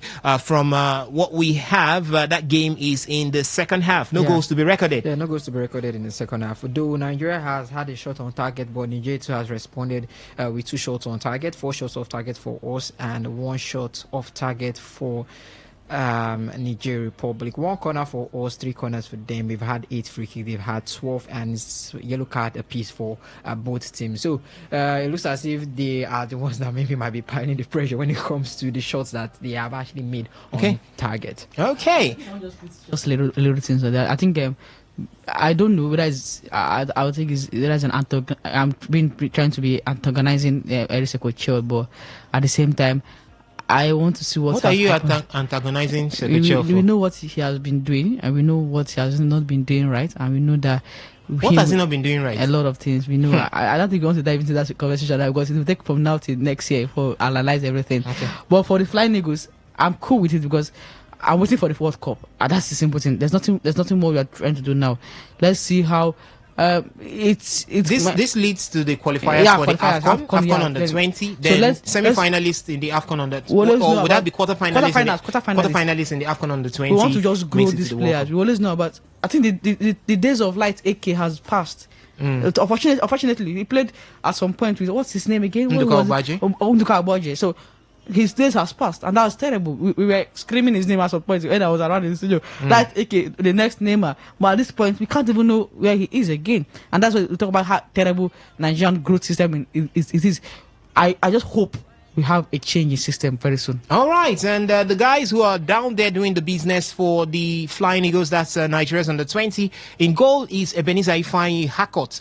He's one name that has been ringing a bell in the ears of many, as he is now the next best thing when it has to do with goalkeeping right here in Nigeria. We also have Abba Khalid Sadiq, Daniel Kolochi Bami. So that's Daniel Bami that you know he has always been moving with the team. Bidemi Olalekon, Abdullahi Abiodu, Rawa Mohammed, Marvelous Averoso, Divine Uchechukwu, Oluwaseun Kudus. We've got Abdul Mustafa and Tihe Maigana. These are the boys doing the business right there. We wish them well. We'll keep updating you with what's happening from Pram Pram Technical Center in Ghana, where Nigerian Flying Eagles are taking on the Niger under 20 side. So we'll update you as scores and starts continue to change from that center. Okay, we move ahead right now to look at the Super Falcons. It's no longer news that the Super Falcons are in the semi-finals of the ongoing Women's African Cup of Nations right there in Morocco. They did get into that sport courtesy of a 5-0 trashing, mauling of Zambia.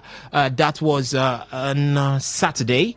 On Friday it was, yes, 5 p.m. on Friday, as they dismantled the Copper Queens of Zambia, yes, with the reigning CAF Women's Player of the Year, that is Barbara Banda, and the most expensive female player in Africa, that is Kundananji. Yeah, so they were both there, but we were not able to record a goal in that particular encounter. So, but the truth right now is that's in our past, and what's ahead of us is the fact that Nigeria Super Falcons will play South Africa's Bayana in the semi-finals of the ongoing WAFCON. South Africa are the defending champions, and Nigeria are 9-time WAFCON winners with a Mission X on the table. That is winning it for the 10th time. Ghana's Black Queens will now play Morocco in the semi-finals, but we are looking at the Super Falcons up against the South Africans. Many football fans, many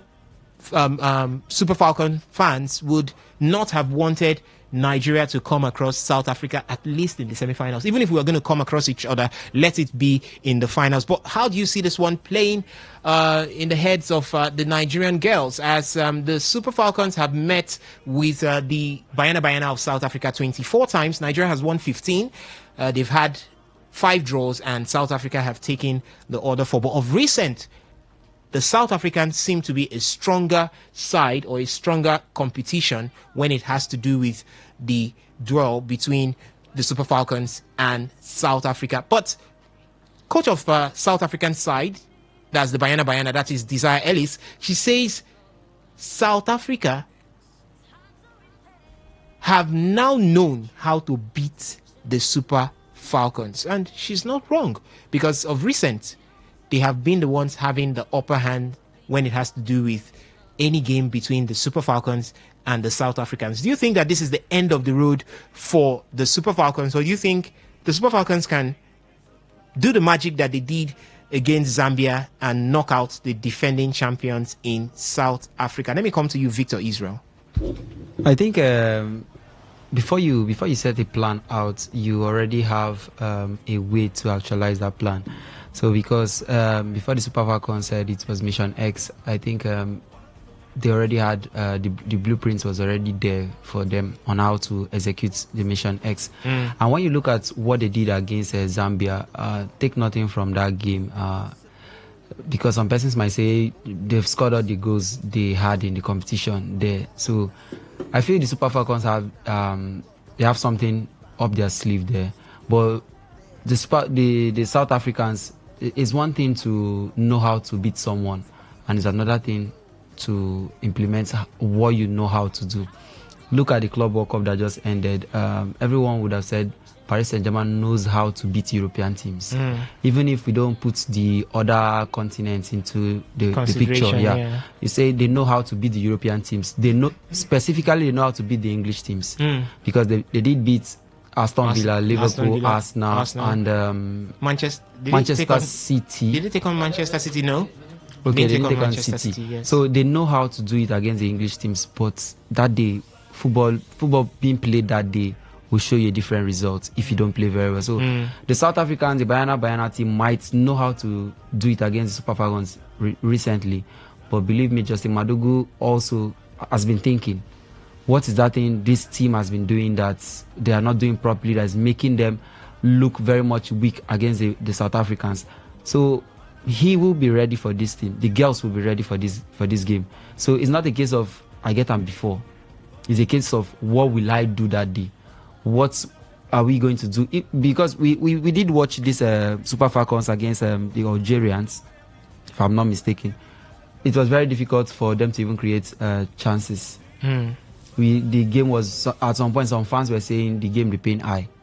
But this is a team that blew out the Zambians.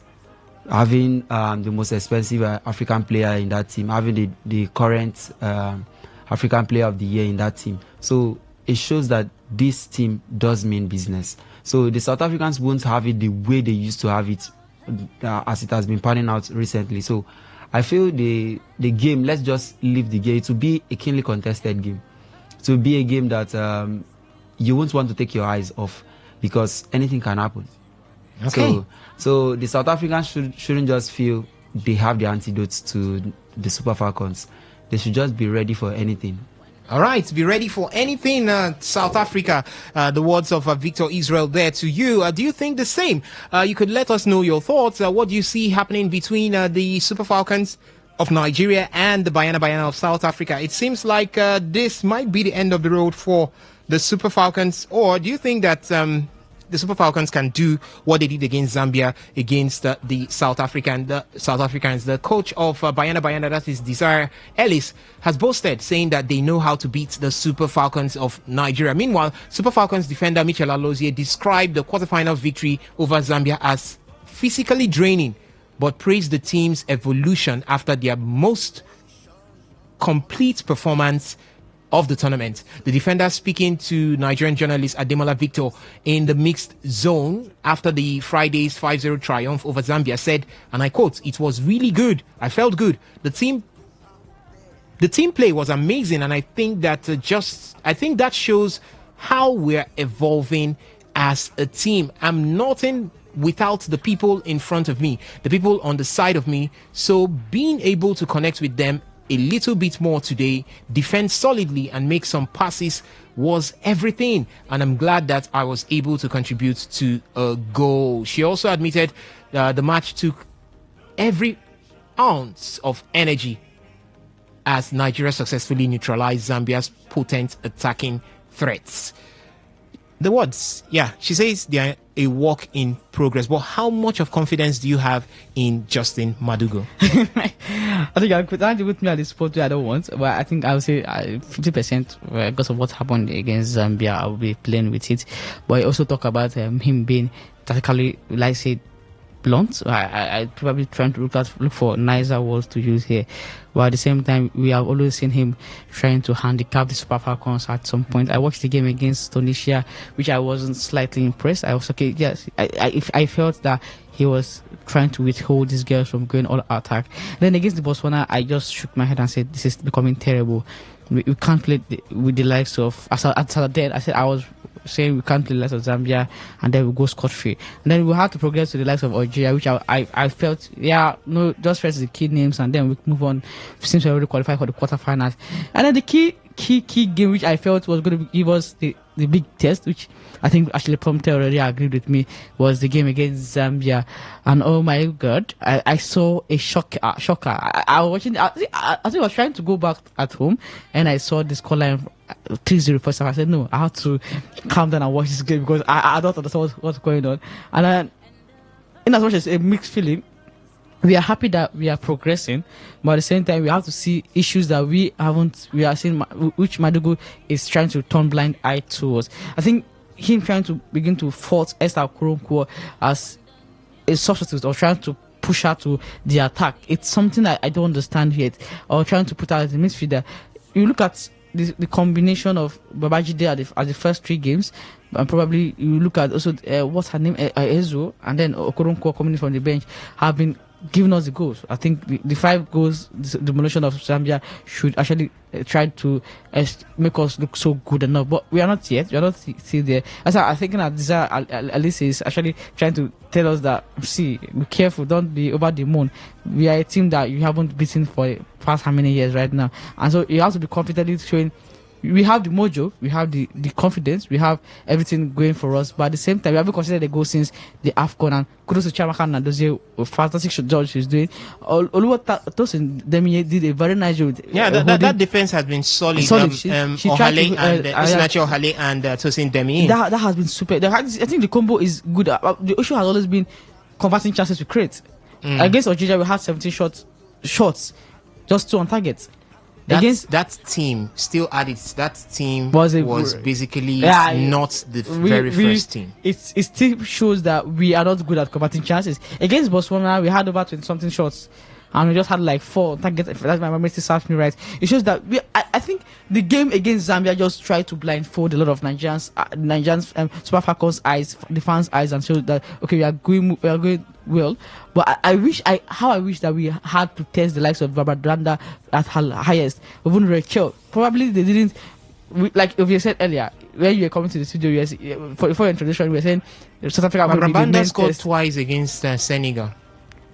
Was that twice against Senegal? Twice against Senegal. So which one is test her at her mind? I'm looking for the right word to use right now, because that scoreline is still looking like a surprise. It's like looking like a dream. 5-0 bashing of Zambia is showing that we were at our best. We are excellent in everything we did, and the combo was perfect. I think I would say Huzo is that super sub that we can't throw off at this point. It's going to be our second people going to this game against South Africa, and then Justin Madugu has to be sharper in making decisions quickly, because I think the game against Botswana shows that Ashola, not much as she's experienced, not much as she has everything going for her, her place in the team is beginning to shrink. She has to understand that she is not that mainstay again. She can come in as the bigger girl in the team, like how we used towards the end of the game. Romance, bring that experience. But at the same time, we know her threat. Her being in the team can also cause fears into the eyes of the defending opposition and the players. I hope I'll be wrong against South Africa. Like I've always been wrong. I was wrong against Zambia, because I actually didn't give Super Falcons a chance against the Copper Queens of Zambia. But at the same time, Bafana ladies of South Africa, I think, and as much as they want to test our limits, I wish Super Falcons well as a Nigerian. But at the other divide, I'm scared of what we are going to offer that day. All right.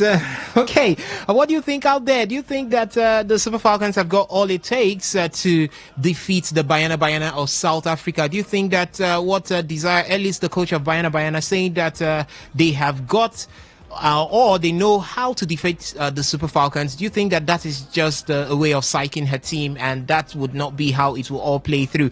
The phone lines are open right now for me to take your reaction on what we have been talking about right from the beginning. We talked about the MPFL, and now we are looking at the Super Falcons. They'll be up against the Banyana of South Africa in the semi-finals of the ongoing Women's African Cup of Nations. Do you think that this is the end of the road for the Super Falcons, or the Super Falcons will be able to surmount bravery and get one over the Banyana of South Africa? Hello, caller. Good afternoon to you. Good afternoon. Welcome. How are you? I'm very well. And you? Apostle of Love. Apostle of Love. Welcome. I greet you. We greet you. Chukuzite. Yeah, we greet you too, sir. You're welcome. You see, Chukwuzute, you don't need to bother yourself with that team. Our problem with that team is the coach. We have quality players more than South Africa, even the Zambian team. It's just that, African team. If you match our players player by player, we have quality players in that team. It's just the coach not using them rightly. It's like he listens to the voice of many Nigerians. against Zambia and dropped Assistant and some of these players on the bench and brought in Esther and Ihezuo. Ihezuo, you know, you don't have your best and you keep them. And female football is of energy at the youth. Assistant is a 30 and others are 30 something. You need to play the younger ones. And then when they might have done the job, then you bring in those experience to control the match for you. As for the coach of South Africa, talk is cheap, they say. Yeah, football is not mathematics. I watched their match yesterday. They struggled against Senegal. They couldn't beat Senegal if not for the lottery of penalty shootout. So the Super Falcon is more quality than that of the South African team. I've watched even their match against Ghana. If not, they say that gave the first penalty that destabilized the team of Ghana. Ghana was on them in that game. Okay. And so football is just the girls. I think they want to play, and they are playing for the coach. Okay. For the first time, they have not considered any goal. Yeah. And so they're coming up. They're talking about the NPFL. You see, Asad, you didn't see our JC. Yes, I did. You didn't see anybody JC? No, I didn't see anybody Jesse. I've not had my eyes on it anyway. Okay. Well, we are cooking now. Okay. You know, Papilo is doing something fantastic here. All right. We will not entertain any failure this.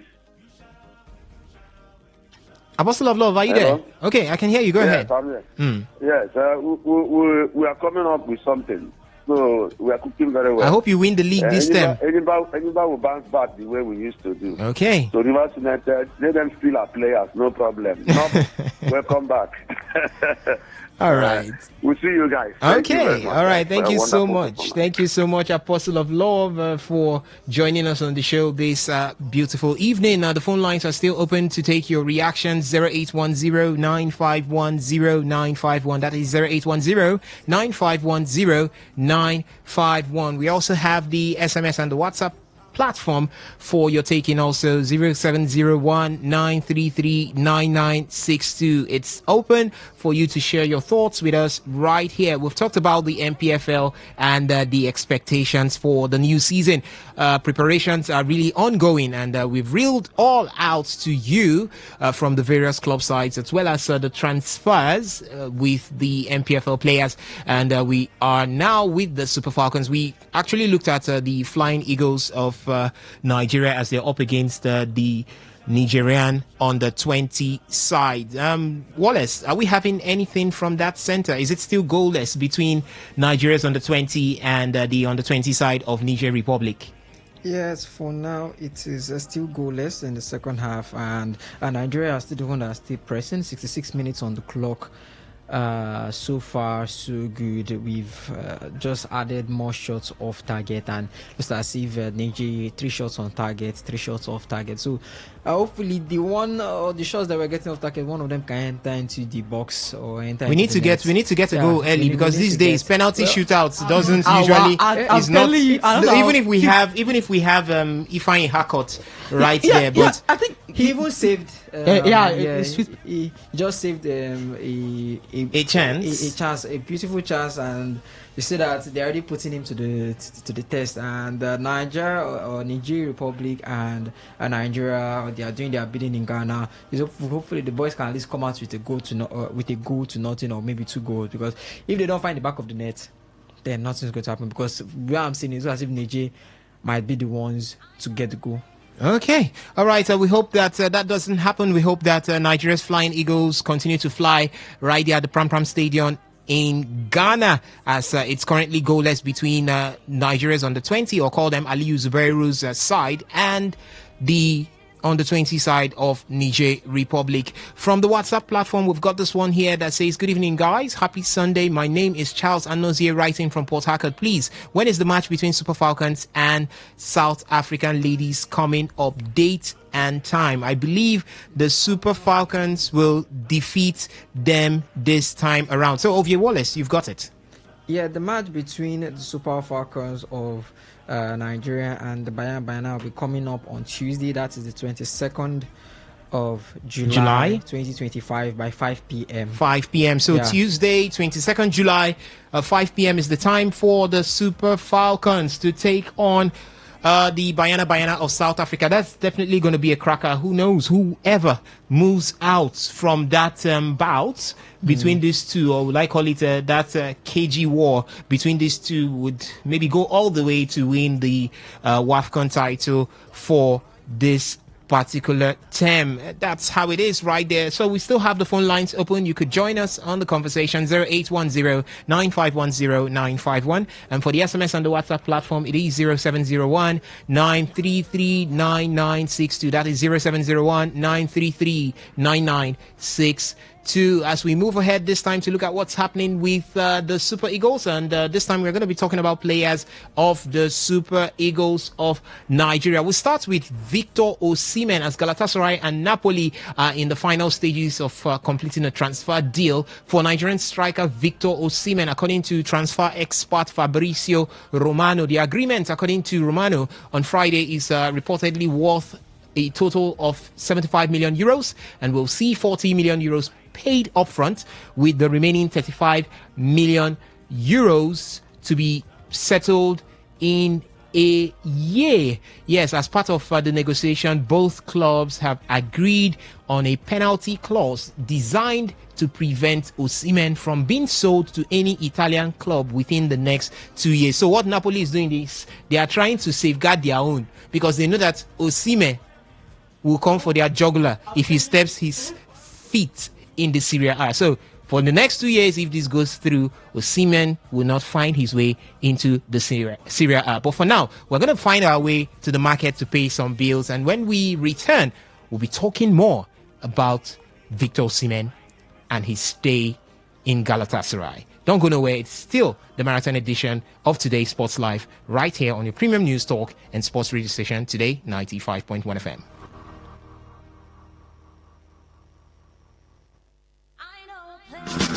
Wetin you dey find for Sokoto? E don dey your domoto. Unique Company Limited na the ogbonge company wey dey deal on all sizes of quarry products like chippings. For Unique, we no dey do the more you look, the less you see o, because we get standard weigh bridge wey go weigh the quantity wey you want. You confirm am, you pay, you carry your chippings, you go house, everybody's happy. Wetin you dey wait for? Waka go Unique Company Limited wey dey along Obirikwere Airport Road beside Bowen Filling Station now, or you reach them with these numbers 0912 994 7115 0912 994 7115 or 0813 572 3222 0813 572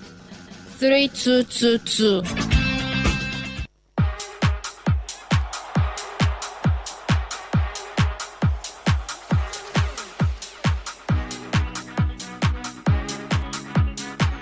All right, welcome back. And if you're just joining us, it is still the marathon edition of Today's Sports Live right here on your premium news talk and sports radio station, Today 95.1 FM. Before going on that break, we were talking about Victor Osimhen, as Galatasaray and Napoli are at the final stages of completing a transfer deal for the Nigerian striker. But what is here is that there are clauses, penalty clauses to that deal. 40 million euros to be paid upfront and 35 million to be settled in a year. But there are clauses to it, which includes Victor Osimhen not being sold to any Italian club within the next 2 years. Is this Napoli trying to be very cautious at this point in time?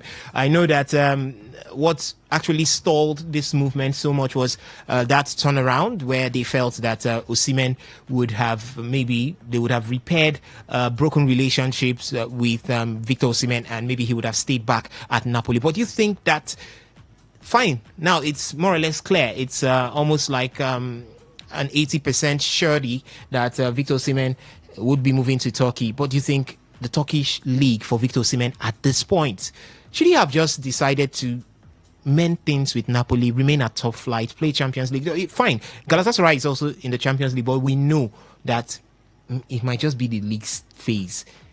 Do you think Napoli would have offered something better for Victor Osimhen, or he would have just decided to hold on and see if maybe any other team that would have offered better positioning in Europe's top flight competitions like the UEFA Champions League as well as the Europa League would have come through for his services. Or do you think Galatasaray is just the best for him right now?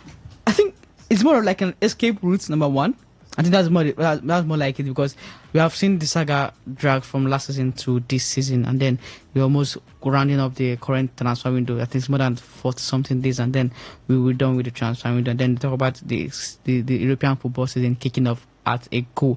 But if to your question, I think I would say it's a bad one. I don't feel a Turkish league is a league that an elite player in his class and caliber should be going towards an escape route. Like we always want to paint this Osimhen deal and want to shy away from what he did. I think signing a new contract was something he shouldn't be doing at that point in time. But he tried to be loyal to Napoli, considering what they had done for him with the league they had. He had one with the Napoli side with the likes of Kvaratskhelia and the rest of them. But now looking forward at what he's done, I think it's 80% done, 90% done and dusted. It's nothing to be scared of again. I think we're trying to move on towards going to playing for a Turkish league. We talk about Fenerbahce doing the good businesses, the special one at the Hem of Affair, that's also Mourinho at that club doing fantastic business. At the same time, looking at Galatasaray, defending champion of the Turkish league, also the Turkish Cup, they won it with Osimhen scoring a lot of goals, fantastic goals for them. I don't know what's the plan, but at the same time, Napoli are trying to eat their cake and have it. They are trying to sort out here, because looking at the Italian teams who they think will come for him, because I don't think in Inter Milan want to prove their muscles with the likes of Galatasaray signing. According to the reports, it's going to be a 4-year deal. So Osimhen signing a 4-year deal with the contract clause and everything can't be pulled off the market like the sum of 50 million euros, or the likes of lower money than that. You want to argue that the likes of United came for him in services, Chelsea would have been a better option, or Arsenal, where if Arsenal are looking to his direction, and Liverpool are looking for how to break the bank by bringing Isak to their own team. So the only escape route is going to be a Galatasaray, and sure, playing good football. Turkey is not in the top 5 league. Turkey is not. You're going to be in the Champions League after winning that the Turkish Super League. It's going to be a good one, but I don't know if him coming to the EPL might be that superb deal for the likes of United, or a match made in heaven. A lot of United fans will also say, yeah, let's go for him, because there's a certain rumor that Jackson is coming around, or you say, let's go for the names are flying around, and Arsenal is sleeping with the deal with Gyökeres, and then the rumors are coming around that United are trying to snake the deals or snatch the deal from Arsenal. It's going to be a good one. Like I said earlier, it's an escape route. It's an escape route, nothing more, nothing less. The plan wasn't to play for Galatasaray, because if that was it, the loan could have been a permanent deal right from time. You saw how Osimhen tried to drag the deal to get a better pay. Rumors had it that United came requesting for him to lower his wages, and a lot of big pundits, I've heard a lot of stories him announcing and advising. No, you're a net player, but at the same time, talk about performance bonuses. Who said United can't be better? Who says United will not offer more money? But who says Arsenal will not be a better deal? Or who United says will not be better. Please, United will not be better. I know you call to that, but at the same time, we are talking about him playing. United is not playing in the Champions League. That's for one season, for God's sake. But United might be going on relegation. Hopefully. I know Osimhen going to Galatasaray is good for him, and they love him, they want him, and going there, he'll get the chance to play Champions League football. But I just can't get it off my mind that Manchester United want to pay almost 100, at least 80 million for Nicolas Jackson, when they know they could have gotten the likes of Victor Osimhen. We were talking about this yesterday. We were talking about Manchester United getting, because it was Benjamin Sesko and it was Nicolas Jackson that they were looking on at the table. And we were talking about they need a striker that can have his back to the goal. And for one person, for example, that Victor Osimhen, I don't think Manchester United are really serious about that deal, because they know. From what we are hearing, it's only Galatasaray that are really pushing. If they really wanted Victor Osimhen, I'm sure they could have gotten to an agreement with him. That 100 million, gotten him, even if he's not going to play Champions League football. There's a way you talk to a player, and the way that you know you're going in the negotiation with the player that you know. Okay, these people actually put effort, but it does not look as if they put effort for him. And now they want to spend 100 million, not spend 80 million for Nicola Jackson and Benjamin Sesko. Manchester United is not serious, but we are not talking about foreign football now. I'm sure the guys in the first part have already trashed that. Victor Osimhen to Galatasaray, as much as I'm very happy that finally this man can actually rest, because Napoli has actually given him trouble. Chooks has already said it. Looking at Galatasaray, looking at their prestige, looking at what they can do, how far have they ever gotten when it comes to if it was a Portuguese team, I'll say it's even much more better, because the likes of Porto, the likes of the likes of Benfica. Yeah, I would say those ones are even still better. But it's this Turkish league we are talking about. So that Mourinho has already come out and started trashing the league, as a league that the refs are paid, the matches are booked, and also some are still looking at it, and then I'm also looking at it for how it's going to affect his individual awards when it comes to the African Player of the Year, because I'm still sure that he's still going to give us 40 goals. He's still going to give us lots of goals when it comes to the Turkish League. I think the first show striker before he was there. Who was that? Was that who? That's for Galatasaray. Yeah, Galatasaray. Okay, they had Icardi was there. Icardi, they were there before. No. Icardi was there. He joined. Then Morata came in after the Euros. Yeah. So he's still a top striker. He's still a top striker there. And when Icardi got injured, he actually showed why they actually needed him, taking them to the Super League and also the Turkish Cup there. But I'm still looking at his individual awards because he's competing against Mohamed Salah, who is playing in Liverpool. He's competing against Mohamed Kudus, who just moved to Tottenham, and I was just checking some of their clips against Celtic, and the man is fantastic. A good buy from Tottenham. He's competing against Sergio Grassi, who is in Borussia Dortmund and is being touted by. Is it according to the club side? Mustafa Haji won the CAF Men's Player of the Year while playing for Deportivo La Corona. Yeah. But I think we talk about a top African players who are also playing at the top elite clubs.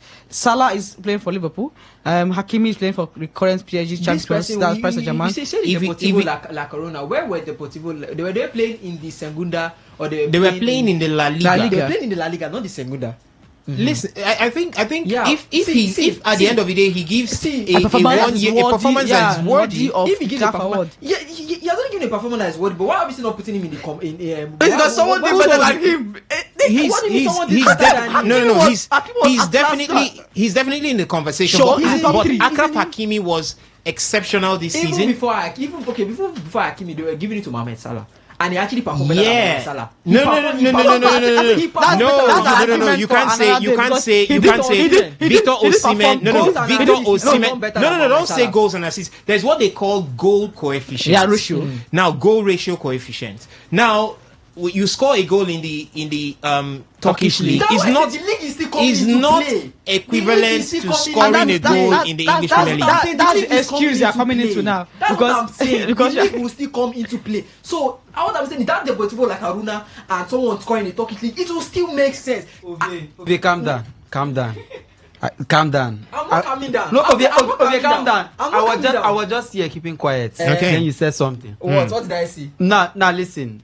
Mohamed Salah cutting it out there in Liverpool. Let's say he scores 20 goals in a season, and maybe Liverpool get to win the English Premier League, or let's say they finish runners up, and Victor Osimhen scores 30 goals in the Turkish league, and maybe Galatasaray gets to win the Turkish league. You can't place them side by side. That's why I'm saying that the league that is always want to can't place them side by side. No, individually. With all due respect, Osimhen perform better than Mohamed Salah, but because it's the league, that's why I say it's the issue. Okay. Now you're talking. Now bringing that guy from Deportivo La Corona. If they ask me, why would I play for Deportivo La Corona or play for Galatasaray? I'll go to But seriously, he can't pay you pass to sign contract. You're getting it all wrong. Calm down. Calm down. No. I never finish. Calm down. See now, you brought out the coefficient. Are you Victor Osimhen's older brother? I don't know. He's the one that is Victor Israel. Gotta ask him. So you brought out the coefficient, and that's why I'm still coming. It is still going to play there because we are talking about how they perform in the league individually.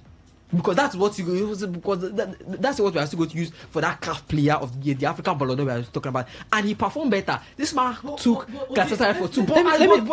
Let me cut you there. What are we now using to now separate both of them? The leagues. Why? Seriously, if he had performed in let's say he had gotten this amount of goals in the top 5 leagues, in any of the top 5 leagues, let's say in Napoli, or he has gotten it in maybe English league, even Getafe, in Girona or Getafe.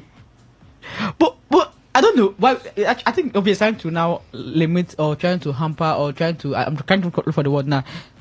Undermine what Turkish league can produce. With all due respect to them, they are not among the top 5 league. But at the same time, we know what ratio offers. We know what these teams do, and we know how they get to the ratio. Talk about the UEFA rewards this in the new format of the Champions League, because it's now based on performance based what the club can do at the current season. For God's sake, how many of the Turkish teams can you boast and say they can beat a top 6 English Premier League side hands down? We saw a struggling United side draw a Fenerbahce during the Erik ten Hag season. We have seen teams who even they are not as strong as the top 6 club. That's traditional top 6 side hold their own against these big names, the likes of the Turkey, the of Galatasaray, Fenerbahce, Besiktas, and the rest of them. These are teams that we are familiar with, and these are teams that have high density when you talk about the what they are known to do in Turkish league. So when you want to try to lower down what these teams have done, as I came to that the conclusion that it's more of an escape route plan, because Napoli are proven stubborn with their contract clause. It's either £75 million or nothing else. And it's also saw the issue when they dragged the saga with the structure of the payment, how the Galatasaray will have to pay the due, 40 million first, and then instrumental with 35 million pounds in two seasons. Okay. You can't fault Galatasaray for coming to see Victor Osimhen. And how many of these elite clubs came for Osimhen? Okay. We only heard reports of United coming to give him an offer, which was, let's say, reducing his at some point Paris Saint-Germain considered. Paris Saint-Germain considered, because, but at the same time we had Paris Saint-Germain flying high, and Enrique had to hold the deal with what Osimhen is doing. Chelsea, with reports, came for the January summer transfer, the winter transfer, and then had to say, let's come for a loan, and we saw Osimhen rejecting the deal. So I have always been asking the question: is Osimhen going for a personal career or going for the money? Is it because he will earn more in Galatasaray according to the report, 40 million per year, and you look at what he's earning at Napoli. But you talk about personal careers, you can't go to Turkey to come and consider yourself being a top 3 in African runnings when you have the bigger games playing in the English Premier League. We have Hakimi playing in the top 5 league in Paris Saint-Germain. All right. If you want to go and compete, go to the English league or go to top 5 leagues. Okay. It's now going to be a debate definitely as we move ahead. Victor Osimhen to Galatasaray seems to be a done deal already. Do you think that this will hamper his chances in winning laurels, or will I call it individual accolades right here in Africa? Do you think that Victor Osimhen may not be able to win the CAF Men's Player of the Year in Galatasaray, even if he gives an outstanding performance, because of the league that he has finally walked into, which is the Turkish League One? The guys in the studio, especially Ovie Wallace, feels that league is going to hamper his chances in winning individual laurels, most likely in Africa, when we talk about the CAF Men's Player of the Year award. So you could share your thoughts with me. The phone lines are still open. The phone line is still open, 0810-951-0951. For the SMS and the WhatsApp portal, it is still there for your taking, 0701-933-9962. So you could share your thoughts with me right now, and I'll be taking them as they come in handy. From the WhatsApp platform, we've got this one here that says, good evening, guys. In the studio, for the game between the Super Falcons and the South African women, the game is going to be keenly contested, but I think the South African women are going to take the day. But I wish the Super Falcons prove me wrong. Good to hear from you, Chooks. Josephine texting. Josephine, thank you so much for your message there. This other one here says, good evening, guys. Super Falcons will beat South Africa by 3-0. Okay. All right. We believe that. Every Nigerian will want to see that happen because it's been a while we had to stamp our dominance over the Bayana of South Africa. This other one here says, good evening. It is Chinemerim. You can't water down the quality of the Turkish League or Galatasaray in particular. They've signed Leroy Sani and are now going for Ederson Moraes from Manchester City. By the way, Galatasaray beat Tottenham Hotspur in the Europa League group stage last season. Guess who eventually won the Europa League? Tottenham. So they beat the person that won the competition. So it's like it's the winner that matters. Beat me for Chelsea beat Paris Saint-Germain. Chelsea is Tottenham that team that Chelsea is the most celebrated team in Europe right now. They've beaten the champions of Europe. So you can take that to the bank.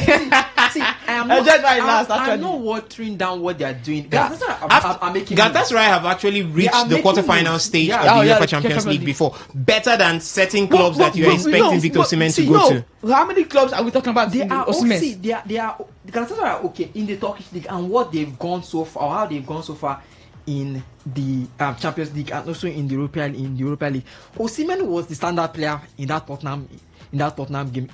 If it was a knockout phase, okay, it was even a knockout phase. No, in the group stage. That was in the group stage. Yes, in the group stage. Yeah, 3-2.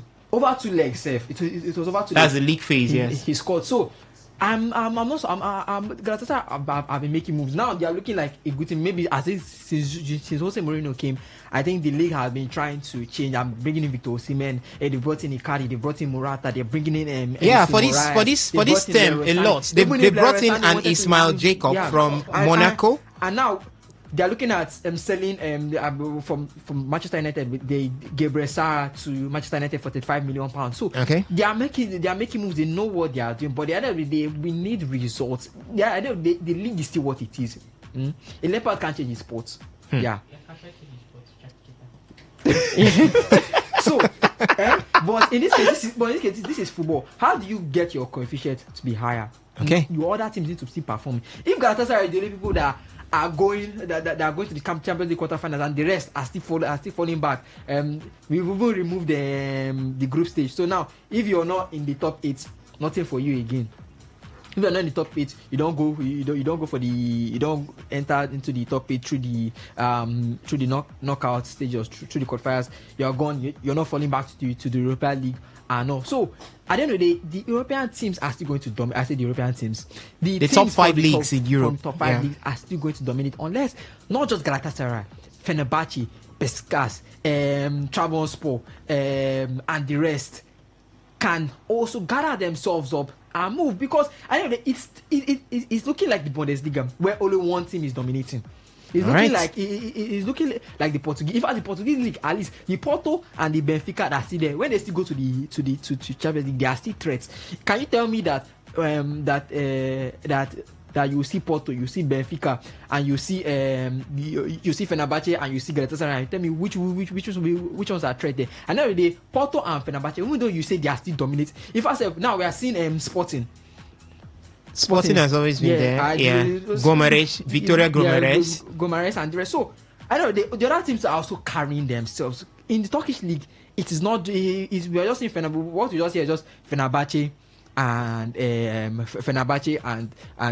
Galatasaray as more basic cars. So at the end of the day, I'm not watching down what they have done. They are doing well, but the other teams still need to step up. All right, 0810-9510-951. You could call in to talk to us right here. We're looking at Victor Osimhen's move to Galatasaray. Do you think that it's going to water his chances in winning individual awards?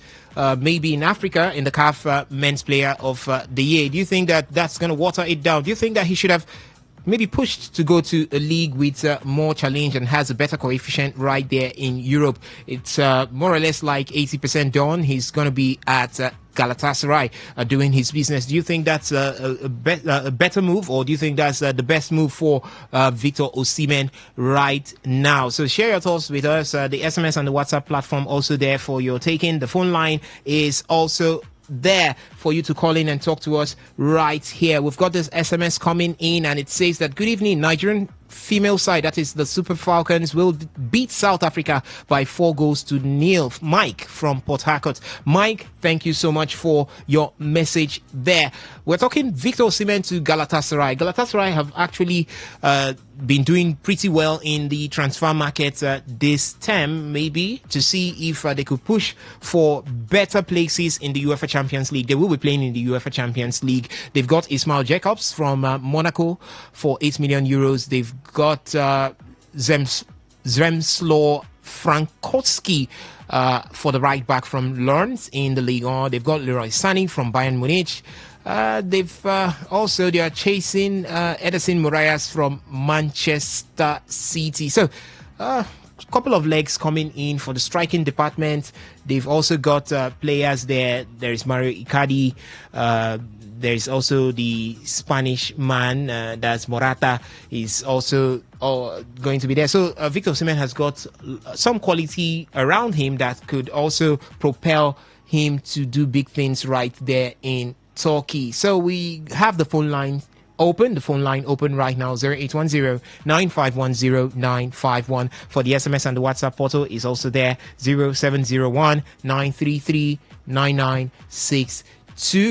We're still talking about players of the Super Eagles of Nigeria. There is also Ademola Lookman on the card today. Inter Milan, that's called them Inter Milan, aiming to finalize a deal to sign Ademola Lookman by the end of the month, and bonuses will be crucial, while RB Leipzig are entitled to a sell-on clause. Inter and Atalanta will enter advanced talks for Ademola Lookman in the coming weeks with the Milan-based club aiming to finalize the agreement with Lader before the end of July. Inter are working to lower Atalanta's 50 million euro asking price, and I reiterate that a bid worth 45 million euros plus 5 million add-ons could be enough to convince Atalanta. So Ademola Lookman was also courted by Napoli, but he rejected Napoli and he wants Atalanta.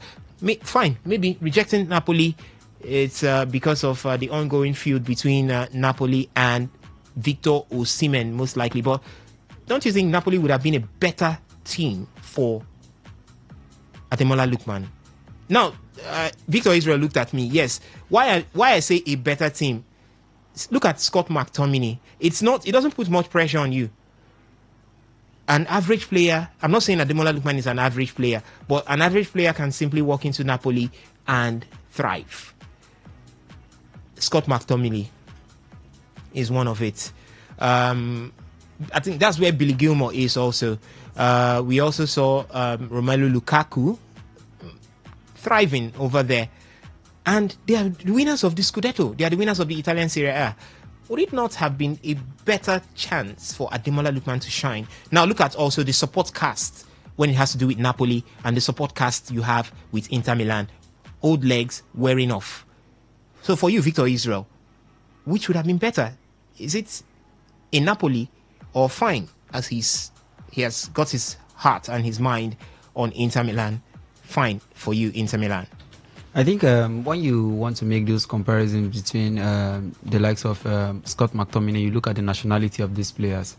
Every Nigerian you ask to advise Lookman will always tell you need to use Victor Osimhen as a case study, because when you look at these players, these are African players. These other ones are European players. You look at the level. We watched the Europa League final where Ademola Lookman scored a hat-trick, and at the end we saw things where Skamaka was now the face of the final. How do you explain that someone got a hat-trick for you and you won your first European trophy after a very long time, and you're using another player as the face of the final? It goes to show that irrespective of the fact that yes, the whites are trying to say no to racism, but there is still an atom of racism there, because you look at what Victor Osimhen has done for Napoli. He was the integral part of that Scudetto winning team.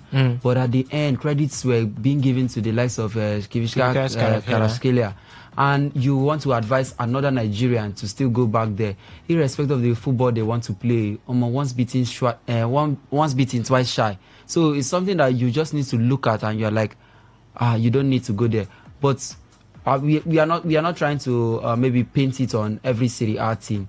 There are some African players that are thriving. We saw Samuel Eto'o's thrive there in Inter Milan during his days. We've seen lots of African players do it out there. But I feel the best cut for Ademola Lookman is not going to Napoli, because he should just use what his brother, his fellow Nigerian brother has faced.